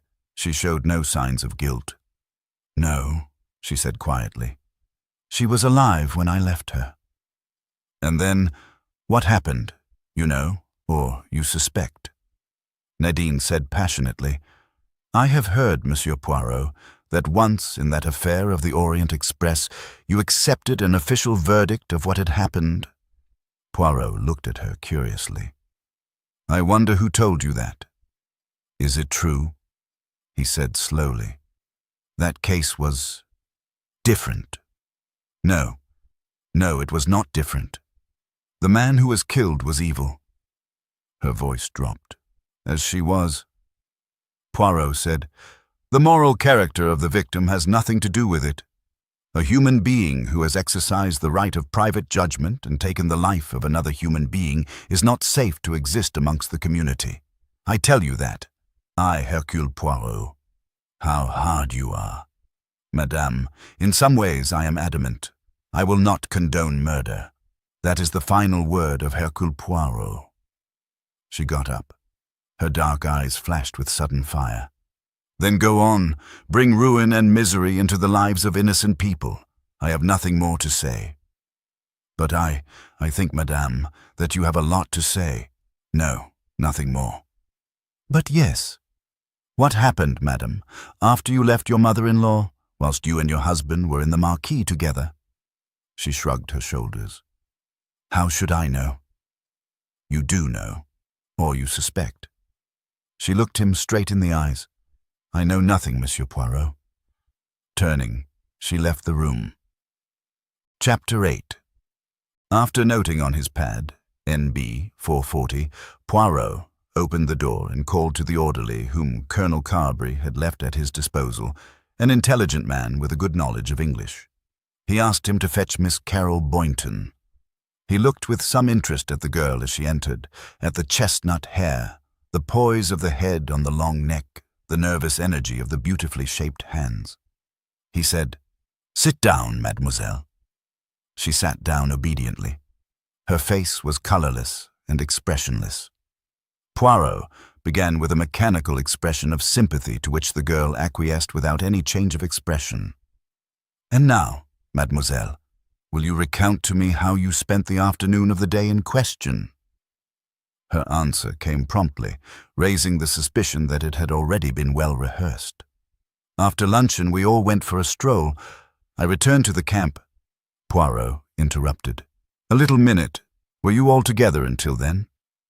"No, I was with my brother Raymond and Miss King for most of the time. Then I strolled off on my own." "Thank you. And you were saying you returned to the camp. Do you know the approximate time?" "I believe it was just about 10 minutes past 5. Poirot put down CB 510. "And what then?" "My mother was still sitting where she had been when we set out. I went up and spoke to her, and then went on to my tent." "Can you remember exactly what passed between you?" "I just said it was very hot, and that I was going to lie down. My mother said she would remain where she was. That was all." "Did anything in her appearance strike you as out of the ordinary?" "No. At least that is," she paused doubtfully, staring at Poirot. "It is not from me that you can get the answer, mademoiselle," said Poirot quietly. "I was just considering. I hardly noticed at the time, but now, looking back—" "Yes," Carol said slowly. "It is true. She was a funny color. Her face was very red, more so than usual." "She might perhaps have had a shock of some kind," Poirot suggested. "A shock?" She stared at him. "Yes, she might have had, let us say, some trouble with one of the Arab servants." "Oh." Her face cleared. "Yes, she might." "She did not mention such a thing having happened?" No, nothing at all." Poirot went on. "And what did you do next, mademoiselle?" "I went to my tent and lay down for about half an hour. Then I went down to the marquee. My brother and his wife were there reading." "And what did you do?" "Oh, I had some sewing to do. And then I picked up a magazine." "Did you speak to your mother again on your way to the marquee?" "No, I went straight down. I don't think I even glanced in her direction." "And then?" "I remained in the marquee until Miss King told us she was dead." "And that is all you know, mademoiselle?" "Yes." Poirot leaned forward. His tone was the same, light and conversational. "And what did you feel, mademoiselle?" "What did I feel?" "Yes, when you found that your mother—" "Pardon, Your stepmother, was she not? What did you feel when you found her dead? She stared at him. I don't understand what you mean. I think you understand very well. Her eyes dropped. She said uncertainly, It was a great shock. Was it? The blood rushed to her face. She stared at him helplessly. Now he saw fear in her eyes. Was it such a great shock, mademoiselle? Remembering a certain conversation you had with your brother Raymond one night in Jerusalem? His shot proved right. He saw it in the way the color drained out of her cheeks again. You know about that, she whispered. Yes, I know. But how? How? Part of your conversation was overheard. Oh. Carol Boynton buried her face in her hands. Her sobs shook the table. Hercule Poirot waited a minute. Then he said quietly, You were planning together to bring about your stepmother's death. Carol sobbed out brokenly. We were mad. Mad that evening. Perhaps. It's impossible for you to understand the state we were in. She sat up, pushing back the hair from her face. It would sound fantastic. It wasn't so bad in America, but traveling brought it home to us so. Brought what home to you? His voice was kind now, sympathetic. Our being different from other people, we got desperate about it. And there was Ginny. Ginny? My sister. You haven't seen her. She was going, well, queer, and Mother was making her worse. She didn't seem to realize. We were afraid, Ray and I, that Ginny was going quite mad, and we saw Nadine thought so too, and that made us more afraid because Nadine knows about nursing and things like that. Yes. That evening in Jerusalem, things kind of boiled up. Ray was beside himself. He and I got all strung up, and it seemed, oh, indeed, it did seem right to plan as we did. Mother wasn't sane, I don't. Know what you think, but it can seem quite right, almost noble, to kill someone. Poirot nodded his head slowly. Yes, it has seemed so, I know, to many. That is proved by history. That's how Ray and I felt. That night, she beat her hand on the table. But we didn't really do it. Of course we didn't do it. When daylight came, the whole thing seemed absurd, melodramatic. Oh yes, and wicked too. Indeed, Monsieur Poirot, Mother died perfectly naturally of heart failure. Ray and I had nothing to do with it. Poirot said quietly, Will you swear to me, mademoiselle, as you hope for salvation after death, that Mrs. Boynton did not die as the result of any action of yours? She lifted her head. Her voice came steady and deep. I swear, said Carol, as I hope for salvation, that I never harmed her. Poirot leaned back in his chair. So, he said, that is that. There was silence.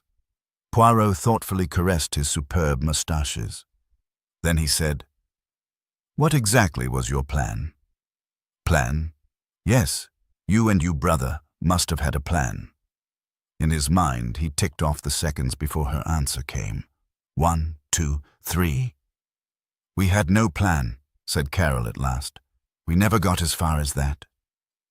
Hercule Poirot got up. That is all, mademoiselle. Will you be so good as to send your brother to me? Carol rose. She stood undecidedly for a minute. Monsieur Poirot, you do believe me? Have I said, asked Poirot, that I do not? No, but, she stopped. He said, You will ask your brother to come here? Yes. She went slowly towards the door. She stopped as she got to it, turning round passionately. I have told you the truth. I have. Hercule Poirot did not answer. Carol Boynton went slowly out of the room. Chapter 9. Poirot noted the likeness between brother and sister as Raymond Boynton came into the room. His face was stern and set. He did not seem nervous or afraid. He dropped into a chair, stared hard at Poirot, and said, Well? Poirot said gently, Your sister has spoken with you? Raymond nodded. Yes, when she told me to come here. Of course, I realize that your suspicions are quite justified. If our conversation was overheard that night, the fact that my stepmother died rather suddenly certainly would seem suspicious.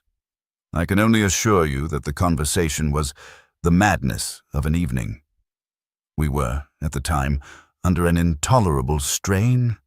This fantastic plan of killing my stepmother did, how shall I put it? It let off steam somehow. Hercule Poirot bent his head slowly. That, he said, is possible. In the morning, of course, it all seemed rather absurd. I swear to you, Monsieur Poirot, that I never thought of the matter again. Poirot did not answer. Raymond said quickly, "Oh yes, I know that is easy enough to say. I cannot expect you to believe me on my bare word. But consider the facts. I spoke to my mother just a little before 6 o'clock. She was certainly alive and well then. I went to my tent, had a wash, and joined the others in the marquee. From that time onwards, neither Carol nor I moved from the place. We were in full sight of everyone. You must see, Monsieur Poirot, that my mother's death was natural, a case of heart failure. It couldn't be anything else. There were servants about, a lot of coming and going. Any other idea is absurd." Poirot said quietly, "Do you know, Mr. Boynton, that Miss King is of the opinion that when she examined the body at 6:30, death had occurred at least an hour and a half and probably 2 hours earlier?" Raymond stared at him. He looked dumbfounded. "Sarah said that," he gasped. Poirot nodded. "What have you to say now?" "But it's impossible. That is Miss King's testimony. Now you come and tell me that your mother was alive and well only 40 minutes before Miss King examined the body." Raymond said, "But she was." "Be careful, Mr. Boynton. Sarah must be mistaken. There must be some factor she didn't take into account. Refraction off the rock, something. I can assure you, Monsieur Poirot, that my mother was alive at just before 6 and that I spoke to her." Poirot's face showed nothing. Raymond leant forward earnestly. "Monsieur Poirot, I know how it must seem to you, but look at the thing fairly. You are a biased person. You are bound to be by the nature of things. You live in an atmosphere of crime. Every sudden death must seem to you a possible crime. Can't you realize that your sense of proportion is not to be relied upon? People die every day, especially people with weak hearts, and there is nothing in the least sinister about such deaths." Poirot sighed. "So you would teach me my business? Is that it?" "No, of course not. But I do think that you are prejudiced because of that unfortunate conversation. There is nothing really about my mother's death to awaken suspicion except that unlucky, hysterical conversation between Carol and myself." Poirot shook his head. "You are in error," he said. "There is something else. There is the poison taken from Dr. Gerard's medicine chest." "Poison?" Ray stared at him. "Poison." He pushed his chair back a little. He looked completely stupefied. "Is that what you suspect?" Poirot gave him a minute or two. Then he said quietly, almost indifferently, "Your plan was different, eh?" "Oh, yes," Raymond answered mechanically. "That's why. This changes everything." I can't think clearly." "What was your plan?" "Our plan? It was—" Raymond stopped abruptly. His eyes became alert, suddenly watchful. "I don't think," he said, "that I'll say any more." "As you please," said Poirot. He watched the young man out of the room. He drew his pad towards him and in small, neat characters made a final entry. "RB 555. Then, taking a large sheet of paper, he proceeded to write. His task completed, he sat back with his head on one side contemplating the result. It ran as follows. Boyntons and Jefferson Cope leave the camp 3:05, approx. Dr. Gerard and Sarah King leave the camp 3:15, approx. Lady Westholme and Miss Pierce leave the camp 4:15. Dr. Gerard returns to camp 4:20, approx. Lennox Boynton returns to camp 4:35. Nadine Boynton returns to camp and talks to Mrs. Boynton 4:40. Nadine Boynton leaves her mother-in-law and goes to Marquis, 4:50, approx. Carol Boynton returns to camp 5:10. Lady Westholme, Miss Pierce, and Mr. Jefferson Cope return to camp 5:40. Raymond Boynton returns to camp 5:50. Sarah King returns to camp 6.0. Body discovered 6:30. Chapter 10. I wonder, said Hercule Poirot. He folded up the list, went to the door, and ordered Mahmoud to be brought to him. The stout dragoman was voluble. Words dripped from him in a rising flood. Always, always, I am blamed. When anything happens, say always, my fault, always my fault. When Lady Ellen Hunt sprained her ankle coming down from place of sacrifice, it my fault. Though she would go high-heeled shoes, and she 60 at least, perhaps 70, my life all one misery. What with miseries and iniquities Jews do to us. At last, Poirot succeeded in stemming the flood and in getting in his question. 5:30, you say? No, I not think any of servants were about then. You see, lunch is late, 2:00, and then to clear it away. After the lunch, all afternoon sleep. Yes, Americans, they not take tea. We all settle sleep by 3:30. At 5, I, who am soul of efficiency, always I watch for the comfort of ladies and gentlemen I serving. I come out knowing that time all English ladies want tea. But no one there. They all gone walking. For me, that is very well, better than usual. I can go back sleep. At 5:45, trouble begin. Large English lady, very grand lady, come back and want tea, although boys are now laying dinner. She makes quite fuss, says water must be boiling. I am to see myself. Ah, my good gentleman, what a life, what a life. I do all I can, always I blamed. Poirot asked about the recriminations. There is another small matter. The dead lady was angry with one of the boys. Do you know which one it was and what it was about? Mahmoud's hands rose to heaven. Should I know? But naturally not. Old lady did not complain to me. Could you find out? No, my good gentleman, that would be impossible. None of the boys admit it for a moment. Old lady angry, you say? Then naturally boys would not tell. Abdul say it Mohammed, and Mohammed say it Aziz, and Aziz say it Isa, and so on. They are all very stupid Bedouin. Understand nothing. He took a breath and continued. Now I have advantage of mission education. I recite to you Keats, Shelley. Ida dove and as we dove deed. Poirot flinched. Though English was not his native tongue, he knew it well enough to suffer from the strange enunciation of Mahmoud. Superb, he said hastily. Superb. Definitely I recommend you to all my friends. He contrived to escape from the dragoman's eloquence. Then he took his list to Colonel Carberry, whom he found in his office. Carberry pushed his tie a little more askew and asked, Got anything? Poirot said, Shall I tell you a theory of mine? If you like, said Colonel Carberry, and sighed.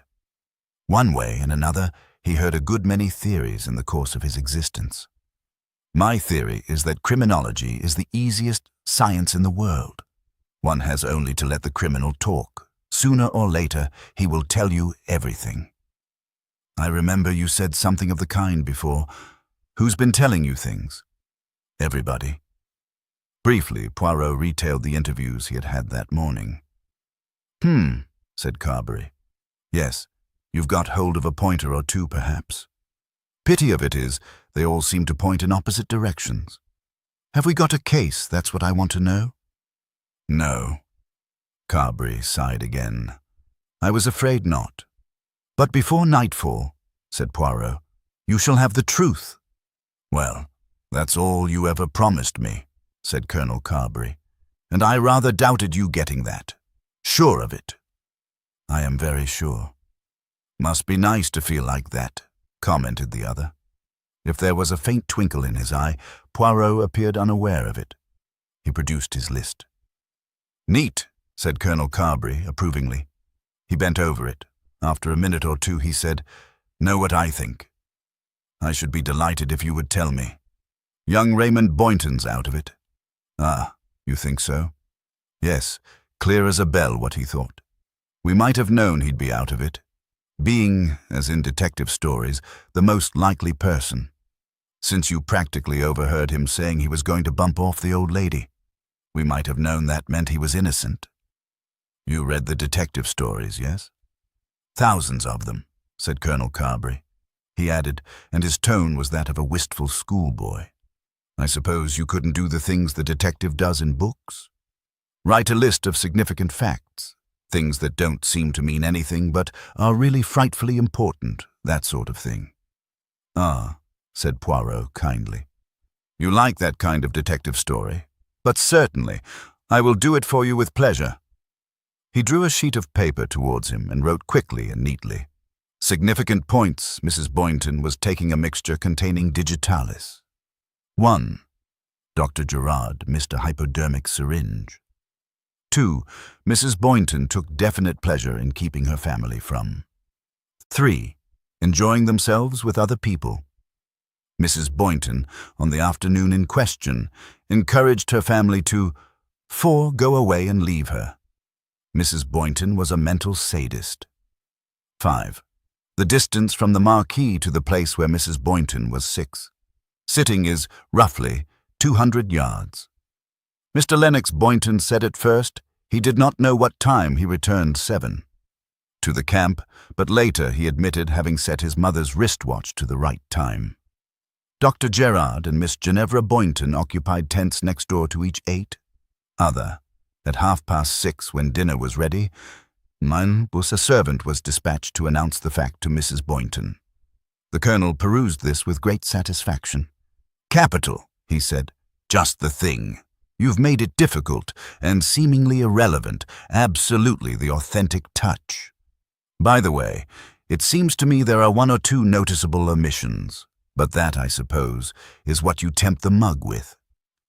Poirot's eyes twinkled a little, but he did not answer.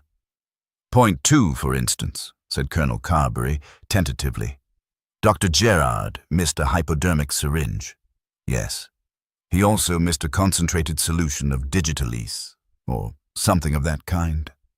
The latter point, said Poirot, is not important in the way the absence of his hypodermic syringe is important. Splendid, said Colonel Carberry, his face irradiated with smiles. I don't get it at all. I should have said the digitalis was much more important than the syringe. And what about that servant motif that keeps cropping up, a servant being sent to tell her dinner was ready, and that story of her shaking her stick at a servant earlier in the afternoon? You're not going to tell me one of my poor dessert mutts bumped her off after all. Because, added Colonel Carberry sternly, if so, that would be cheating. Poirot smiled, but did not answer. As he left the office, he murmured to himself, Incredible. The English never grow up. Chapter 11. Sarah King sat on a hilltop, absently plucking up wild flowers. Dr. Gerard sat on a rough wall of stones near her. She said suddenly and fiercely, Why did you start all this? If it hadn't been for you, Dr. Gerard said slowly, you think I should have kept silence? Yes, knowing what I knew. You didn't know, said Sarah. The Frenchman sighed. I did know, but I admit one can never be absolutely sure. Yes, one can, said Sarah, uncompromisingly. The Frenchman shrugged his shoulders. You, perhaps. Sarah said, you had fever, a high temperature. You couldn't be clear-headed about the business. The syringe was probably there all the time, and you may have made a mistake about the digitoxin, or one of the servants may have meddled with the case. Gerard said cynically, You need not worry. The evidence is almost bound to be inconclusive. You will see, your friends the Boyntons will get away with it. Sarah said fiercely, I don't want that either. He shook his head. You are illogical. Wasn't it you, Sarah demanded, in Jerusalem, who said a great deal about not interfering? And now look. I have not interfered. I have only told what I know. And I say you don't know it. Oh dear, there we are, back again. I'm arguing in a circle. Gerard said gently. "I am sorry, Miss King." Sarah said in a low voice, "You see, after all, they haven't escaped, any of them. She's still there. Even from her grave, she can still reach out and hold them. There was something terrible about her. She's just as terrible now she's dead. I feel she's enjoying all this." She clenched her hands. Then she said in an entirely different tone, a light, everyday voice, "That little man's coming up the hill." Dr. Gerard looked over his shoulder. "Ah, he comes in search of us, I think." "Is he as much of a fool as he looks?" asked Sarah. Dr. Gerard said gravely, "He is not a fool at all." "I was afraid of that," said Sarah King. With somber eyes, she watched the uphill progress of Hercule Poirot. He reached them at last, uttered a loud "oof" and wiped his forehead. Then he looked sadly down at his patent leather shoes. "Alas," he said, "this stony country. My poor shoes." "You can borrow Lady Westholme's shoe-cleaning apparatus," said Sarah unkindly, "and her duster. She travels with a kind of patent housemaid's equipment." "That will not remove the scratches, mademoiselle." Poirot shook his head sadly. "Perhaps not. Why on earth do you wear shoes like that in this sort of country?" Poirot put his head a little on one side. "I like to have the appearance soigné," he said. "I should give up trying for that in the desert," said Sarah. "Women do not look their best in the desert," said Dr. Gerard dreamily. "But Miss King here, yes, she always looks neat and well turned out. But that Lady Westholme, in her great thick coats and skirts, and those terrible unbecoming riding breeches and boots, quelle horreur de femme. And the poor Miss Pierce, her clothes so limp like faded cabbage leaves, and the chains and the beads that clink. Even young Mrs. Boynton, who is a good-looking woman, is not what you call chic. Her clothes are uninteresting." Sarah said restively, "Well, I don't suppose Monsieur Poirot climbed up here to talk about clothes." "True," said Poirot. "I came to consult Dr. Gerard. His opinion should be of value to me, and yours too, mademoiselle. You are young and up-to-date in your psychology. I want to know, you see, all that you can tell me of Mrs. Boynton." "Don't you know all that by heart now?" asked Sarah. "No, I have a feeling, more than a feeling, a certainty that the mental equipment of Mrs. Boynton is very important in this case. Such types as hers are no doubt familiar to Dr. Gerard." "From my point of view, she was certainly an interesting study," said the doctor. "Tell me." Dr. Gerard was nothing loath. He described his own interest in the family group, his conversation with Jefferson Cope, and the latter's complete misreading of the situation.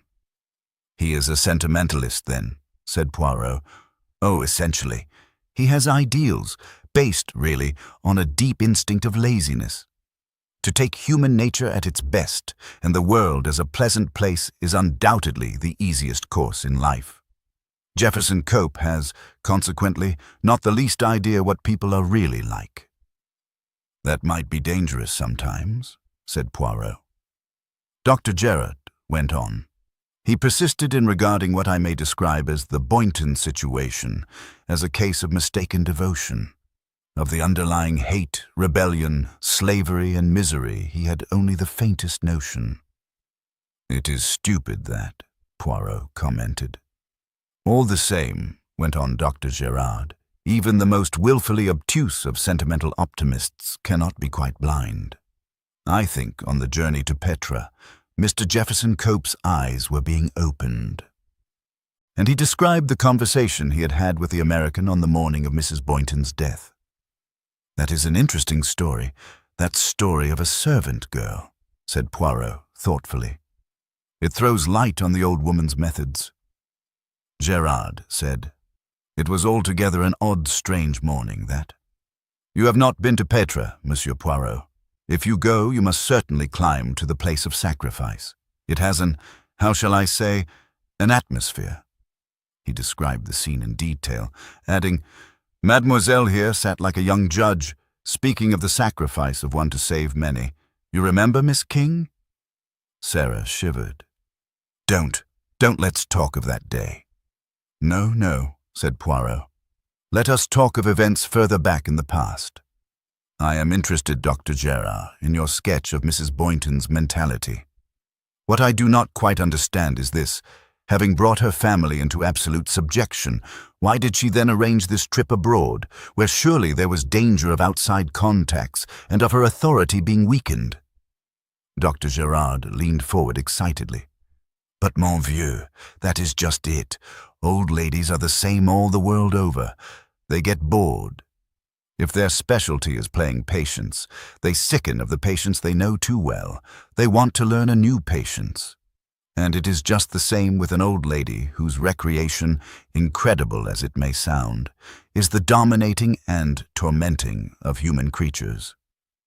Mrs. Boynton, to speak of her as une dompteuse, had tamed her tigers. There was perhaps some excitement as they passed through the stage of adolescence. Lennox's marriage to Nadine was an adventure. But then, suddenly, all was stale. Lennox is so sunk in melancholy that it is practically impossible to wound or distress him. Raymond and Carol show no signs of rebellion. Ginevra, la pauvre Ginevra. She, from her mother's point of view, gives the poorest sport of all, for Ginevra has found a way of escape. She escapes from reality into fantasy. The more her mother goads her, the more easily she gets a secret thrill out of being a persecuted heroine. From Mrs. Boynton's point of view, it is all deadly dull.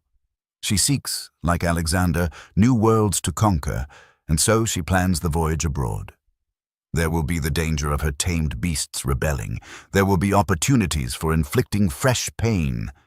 It sounds absurd, does it not? But it was so. She wanted a new thrill. Poirot took a deep breath. It is perfect, that. Yes, I see exactly what you mean. It was so. It all fits in. She chose to live dangerously, la Maman Boynton, and she paid the penalty. Sarah leaned forward, her pale, intelligent face very serious. You mean, she said, that she drove her victims too far and they turned on her? Or one of them did. Poirot bowed his head. Sarah said, and her voice was a little breathless. Which of them? Poirot looked at her hands clenched fiercely on the wild flowers, at the pale rigidity of her face.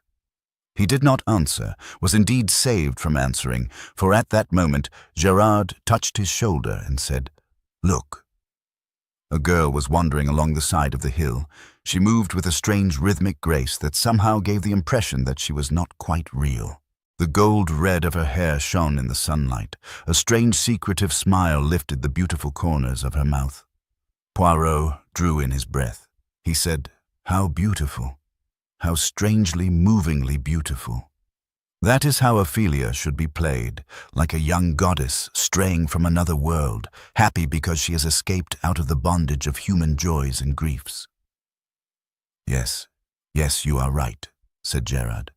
It is a face to dream of, is it not? I dreamt of it. In my fever I opened my eyes and saw that face, with its sweet, unearthly smile. It was a good dream. I was sorry to wake. Then, with a return to his commonplace manner, That is Ginevra Boynton, he said. Chapter 12. In another minute, the girl had reached them. Dr. Gerard performed the introduction. Miss Boynton, this is Monsieur Hercule Poirot. Oh. She looked at him uncertainly. Her fingers joined together, twined themselves uneasily in and out. The enchanted nymph had come back from the country of enchantment. She was now just an ordinary, awkward girl, slightly nervous and ill at ease. Poirot said, "It is a piece of good fortune meeting you here, mademoiselle. I tried to see you in the hotel." "Did you?" Her smile was vacant. Her fingers began plucking at the belt of her dress. He said gently, "Will you walk with me a little way?" She moved docilely enough, obedient to his whim.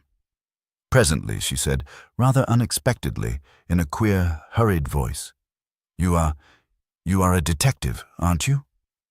Yes, mademoiselle. A very well-known detective? The best detective in the world, said Poirot, stating it as a simple truth, no more, no less. Ginevra Boynton breathed very softly. You have come here to protect me? Poirot stroked his moustaches thoughtfully. He said, Are you, then, in danger, mademoiselle? Yes, yes. She looked round with a quick, suspicious glance. I told Dr. Gerard about it in Jerusalem. He was very clever. He gave no sign at the time, but he followed me to that terrible place with the red rocks. She shivered. They meant to kill me there. I have to be continually on my guard. Poirot nodded gently and indulgently. Ginevra Boynton said, He is kind and good. He is in love with me. Yes? Oh, yes. He says my name in his sleep. Her voice softened. Again a kind of trembling, unearthly beauty hovered there. I saw him, lying there, turning and tossing, and saying my name. I stole away quietly. She paused. I thought, perhaps, he had sent for you. I have a terrible lot of enemies, you know. They are all round me. Sometimes they are disguised. Yes, yes, said Poirot gently. But you are safe here, with all your family round you. She drew herself up proudly. They are not my family. I have nothing to do with them. I cannot tell you who I really am. That is a great secret. It would surprise you if you knew. He said gently, Was your mother's death a great shock to you, mademoiselle? Ginevra stamped her feet. I tell you, she wasn't my mother. My enemies paid her to pretend she was and to see I did not escape. Where were you on the afternoon of her death? I was in the tent. It was hot in there, but I didn't dare come out. They might have got me. She gave a little quiver. One of them looked into my tent. He was disguised, but I knew him. I pretended to be asleep. The sheikh had sent him. The sheikh wanted to kidnap me, of course. For a few moments, Poirot walked in silence. Then he said, They are very pretty, these histories you recount to yourself. She stopped. She glared at him. They're true. They're all true. Again she stamped an angry foot. Yes, said Poirot, they are certainly ingenious. She cried out, They are true, true. Then, angrily, she turned from him and ran down the hillside. Poirot stood looking after her. In a minute or two he heard a voice close behind him. What did you say to her? Poirot turned to where Dr. Gerard, a little out of breath, stood beside him. Sarah was coming towards them both, but she came at a more leisurely pace. Poirot answered Gerard's question. I told her, he said, that she had imagined to herself some pretty stories. The doctor nodded his head thoughtfully. And she was angry. That is a good sign. It shows, you see, that she has not yet completely passed through the door. She still knows that it is not the truth. I shall cure her. Ah, you are undertaking a cure? Yes, I have discussed the matter with young Mrs. Boynton and her husband. Ginevra will come to Paris and enter one of my clinics. Afterwards, she will have her training for the stage. The stage? Yes, there is a possibility there for her of great success. And that is what she needs, what she must have. In many essentials, she has the same nature as her mother. No, cried Sarah, revolted. It seems impossible to you, but certain fundamental traits are the same. They were both born with a great yearning for importance. They both demand that their personality shall impress. This poor child has been thwarted and suppressed at every turn. She has been given no outlet for her fierce ambition, for her love of life, for the expression of her vivid romantic personality. He gave a little laugh. Nous allons changer tout ça. Then, with a little bow, he murmured, You will excuse me? And he hurried down the hill after the girl. Sarah said, Dr. Gerard is tremendously keen on his job. I perceive his keenness, said Poirot. Sarah said with a frown, All the same, I can't bear his comparing her to that horrible old woman, although once I felt sorry for Mrs. Boynton myself. When was that, mademoiselle? That time I told you about in Jerusalem. I suddenly felt as though I'd got the whole business wrong. You know that feeling one has sometimes when just for a short time you see everything the other way round. I got all het up about it and went and made a fool of myself. Oh no, not that. Sarah, as always, when she remembered her conversation with Mrs. Boynton, was blushing acutely. I felt all exalted as though I had a mission. And then later, when Lady W. fixed a fishy eye on me and said she had seen me talking to Mrs. Boynton, I thought she had probably overheard, and I felt the most complete ass. Poirot said, "What exactly was it that old Mrs. Boynton said to you? Can you remember the exact words?" "I think so. They made rather an impression on me. I never forget. That's what she said. Remember that. I've never forgotten anything. Not an action, not a name, not a face." Sarah shivered. She said it so malevolently, not even looking at me. I feel as if, even now I can hear her. Poirot said gently, "It impressed you very much?" "Yes. I'm not easily frightened, but sometimes I dream of her saying just those words and her evil, leering, triumphant face." "Ugh." She gave a quick shiver. Then she turned suddenly to him. "Monsieur Poirot, perhaps I ought not to ask, but have you come to a conclusion about this business? Have you found out anything definite?" "Yes." He saw her lips tremble as she asked, "What?" "I have found out to whom Raymond Boynton spoke that night in Jerusalem. It was to his sister Carol." "Carol, of course." Then she went on, "Did you tell him? Did you ask him?" It was no use. She could not go on. Poirot looked at her gravely and compassionately. He said quietly, "It means so much to you, mademoiselle." "It means just everything," said Sarah. Then she squared her shoulders. "But I've got to know." Poirot said quietly, "He told me that it was a hysterical outburst, no more. That he and his sister were worked up. He told me that in daylight such an idea appeared fantastic to them both." "I see," Poirot said gently. "Miss Sarah, will you not tell me what it is you fear?" Sarah turned a white, despairing face upon him.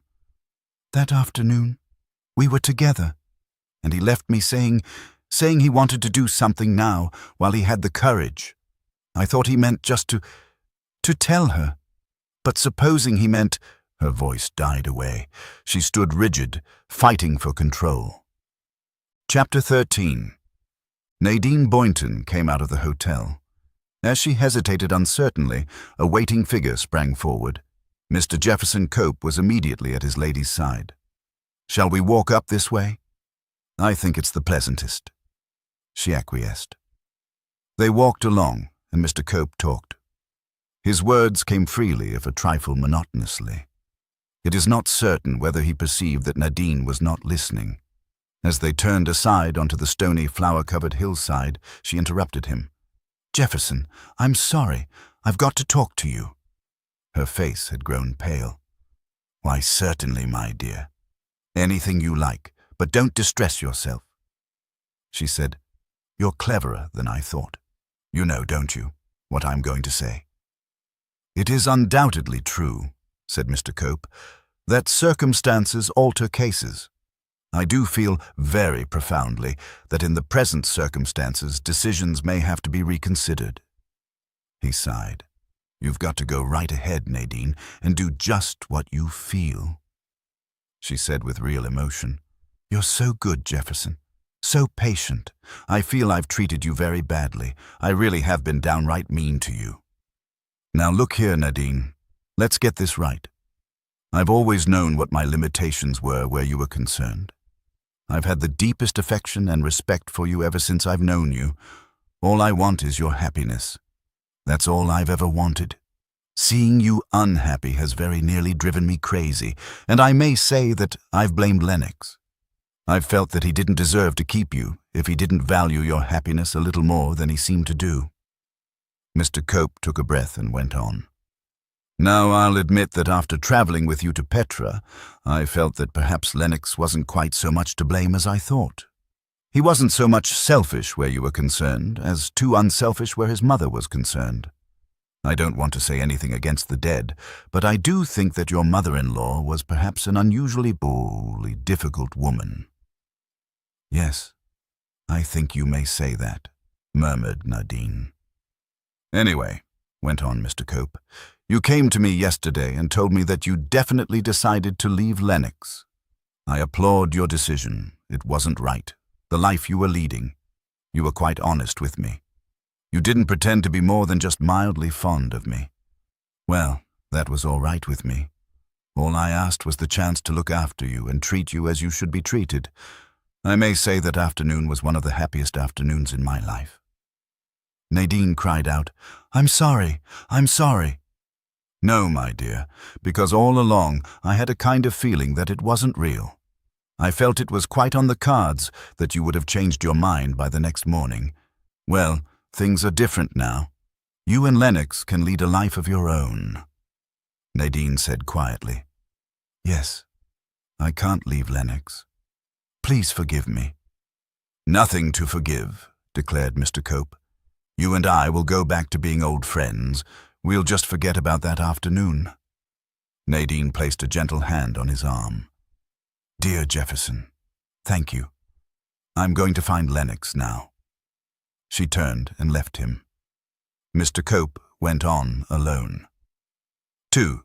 Nadine found Lennox sitting at the top of the Greco-Roman theater. He was in such a brown study that he hardly noticed her till she sank breathless at his side. "Lennox. Nadine." He half turned. She said, "We haven't been able to talk until now, but you know, don't you, that I am not leaving you."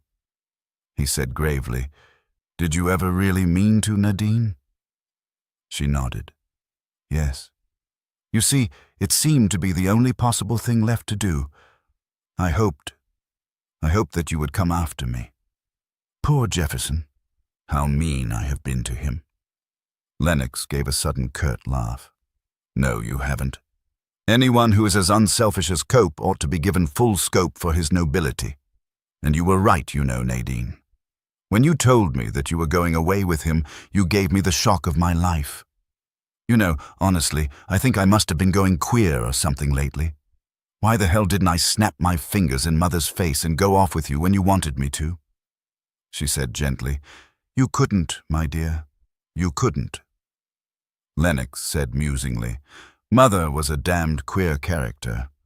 I believe she'd got us all half hypnotized." She had. Lennox mused a minute or two longer. Then he said, "When you told me that afternoon, it was just like being hit a crack on the head. I walked back half dazed, and then, suddenly, I saw what a damned fool I'd been. I realized that there was only one thing to be done if I didn't want to lose you."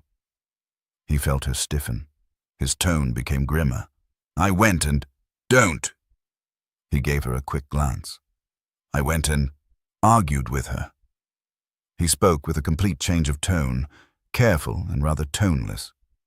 "I told her that I got to choose between her and you, and that I chose you." There was a pause. He repeated in a tone of curious self-approval, "Yes, that's what I said to her." Chapter 14. Poirot met two people on his way home. The first was Mr. Jefferson Cope. "Monsieur Hercule Poirot, my name's Jefferson Cope." The two men shook hands ceremoniously. Then, falling into step beside Poirot, Mr. Cope explained, "It's just got round to me that you're making a kind of routine inquiry into the death of my old friend Mrs. Boynton. That certainly was a shocking business. Of course, mind you, the old lady ought never to have undertaken such a fatiguing journey. But she was headstrong, Monsieur Poirot. Her family could do nothing with her. She was by way of being a household tyrant. Had had her own way too long, I guess. It certainly is true what she said went." "Yes, sir, that certainly was true." There was a momentary pause. "I'd just like to tell you, Monsieur Poirot, that I'm an old friend of the Boynton family. Naturally, they're all a good deal upset over this business. They're a trifle nervous and highly strung, too, you know. So if there are any arrangements to be made, Necessary formalities, arrangements for the funeral, transport of the body to Jerusalem. Why, I'll take as much trouble as I can off their hands. Just call upon me for anything that needs doing." "I am sure the family will appreciate your offer," said Poirot. He added, "You are, I think, a special friend of young Mrs. Boynton's." Mr. Jefferson Cope went a little pink.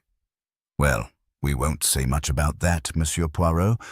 I hear you had an interview with Mrs. Lennox Boynton this morning, and she may have given you a hint how things were between us, but that's all over now. Mrs. Boynton is a very fine woman, and she feels that her first duty is to her husband in his sad bereavement." There was a pause. Poirot received the information by a delicate gesture of the head.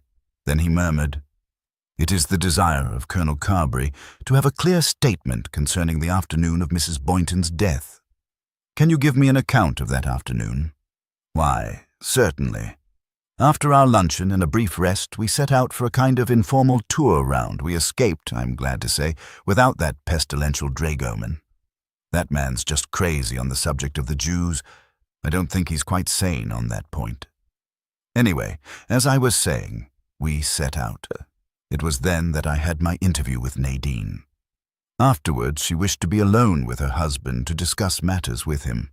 I went off on my own, working gradually back towards the camp. About halfway there, I met the two English ladies who had been on the morning expedition. One of them's an English peeress, I understand." Poirot said that such was the case. "Ah, she's a fine woman, a very powerful intellect and very well informed. The other seemed to me rather a weak sister, and she looked about dead with fatigue. That expedition in the morning was very strenuous for an elderly lady, especially when she doesn't like heights. Well, as I was saying, I met these two ladies and was able to give them some information on the subject of the Nabateans. We went around a bit and got back to the camp about 6. Lady Westholme insisted on having tea, and I had the pleasure of having a cup with her. The tea was kind of weak, but it had an interesting flavor. Then the boys laid the table for supper and sent out to the old lady, only to find that she was sitting there dead in her chair. Did you notice her as you walked home?" "I did notice she was there. It was her usual seat in the afternoon and evening, but I didn't pay special attention. I was just explaining to Lady Westholme conditions of our slump. I had to keep an eye on Miss Pierce, too. She was so tired she kept turning her ankles. Thank you, Mr. Cope. May I be so indiscreet as to ask if Mrs. Boynton is likely to have left a large fortune? A very considerable one. That is to say, strictly speaking, it was not hers to leave. She had a life interest in it, and at her death it is divided between the late Elmer Boynton's children. Yes, they will all be very comfortably off now." "Money," murmured Poirot, "makes a lot of difference. How many crimes have been committed for it?" Mr. Cope looked a little startled. "Why, that's so, I suppose," he admitted. Poirot smiled sweetly and murmured, "But there are so many motives for murder, are there not? Thank you, Mr. Cope, for your kind cooperation." "You're welcome, I'm sure," said Mr. Cope.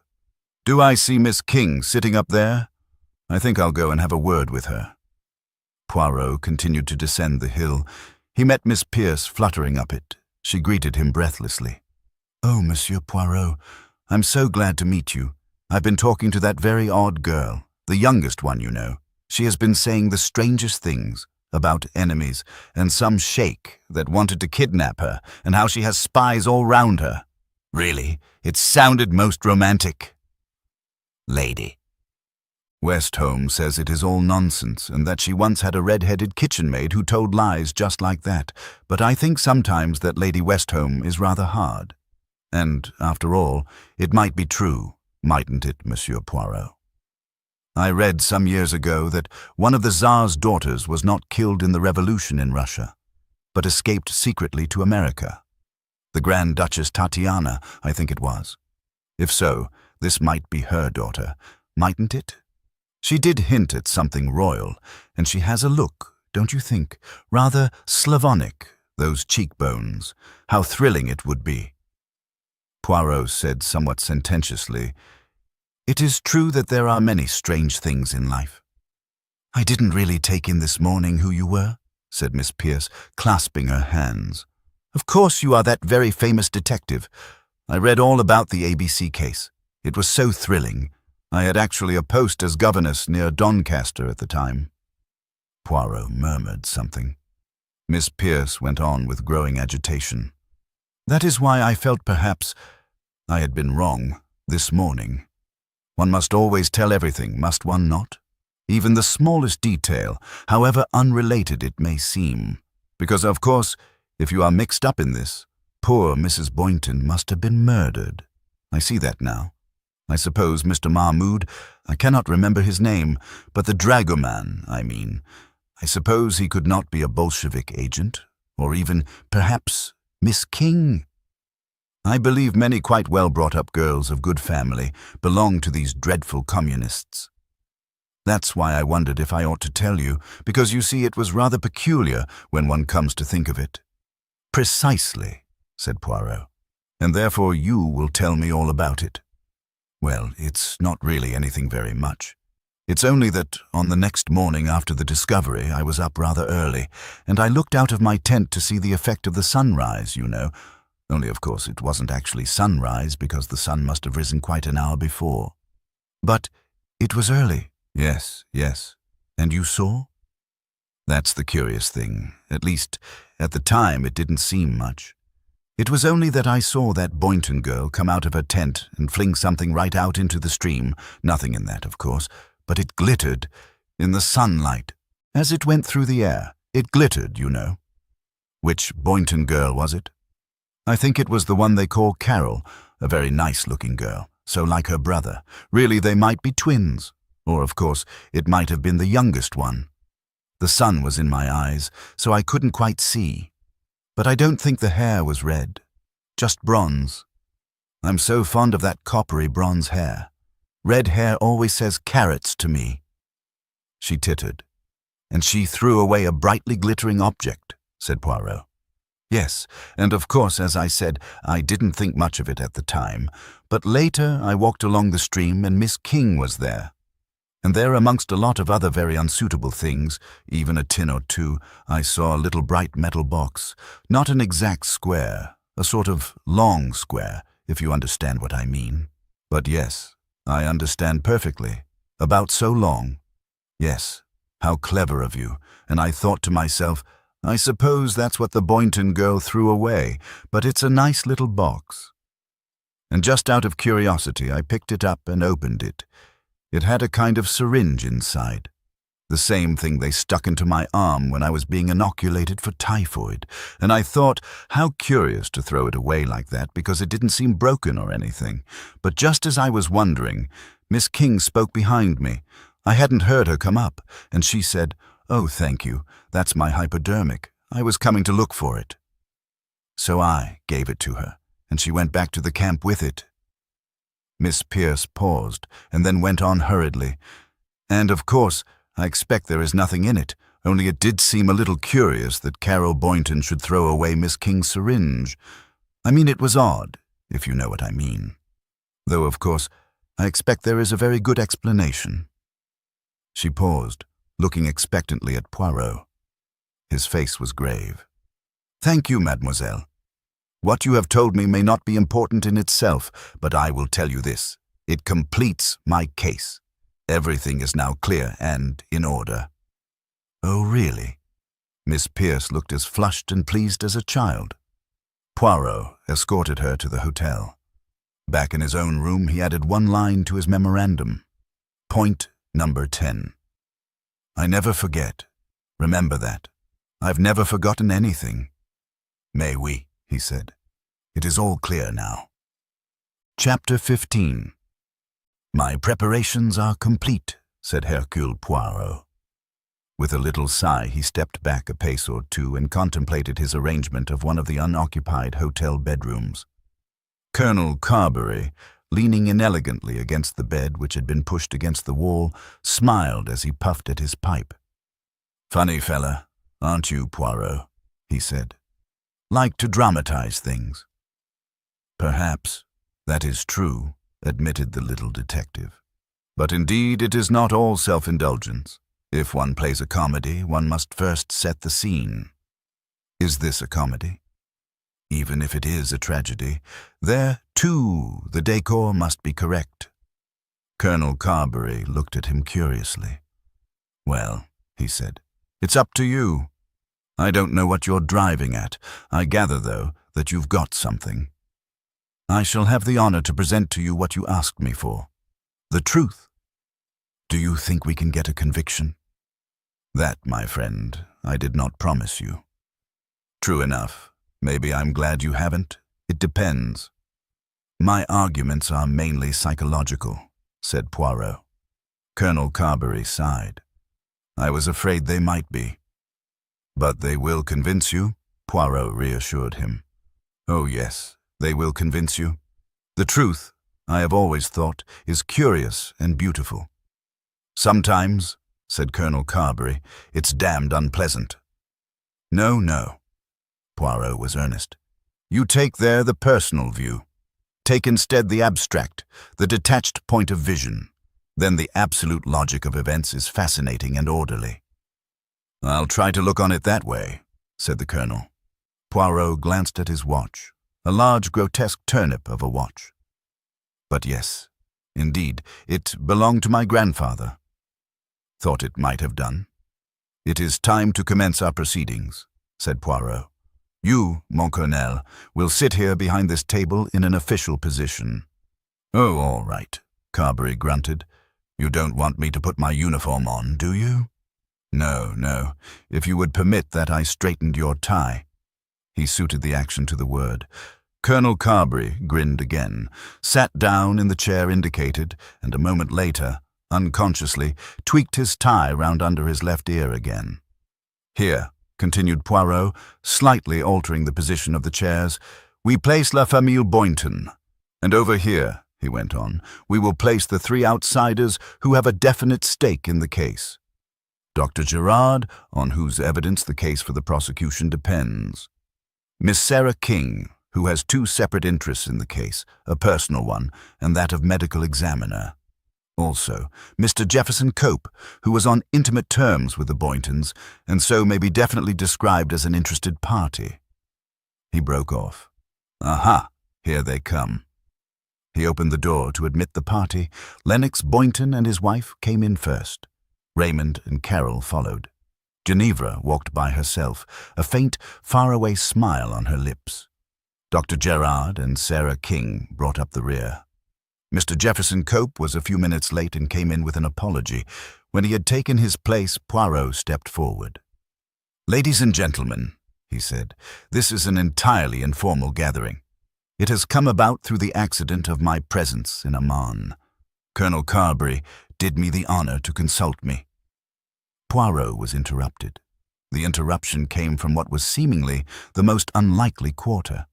Lennox Boynton said suddenly and pugnaciously, "Why? Why the devil should he bring you into this business?" Poirot waved a hand gracefully. "Me? I am often called in cases of sudden death." Lennox Boynton said, "Doctors send for you whenever there is a case of heart failure." Poirot said gently, "Heart failure is such a very loose and unscientific term." Colonel Carberry cleared his throat. It was an official noise. He spoke in an official tone. "Best to make it quite clear. Circumstance of death reported to me. Very natural occurrence. Weather unusually hot. Journey a very trying one for an elderly lady in bad health. So far, all quite clear, but Dr. Gerard came to me and volunteered a statement." He looked inquiringly at Poirot. Poirot nodded. "De Gerard is a very eminent physician with a worldwide reputation. Any statement he makes is bound to be received with attention. Dr. Gerard's statement was as follows. On the morning after Mrs. Boynton's death, he noted that a certain quantity of a powerful drug acting on the heart was missing from his medical supplies. On the previous afternoon, he had noticed the disappearance of a hypodermic syringe. Syringe was returned during the night. Final point, there was a puncture on the dead woman's wrist corresponding to the mark of a hypodermic syringe. Colonel Carberry paused. In these circumstances, I considered that it was the duty of those in authority to inquire into the matter. Monsieur Hercule Poirot was my guest and very considerately offered his highly specialized services. I gave him full authority to make any investigations he pleased. We are assembled here now to hear his report on the matter. There was silence. A silence so acute that you could have heard, as the saying is, a pin drop. Actually, someone did drop what was probably a shoe in the next room. It sounded like a bomb in the hushed atmosphere.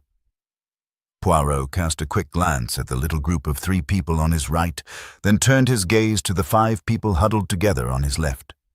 A group of people with frightened eyes. Poirot said quietly, "When Colonel Carberry mentioned this business to me, I gave him my opinion as an expert. I told him that it might not be possible to bring proof, such proof as would be admissible in a court of law, but I told him very definitely that I was sure I could arrive at the truth, simply by questioning the people concerned. For let me tell you this, my friends, to investigate a crime it is only necessary to let the guilty party or parties talk. Always, in the end, they tell you what you want to know." He paused. "So, in this case, although you have lied to me, you have also, unwittingly, told me the truth." He heard a faint sigh, the scrape of a chair on the floor to his right, but he did not look round. He continued to look at the Boyntons. "First, I examined the possibility of Mrs. Boynton having died a natural death, and I decided against it. The missing drug, the hypodermic syringe, and above all the attitude of the dead lady's family all convinced me that that supposition could not be entertained. Not only was Mrs. Boynton killed in cold blood, but every member of her family was aware of the fact. Collectively, they reacted as guilty parties. But there are degrees in guilt. I examined the evidence carefully with a view to ascertaining whether the murder, yes, it was murder, had been committed by the old lady's family acting on a concerted plan. There was, I may say, overwhelming motive. One and all stood to gain by her death, both in the financial sense, for they would at once attain financial independence and indeed enjoy very considerable wealth, and also in the sense of being freed from what had become an almost insupportable tyranny. To continue, I decided almost immediately that the concerted theory would not hold water. The stories of the Boynton family did not dovetail neatly into each other, and no system of workable alibis had been arranged. The facts seemed more to suggest that one, or possibly 2 members of the family had acted in collusion and that the others were accessories after the fact. I next considered which particular member or members were indicated. Here, I may say, I was inclined to be biased by a certain piece of evidence known only to myself. Here Poirot recounted his experience in Jerusalem.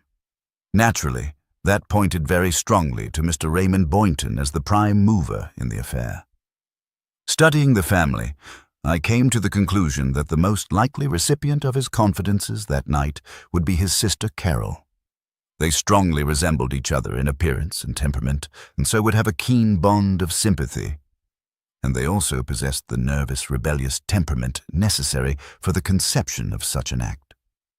That their motive was partly unselfish, to free the whole family, and particularly their younger sister, only made the planning of the deed more plausible.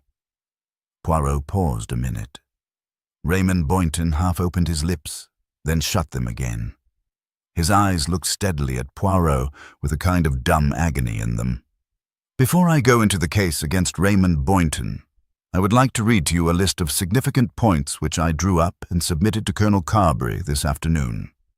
Significant points: Mrs. Boynton was taking a mixture containing digitalin.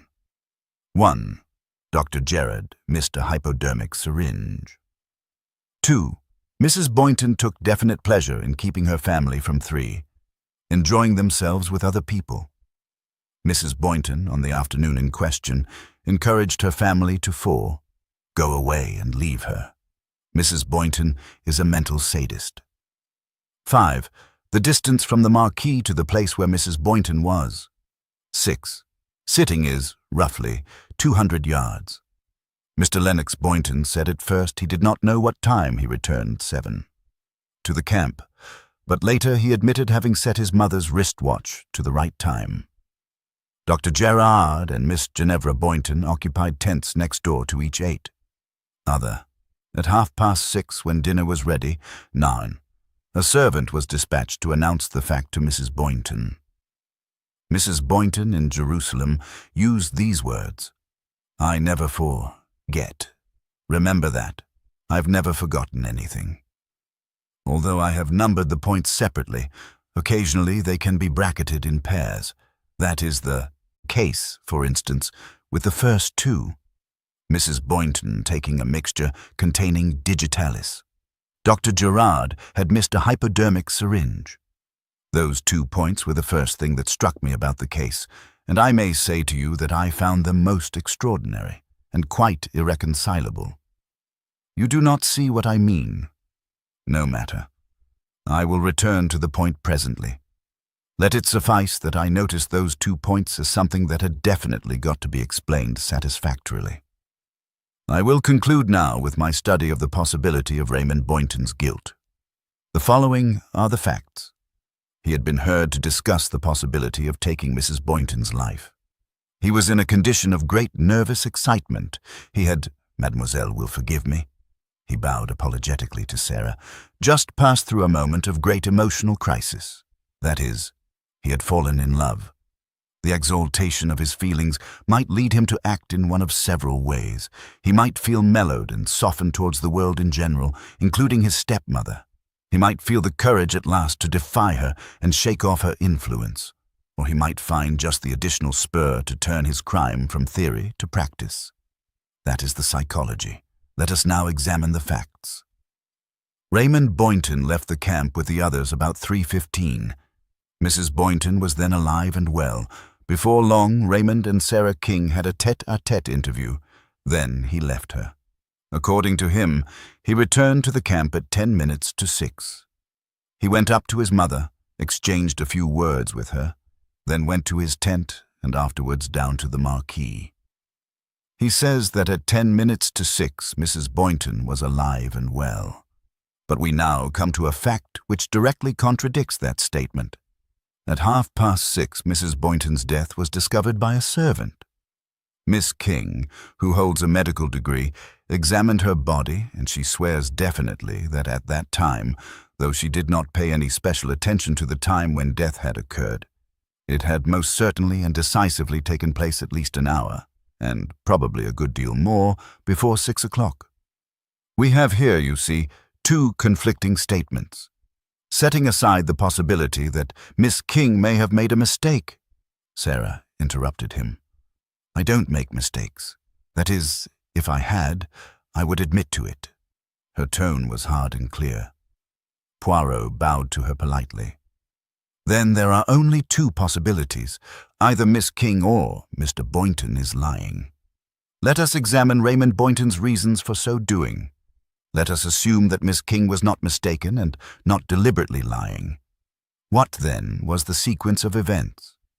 Raymond Boynton returns to the camp, sees his mother sitting at the mouth of her cave, goes up to her, and finds she is dead. What does he do? Does he call for help? Does he immediately inform the camp of what has happened? No, he waits a minute or 2, then passes on to his tent and joins his family in the marquee and says nothing. Such conduct is exceedingly curious, is it not? Raymond said in a nervous, sharp voice. It would be idiotic, of course. That ought to show you that my mother was alive and well, as I've said. Miss King was flustered and upset and made a mistake. One asks oneself, said Poirot, calmly sweeping on, whether there could possibly be a reason for such conduct. It seems, on the face of it, that Raymond Boynton cannot be guilty, since at the only time he was known to approach his stepmother that afternoon, she had already been dead for some time. Now, supposing, therefore, that Raymond Boynton is innocent, can we explain his conduct? And I say that on the assumption that he is innocent, we can. For I remember that fragment of conversation I overheard. You do see, don't you, that she's got to be killed? He comes back from his walk and finds her dead, and at once his guilty memory envisages a certain possibility. The plan has been carried out, not by him, but by his fellow planner. Tout simplement, he suspects that his sister, Carol Boynton, is guilty. "It's a lie," said Raymond in a low, trembling voice. Poirot went on, "Let us now take the possibility of Carol Boynton being the murderess. What is the evidence against her? She has the same highly strung temperament, the kind of temperament that might see such a deed colored with heroism. It was she to whom Raymond Boynton was talking that night in Jerusalem. Carol Boynton returned to the camp at 10 minutes past 5. According to her own story, she went up and spoke to her mother. No one saw her do so. The camp was deserted. The boys were asleep. Lady West home. Miss Pierce and Mr. Cope were exploring caves out of sight of the camp.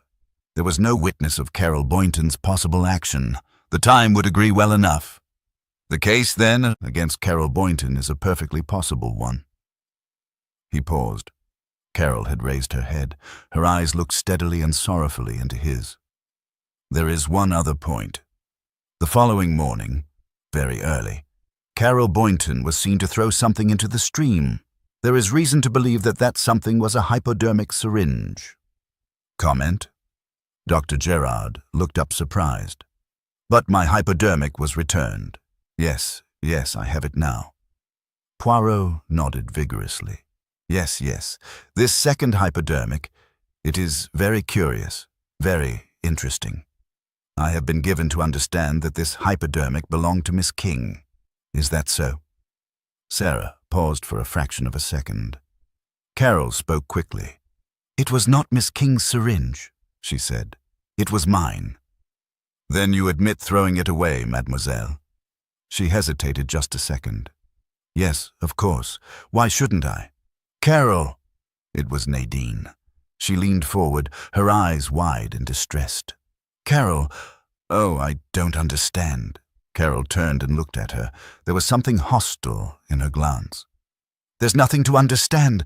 I threw away an old hypodermic. I never touched the poison."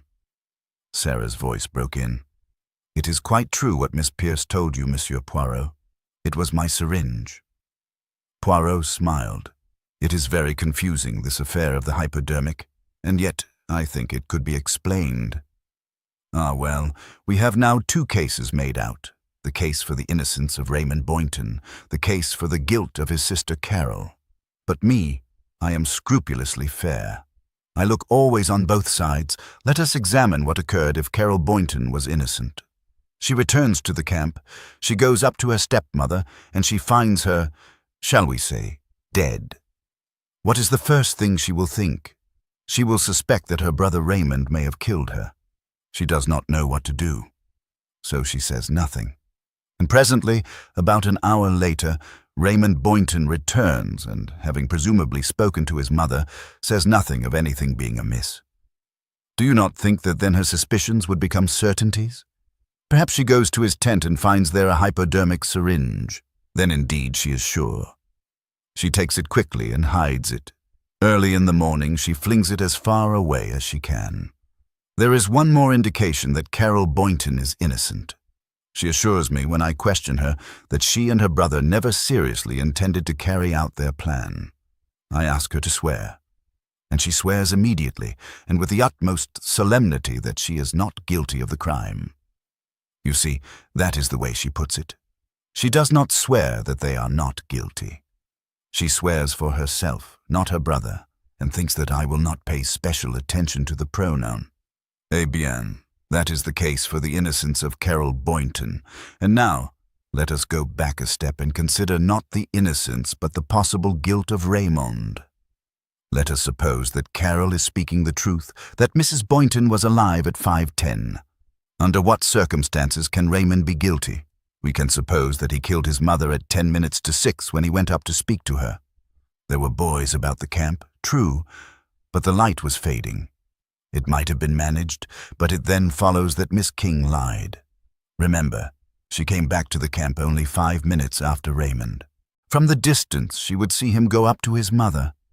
Then, when later she is found dead, Miss King realizes that Raymond has killed her, and to save him, she lies, knowing that Dr. Gerard is down with fever and cannot expose her lie. "I did not lie," said Sarah clearly. "There is yet another possibility. Miss King, as I have said, reached the camp a few minutes after Raymond. If Raymond Boynton found his mother alive, it may have been Miss King who administered the fatal injection. She believed that Mrs. Boynton was fundamentally evil. She may have seen herself as a just executioner. That would equally well explain her lying about the time of death." Sarah had grown very pale. She spoke in a low, steady voice. "It is true that I spoke of the expediency of one person dying to save many. It was the place of sacrifice that suggested the idea to me, but I can swear to you that I never harmed that disgusting old woman, nor would the idea of doing so ever have entered my head." "And yet," said Poirot softly, "one of you two must be lying." Raymond Boynton shifted in his chair. He cried out impetuously, "You win, Monsieur Poirot. I'm the liar. Mother was dead when I went up to her. It quite knocked me out. I'd been going, you see, to have it out with her, to tell her that from henceforth I was a free agent. I was all set, you understand. And there she was, dead, her hand all cold and flabby. And I thought, just what you said. I thought maybe Carol... You see, there was the mark on her wrist," Poirot said quickly. "That is the one point on which I am not completely informed. What was the method you counted on employing? You had a method, and it was connected with a hypodermic syringe. That much I know. If you want me to believe you, you must tell me the rest." Raymond said hurriedly, "It was a way I read in a book, an English detective story. You stuck an empty hypodermic syringe into someone, and it did the trick. It sounded perfectly scientific. I thought we'd do it that way." "Ah," said Poirot. "I comprehend. And you purchased a syringe?" "No. As a matter of fact, I pinched Nadine's." Poirot shot a quick look at her. "The syringe that is in your baggage in Jerusalem?" he murmured. A faint color showed in the young woman's face. I wasn't sure what had become of it," she murmured. Poirot murmured, "You are so quick-witted, madame." Chapter 16. There was a pause. Then, clearing his throat with a slightly affected sound, Poirot went on. "We have now solved the mystery of what I might term the second hypodermic. That belonged to Mrs. Lennox Boynton, was taken by Raymond Boynton before leaving Jerusalem, was taken from Raymond by Carol after the discovery of Mrs. Boynton's dead body, was thrown away by her, found by Miss Pierce, and claimed by Miss King as hers. I presume Miss King has it now." "I have," said Sarah. "So that when you said it was yours just now, you were doing what you told us you do not do. You told a lie." Sarah said calmly, "That's a different kind of lie. It isn't a professional lie." Gerard nodded appreciation. "Yes, it is a point that. I understand you perfectly, mademoiselle." "Thanks," said Sarah. Again Poirot cleared his throat. "Let us now review our timetable. Thus, Boyntons and Jefferson Cope leave the camp 3.5 or approx. Dr. Gerard and Sarah King leave the camp 3.10 approx. Lady Westholme and Miss Pierce leave the camp 4.15. Dr. Gerard returns to camp 4.20 approx. Lennox Boynton returns to camp 4.35. Nadine Boynton returns to camp and talks to Mrs. Boynton. 4:40. Nadine Boynton leaves her mother-in-law and goes to Marquis. 4:50, approx. Carol Boynton returns to camp 5:10. Lady Westholme, Miss Pierce, and Mr. Jefferson Cope return to camp. 5:40, Raymond Boynton returns to camp 5:50.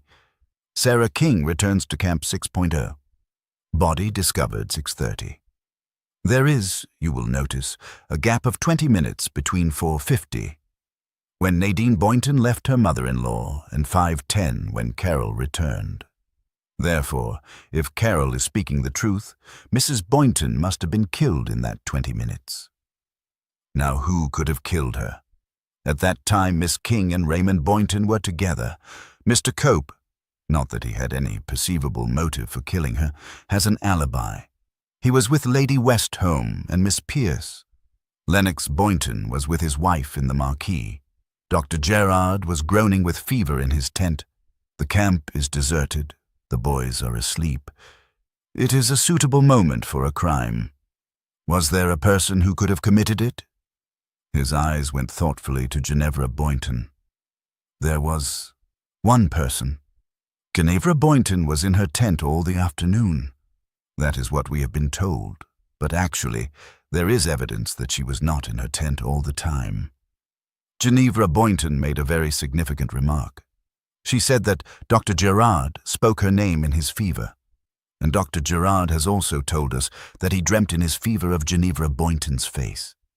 But it was not a dream. It was actually her face he saw, standing there by his bed. He thought it an effect of fever, but it was the truth. Ginevra was in Dr. Gerard's tent. Is it not possible that she had come to put back the hypodermic syringe after using it? Ginevra Boynton raised her head with its crown of red-gold hair. Her wide, beautiful eyes stared at Poirot. They were singularly expressionless. She looked like a vague saint. "Ah, ça non," cried Dr. Gerard. "Is it, then, so psychologically impossible?" inquired Poirot. The Frenchman's eyes dropped. Nadine Boynton said sharply, "It's quite impossible." Poirot's eyes came quickly round to her. "Impossible, madame." "Yes." She paused, bit her lip, then went on. "I will not hear of such a disgraceful accusation against my young sister-in-law. We, all of us, know it to be impossible." Ginevra moved a little on her chair. The lines of her mouth relaxed into a smile. The touching, innocent, half-unconscious smile of a very young girl. Nadine said again, "Impossible." Her gentle face had hardened into lines of determination. The eyes that met Poirot's were hard and unflinching. Poirot leaned forward in what was half a bow. "Madame is very intelligent," he said. Nadine said quietly, "What do you mean by that, Monsieur Poirot?" "I mean, madame, that all along I have realized that you have what I believe is called an excellent headpiece.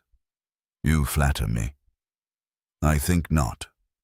All along you have envisaged the situation calmly and collectively. You have remained on outwardly good terms with your husband's mother, deeming that the best thing to be done, but inwardly you have judged and condemned her. I think that some time ago you realized that the only chance for your husband's happiness was for him to make an effort to leave home, strike out on his own no matter how difficult and penurious such a life might be. You were willing to take all risks, and you endeavored to influence him to exactly that course of action. But you failed, madam. Lennox Boynton had no longer the will to freedom. He was content to sink into a condition of apathy and melancholy. Now I have no doubt at all, madam, but that you love your husband. Your decision to leave him was not actuated by a greater love for another man. It was, I think, a desperate venture undertaken as a last hope. A woman in your position could only try 3 things. She could try appeal. That, as I have said, failed. She could threaten to leave herself, but it is possible that even that threat would not have moved Lennox Boynton. It would plunge him deeper in misery, but it would not cause him to rebel. There was one last desperate throw. You could go away with another man. Jealousy and the instinct of possession is one of the most deeply rooted fundamental instincts in man. You showed your wisdom in trying to reach that deep underground savage instinct. If Lennox Boynton would let you go without an effort to another man, then he must indeed be beyond human aid, and you might as well then try to make a new life for yourself elsewhere. But let us suppose that even that last desperate remedy failed. Your husband was terribly upset at your decision, but in spite of that he did not, as you had hoped, react as a primitive man might have done with an uprush of the possessive instinct. Was there anything at all that could save your husband from his own rapidly failing mental condition? Only one thing. If his stepmother were to die, it might not be too late. He might be able to start life anew as a free man, building up in himself independence and manliness once more. Poirot paused, then repeated gently, "If your mother-in-law were to die." Nadine's eyes were still fixed on him. In an unmoved, gentle voice, she said, "You are suggesting that I helped to bring that event about, are you not? But you cannot do so, Monsieur Poirot." After I had broken the news of my impending departure to Mrs. Boynton, I went straight to the Marquis and joined Lennox. I did not leave it again until my mother-in-law was found dead. Guilty of her death I may be, in the sense that I gave her a shock that, of course, presupposes a natural death. But if, as you say, though so far you have no direct evidence of it and cannot have until an autopsy has taken place, she was deliberately killed, then I had no opportunity of doing so. Poirot said, "You did not leave the Marquis again until your mother-in-law was found dead." That is what you have just said. That, Mrs. Boynton, was one of the points I found curious about this case. What do you mean? It is here on my list. Point 9. At 6:30, when dinner was ready, a servant was dispatched to announce the fact to Mrs. Boynton. Raymond said, "I don't understand." Carroll said, "No more do I." Poirot looked from one to the other of them. "You do not, eh? A servant was sent." "Why a servant? Were you not, all of you, most assiduous in your attendance on the old lady as a general rule? Did not one or other of you always escort her to meals? She was infirm. It was difficult for her to rise from a chair without assistance. Always one or other of you was at her elbow. I suggest, then, that on dinner being announced the natural thing would have been for one or other of her family to go out and help her, but not one of you offered to do so. You all sat there, paralyzed, watching each other, wondering, perhaps, why no one went." Nadine said sharply, "All this is absurd, Monsieur Poirot.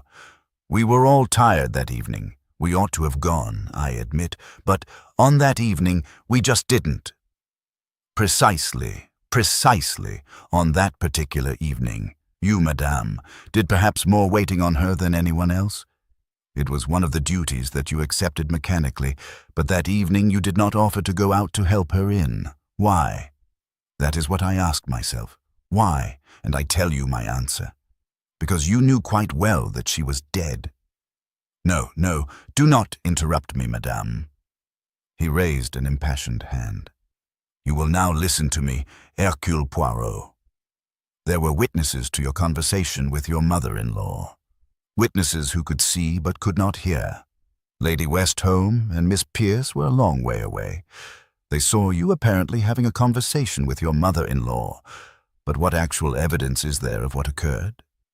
I will propound to you instead a little theory. You have brains, madam. If in your quiet, unhurried fashion you have decided on, shall we say, the elimination of your husband's mother, you will carry it out with intelligence and with due preparation. You have access to Dr. Gerard's tent during his absence on the morning excursion. You are fairly sure that you will find a suitable drug. Your nursing training helps you there. You choose digitoxin, the same kind of drug that the old lady is taking. You also take his hypodermic syringe, since to your annoyance your own has disappeared. You hope to replace the syringe before the doctor notices its absence. Before proceeding to carry out your plan, you make one last attempt to stir your husband into action. You tell him of your intention to marry Jefferson Cope. Though your husband is terribly upset, he does not react as you had hoped. So you are forced to put your plan of murder into action. You return to the camp exchanging a pleasant natural word with Lady Westholme and Miss Pierce as you pass. You go up to where your mother-in-law is sitting. You have the syringe with the drug in it ready. It is easy to seize her wrist and, proficient as you are with your nurse's training, force home the plunger. It is done before your mother-in-law realizes what you are doing. From far down the valley, the others only see you talking to her, bending over her. Then deliberately you go and fetch a chair and sit there apparently engaged in an amicable conversation for some minutes. Death must have been almost instantaneous. It is a dead woman to whom you sit talking, but who shall guess that? Then you put away the chair and go down to the marquee, where you find your husband reading a book. And you are careful not to leave that marquee. Mrs. Boynton's death, you are sure, will be put down to heart trouble. It will indeed be due to heart trouble. In only one thing have your plans gone astray. You cannot return the syringe to Dr. Gerard's tent because the doctor is in there shivering with malaria, and although you do not know it, he has already missed the syringe. That, madam, was the flaw in an otherwise perfect crime. There was silence, a moment's dead silence. Then Lennox Boynton sprang to his feet. "No!" he shouted. "That's a damned lie! Nadine did nothing. She couldn't have done anything. My mother was already dead." "Ah." Poirot's eyes came gently round to him. "So, after all, it was you who killed her, Mr. Boynton." Again a moment's pause, then Lennox dropped back into his chair and raised trembling hands to his face. "Yes, that's right. I killed her." "You took the digitoxin from Dr. Gerard's tent?" "Yes." "When?" As you said, in the morning." "And the syringe?" "The syringe?" "Yes." "Why did you kill her?" "Can you ask?" "I am asking, Mr. Boynton." "But you know, my wife was leaving me, with Cope." "Yes, but you only learnt that in the afternoon." Lennox stared at him. "Of course. When we were out, but you took the poison and the syringe in the morning, before you knew? Why the hell do you badger me with questions?" He paused and passed a shaking hand across his forehead. "What does it matter, anyway?" "It matters a great deal. I advise you, Mr. Lennox Boynton, to tell me the truth." "The truth?" Lennox stared at him. "That is what I said. The truth." "By God, I will," said Lennox suddenly. "But I don't know whether you will believe me." He drew a deep breath. "That afternoon, when I left Nadine, I was absolutely all to pieces. I'd never dreamed she'd go from me to someone else. I was nearly mad. I felt as though I was drunk or recovering from a bad illness." Poirot nodded. He said, "I noted Lady Westholme's description of your gait when you passed her. That is why I knew your wife was not speaking the truth when she said she told you after you were both back at the camp. Continue, Mr. Boynton." "I hardly knew what I was doing. But as I got near, my brain seemed to clear. It flashed over me that I had only myself to blame. I'd been a miserable worm. I ought to have defied my stepmother and cleared out years ago. And it came to me that it mightn't be too late even now. There she was, the old devil, sitting up like an obscene idol against the red cliffs. I went right up to have it out with her. I meant to tell her just what I thought and to announce that I was clearing out. I had a wild idea I might get away at once that evening, clear out with Nadine and get as far as Ma'an, anyway that night." "Oh, Lennox, my dear," it was a long, soft sigh. He went on, "And then, my God, you could have struck me down with a touch. She was dead. Sitting there, dead. I didn't know what to do. I was dumb, dazed. Everything I was going to shout out at her bottled up inside me, turning to lead. I can't explain. Stone, that's what it felt like. Being turned to stone. I did something mechanically. I picked up her wristwatch. It was lying in her lap, and put it round her wrist, her horrid, limp, dead wrist." He shuddered. "God, it was awful. Then I stumbled down, went into the marquee. I ought to have called someone, I suppose, but I couldn't. I just sat there, turning the pages, waiting." He stopped. "You won't believe that. You can't. Why didn't I call someone? Tell Nadine? I don't know."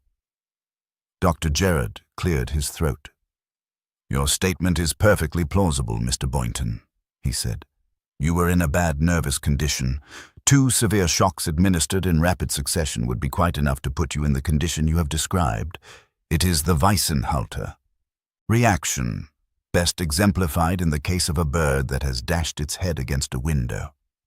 Even after its recovery, it refrains instinctively from all action, giving itself time to readjust the nerve centers.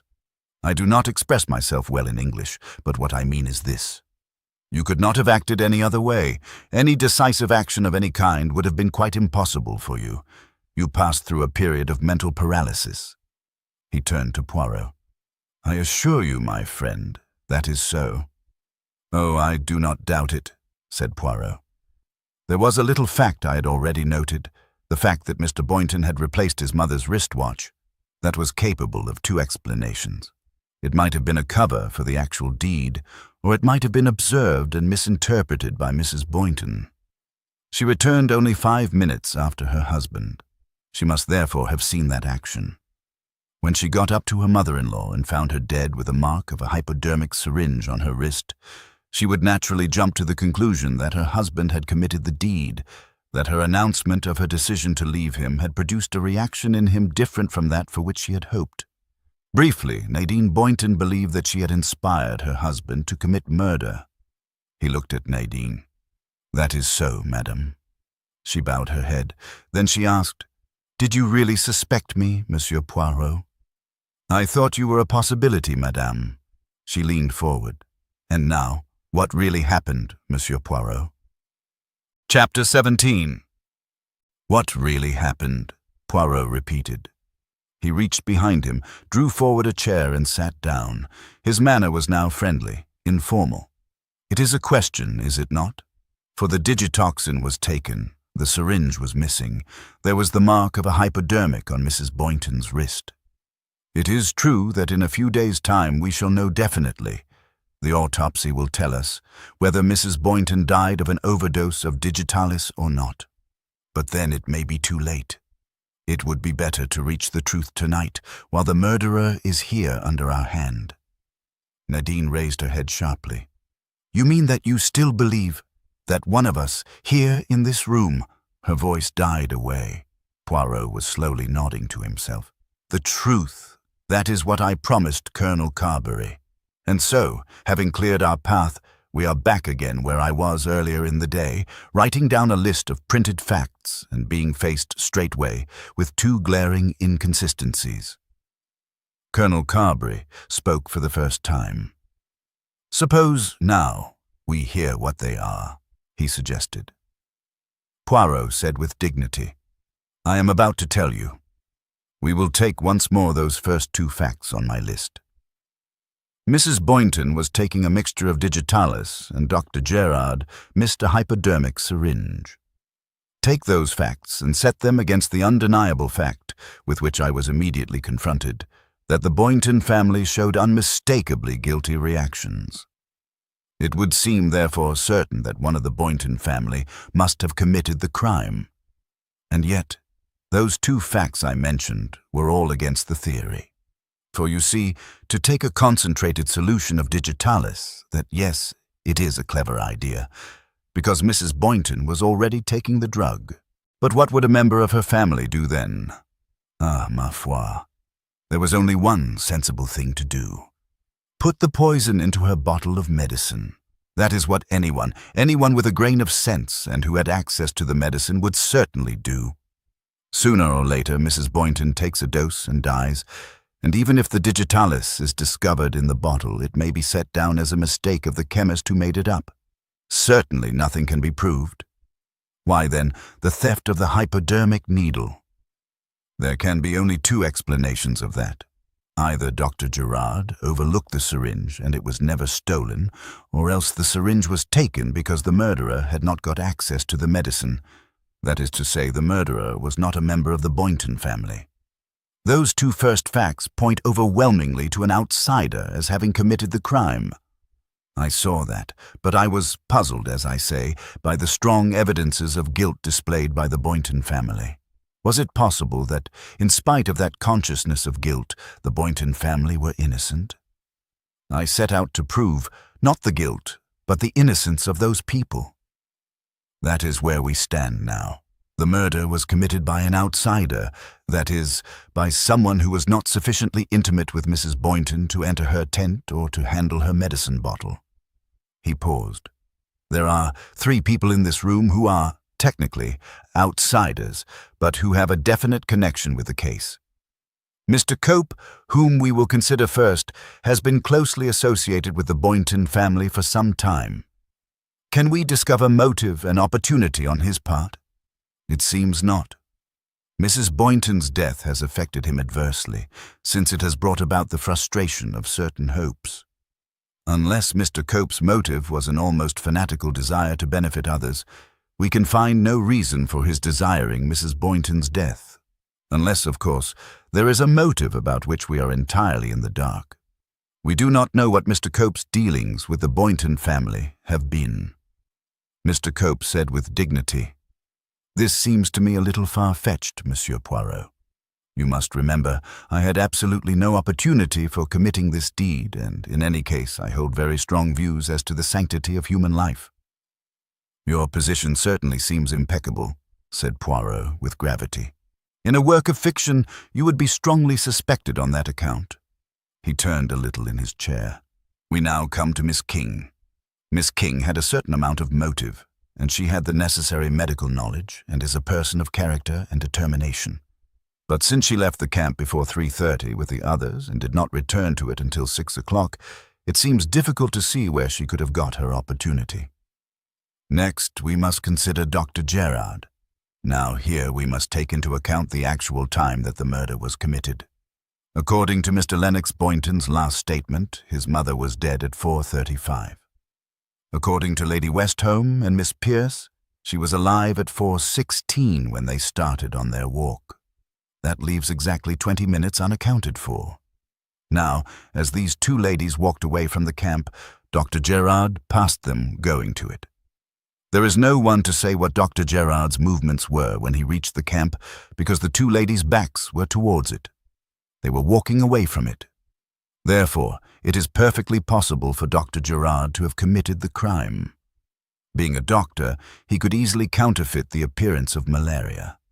There is, I should say, a possible motive. Dr. Gerard might have wished to save a certain person whose reason, perhaps more vital a loss than loss of life, was in danger, and he may have considered the sacrifice of an old and worn-out life worth it.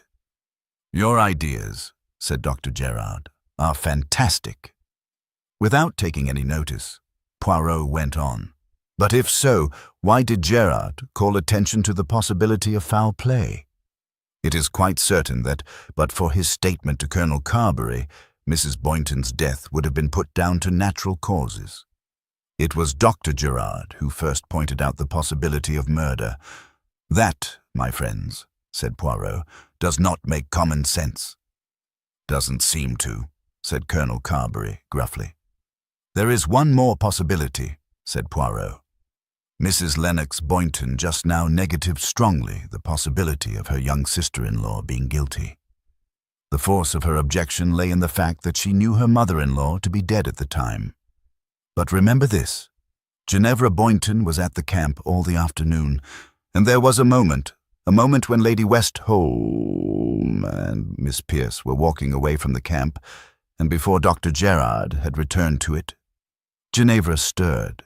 She leaned forward, staring into Poirot's face with a strange, innocent, puzzled stare.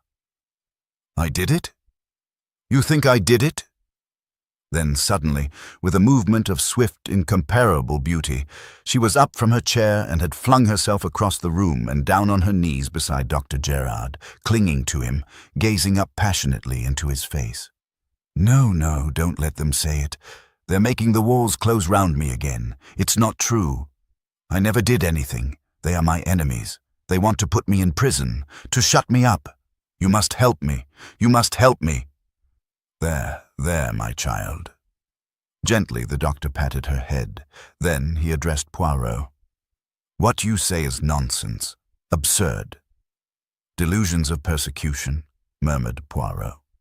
"Yes, but she could never have done it that way. She would have done it, you must perceive, dramatically, A dagger, something flamboyant, spectacular, never this cool, calm logic. I tell you, my friends, it is so. This was a reasoned crime. A sane crime. Poirot smiled. Unexpectedly, he bowed. Je suis entièrement de votre avis, he said smoothly. Chapter 18. Come, said Hercule Poirot, we have still a little way to go. Dr. Gerard has invoked the psychology, so let us now examine the psychological side of this case. We have taken the facts, we have established a chronological sequence of events, we have heard the evidence. There remains the psychology. And the most important psychological evidence concerns the dead woman. It is the psychology of Mrs. Boynton herself that is the most important thing in this case. Take from my list of specified facts points 3 and 4. Mrs. Boynton took definite pleasure in keeping her family from enjoying themselves with other people. Mrs. Boynton, on the afternoon in question, encouraged her family to go away and leave her.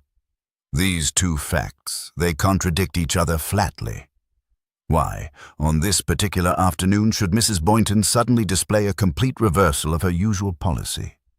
Was it that she felt a sudden warmth of the heart, an instinct of benevolence? That, it seems to me from all I have heard, was extremely unlikely, yet there must have been a reason. What was that reason? Let us examine closely the character of Mrs. Boynton. There have been many different accounts of her. She was a tyrannical old martinet. She was a mental sadist. She was an incarnation of evil. She was crazy. Which of these views is the true one? I think myself that Sarah King came nearest to the truth when, in a flash of inspiration in Jerusalem, she saw the old lady as intensely pathetic. But not only pathetic, futile. Let us, if we can, think ourselves into the mental condition of Mrs. Boynton. A human creature born with immense ambition, with a yearning to dominate and to impress her personality on other people. She neither sublimated that intense craving for power, nor did she seek to master it. No, mesdames and messieurs, she fed it. But in the end, listen well to this, in the end, what did it amount to? She was not a great power. She was not feared and hated over a wide area. She was the petty tyrant of one isolated family. And as Dr. Gerard said to me, she became bored like any other old lady with her hobby, and she sought to extend her activities and to amuse herself by making her dominance more precarious. But that led to an entirely different aspect of the case. By coming abroad, she realized for the first time how extremely insignificant she was. And now we come directly to point number 10, the words spoken to Sarah King in Jerusalem. Sarah King, you see, had put her finger on the truth. She had revealed fully and uncompromisingly the pitiful futility of Mrs. Boynton's scheme of existence. And now, listen very carefully, all of you, to what her exact words to Miss King were. Miss King has said that Mrs. Boynton spoke so malevolently, not even looking at me. And this is what she actually said. I've never forgotten anything, not an action, not a name, not a face. Those words made a great impression on Miss King. Their extraordinary intensity and the loud, hoarse tone in which they were uttered. So strong was the impression that they left on her mind that I think she quite failed to realize their extraordinary significance. Do you see that significance, any of you? He waited a minute. It seems not. But, mes amis, does it escape you that those words were not a reasonable answer at all to what Miss King had just been saying? I've never forgotten anything, not an action, not a name, not a face. It does not make sense. If she had said, I never forget impertinence, something of that kind, but no, a face is what she said. Ah, cried Poirot, beating his hands together, but it leaps to the eye. Those words, ostensibly spoken to Miss King, were not meant for Miss King at all. They were addressed to someone else standing behind Miss King. He paused, noting their expressions. Yes, it leaps to the eye. That was, I tell you, a psychological moment in Mrs. Boynton's life. She had been exposed to herself by an intelligent young woman. She was full of baffled fury, and at that moment she recognized someone. a face from the past, a victim delivered into her hands. We are back, you see, at the outsider. And now the meaning of Mrs. Boynton's unexpected amiability on the afternoon of her death is clear. She wanted to get rid of her family because, to use a vulgarity, she had other fish to fry. She wanted the field left clear for an interview with a new victim. Now, from that new standpoint, let us consider the events of the afternoon. The Boynton family go off. Mrs. Boynton sits up by her cave. Now let us consider very carefully the evidence of Lady Westholme and Miss Pierce. The latter is an unreliable witness. She is unobservant and very suggestible. Lady Westholme, on the other hand, is perfectly clear as to her facts and meticulously observant. Both ladies agree on one. Fact. An Arab, one of the servants, approaches Mrs. Boynton, angers her in some way, and retires hastily. Lady Westholme stated definitely that the servant had first been into the tent occupied by Ginevra Boynton, but you may remember that Dr. Gerard's tent was next door to Ginevra's. It is possible that it was Dr. Gerard's tent the Arab entered. Colonel Carberry said, "Do you mean to tell me that one of those Bedouin fellows of mine murdered an old lady by sticking her with a hypodermic?" Fantastic.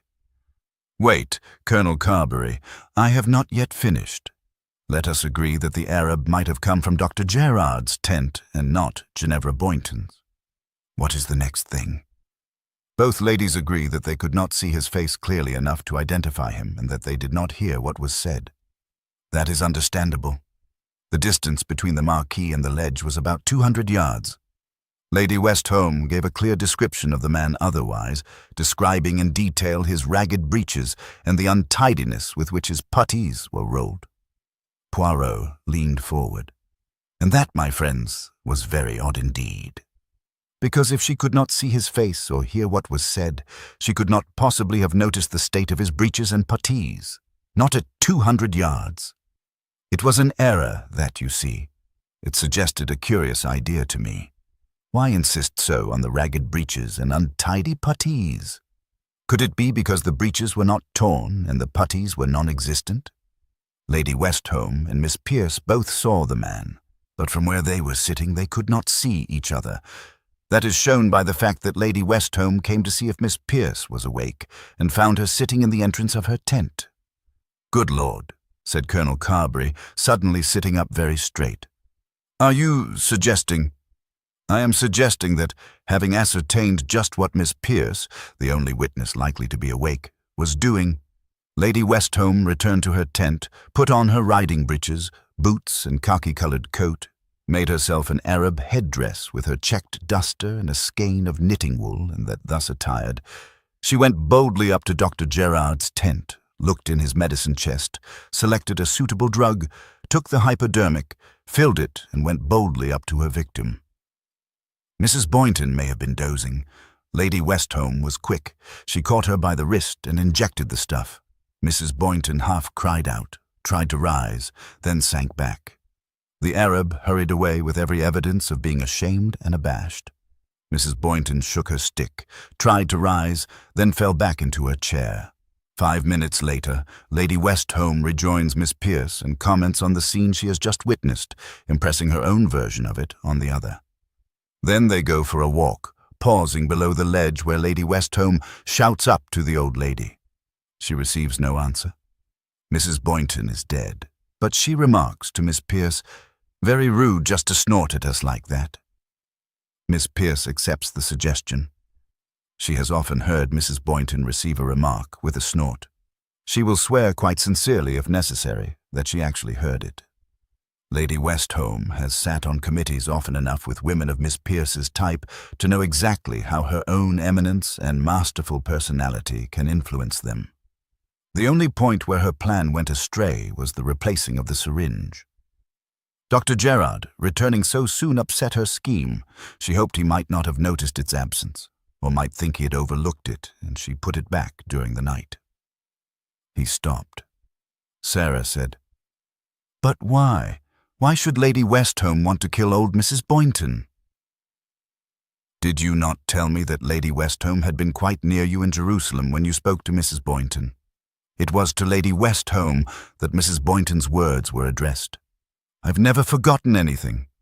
Not an action, not a name, not a face.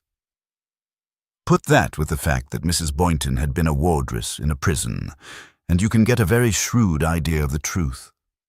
Lord Westholme met his wife on a voyage back from America. Lady Westholme, before her marriage, had been a criminal and had served a prison sentence. You see the terrible dilemma she was in, her career, her ambitions, her social position, all at stake.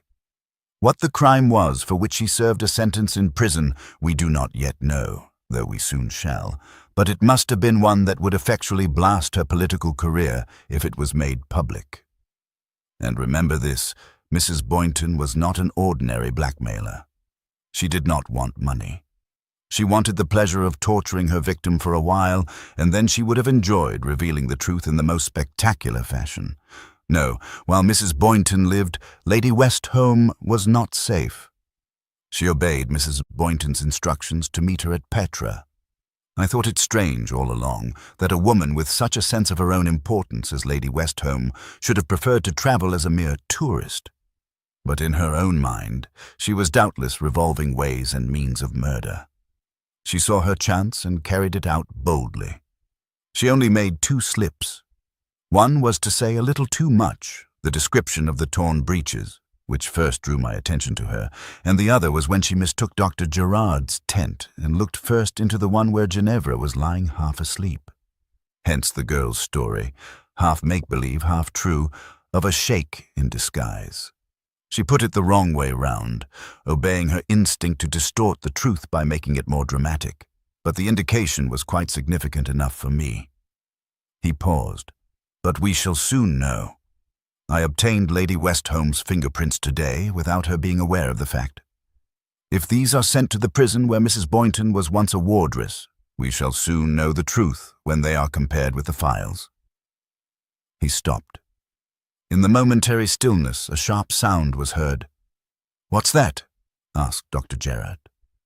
"Sounded like a shot to me," said Colonel Carberry, rising to his feet quickly. "In the next room. Who's got that room, by the way?" Poirot murmured, "I have a little idea.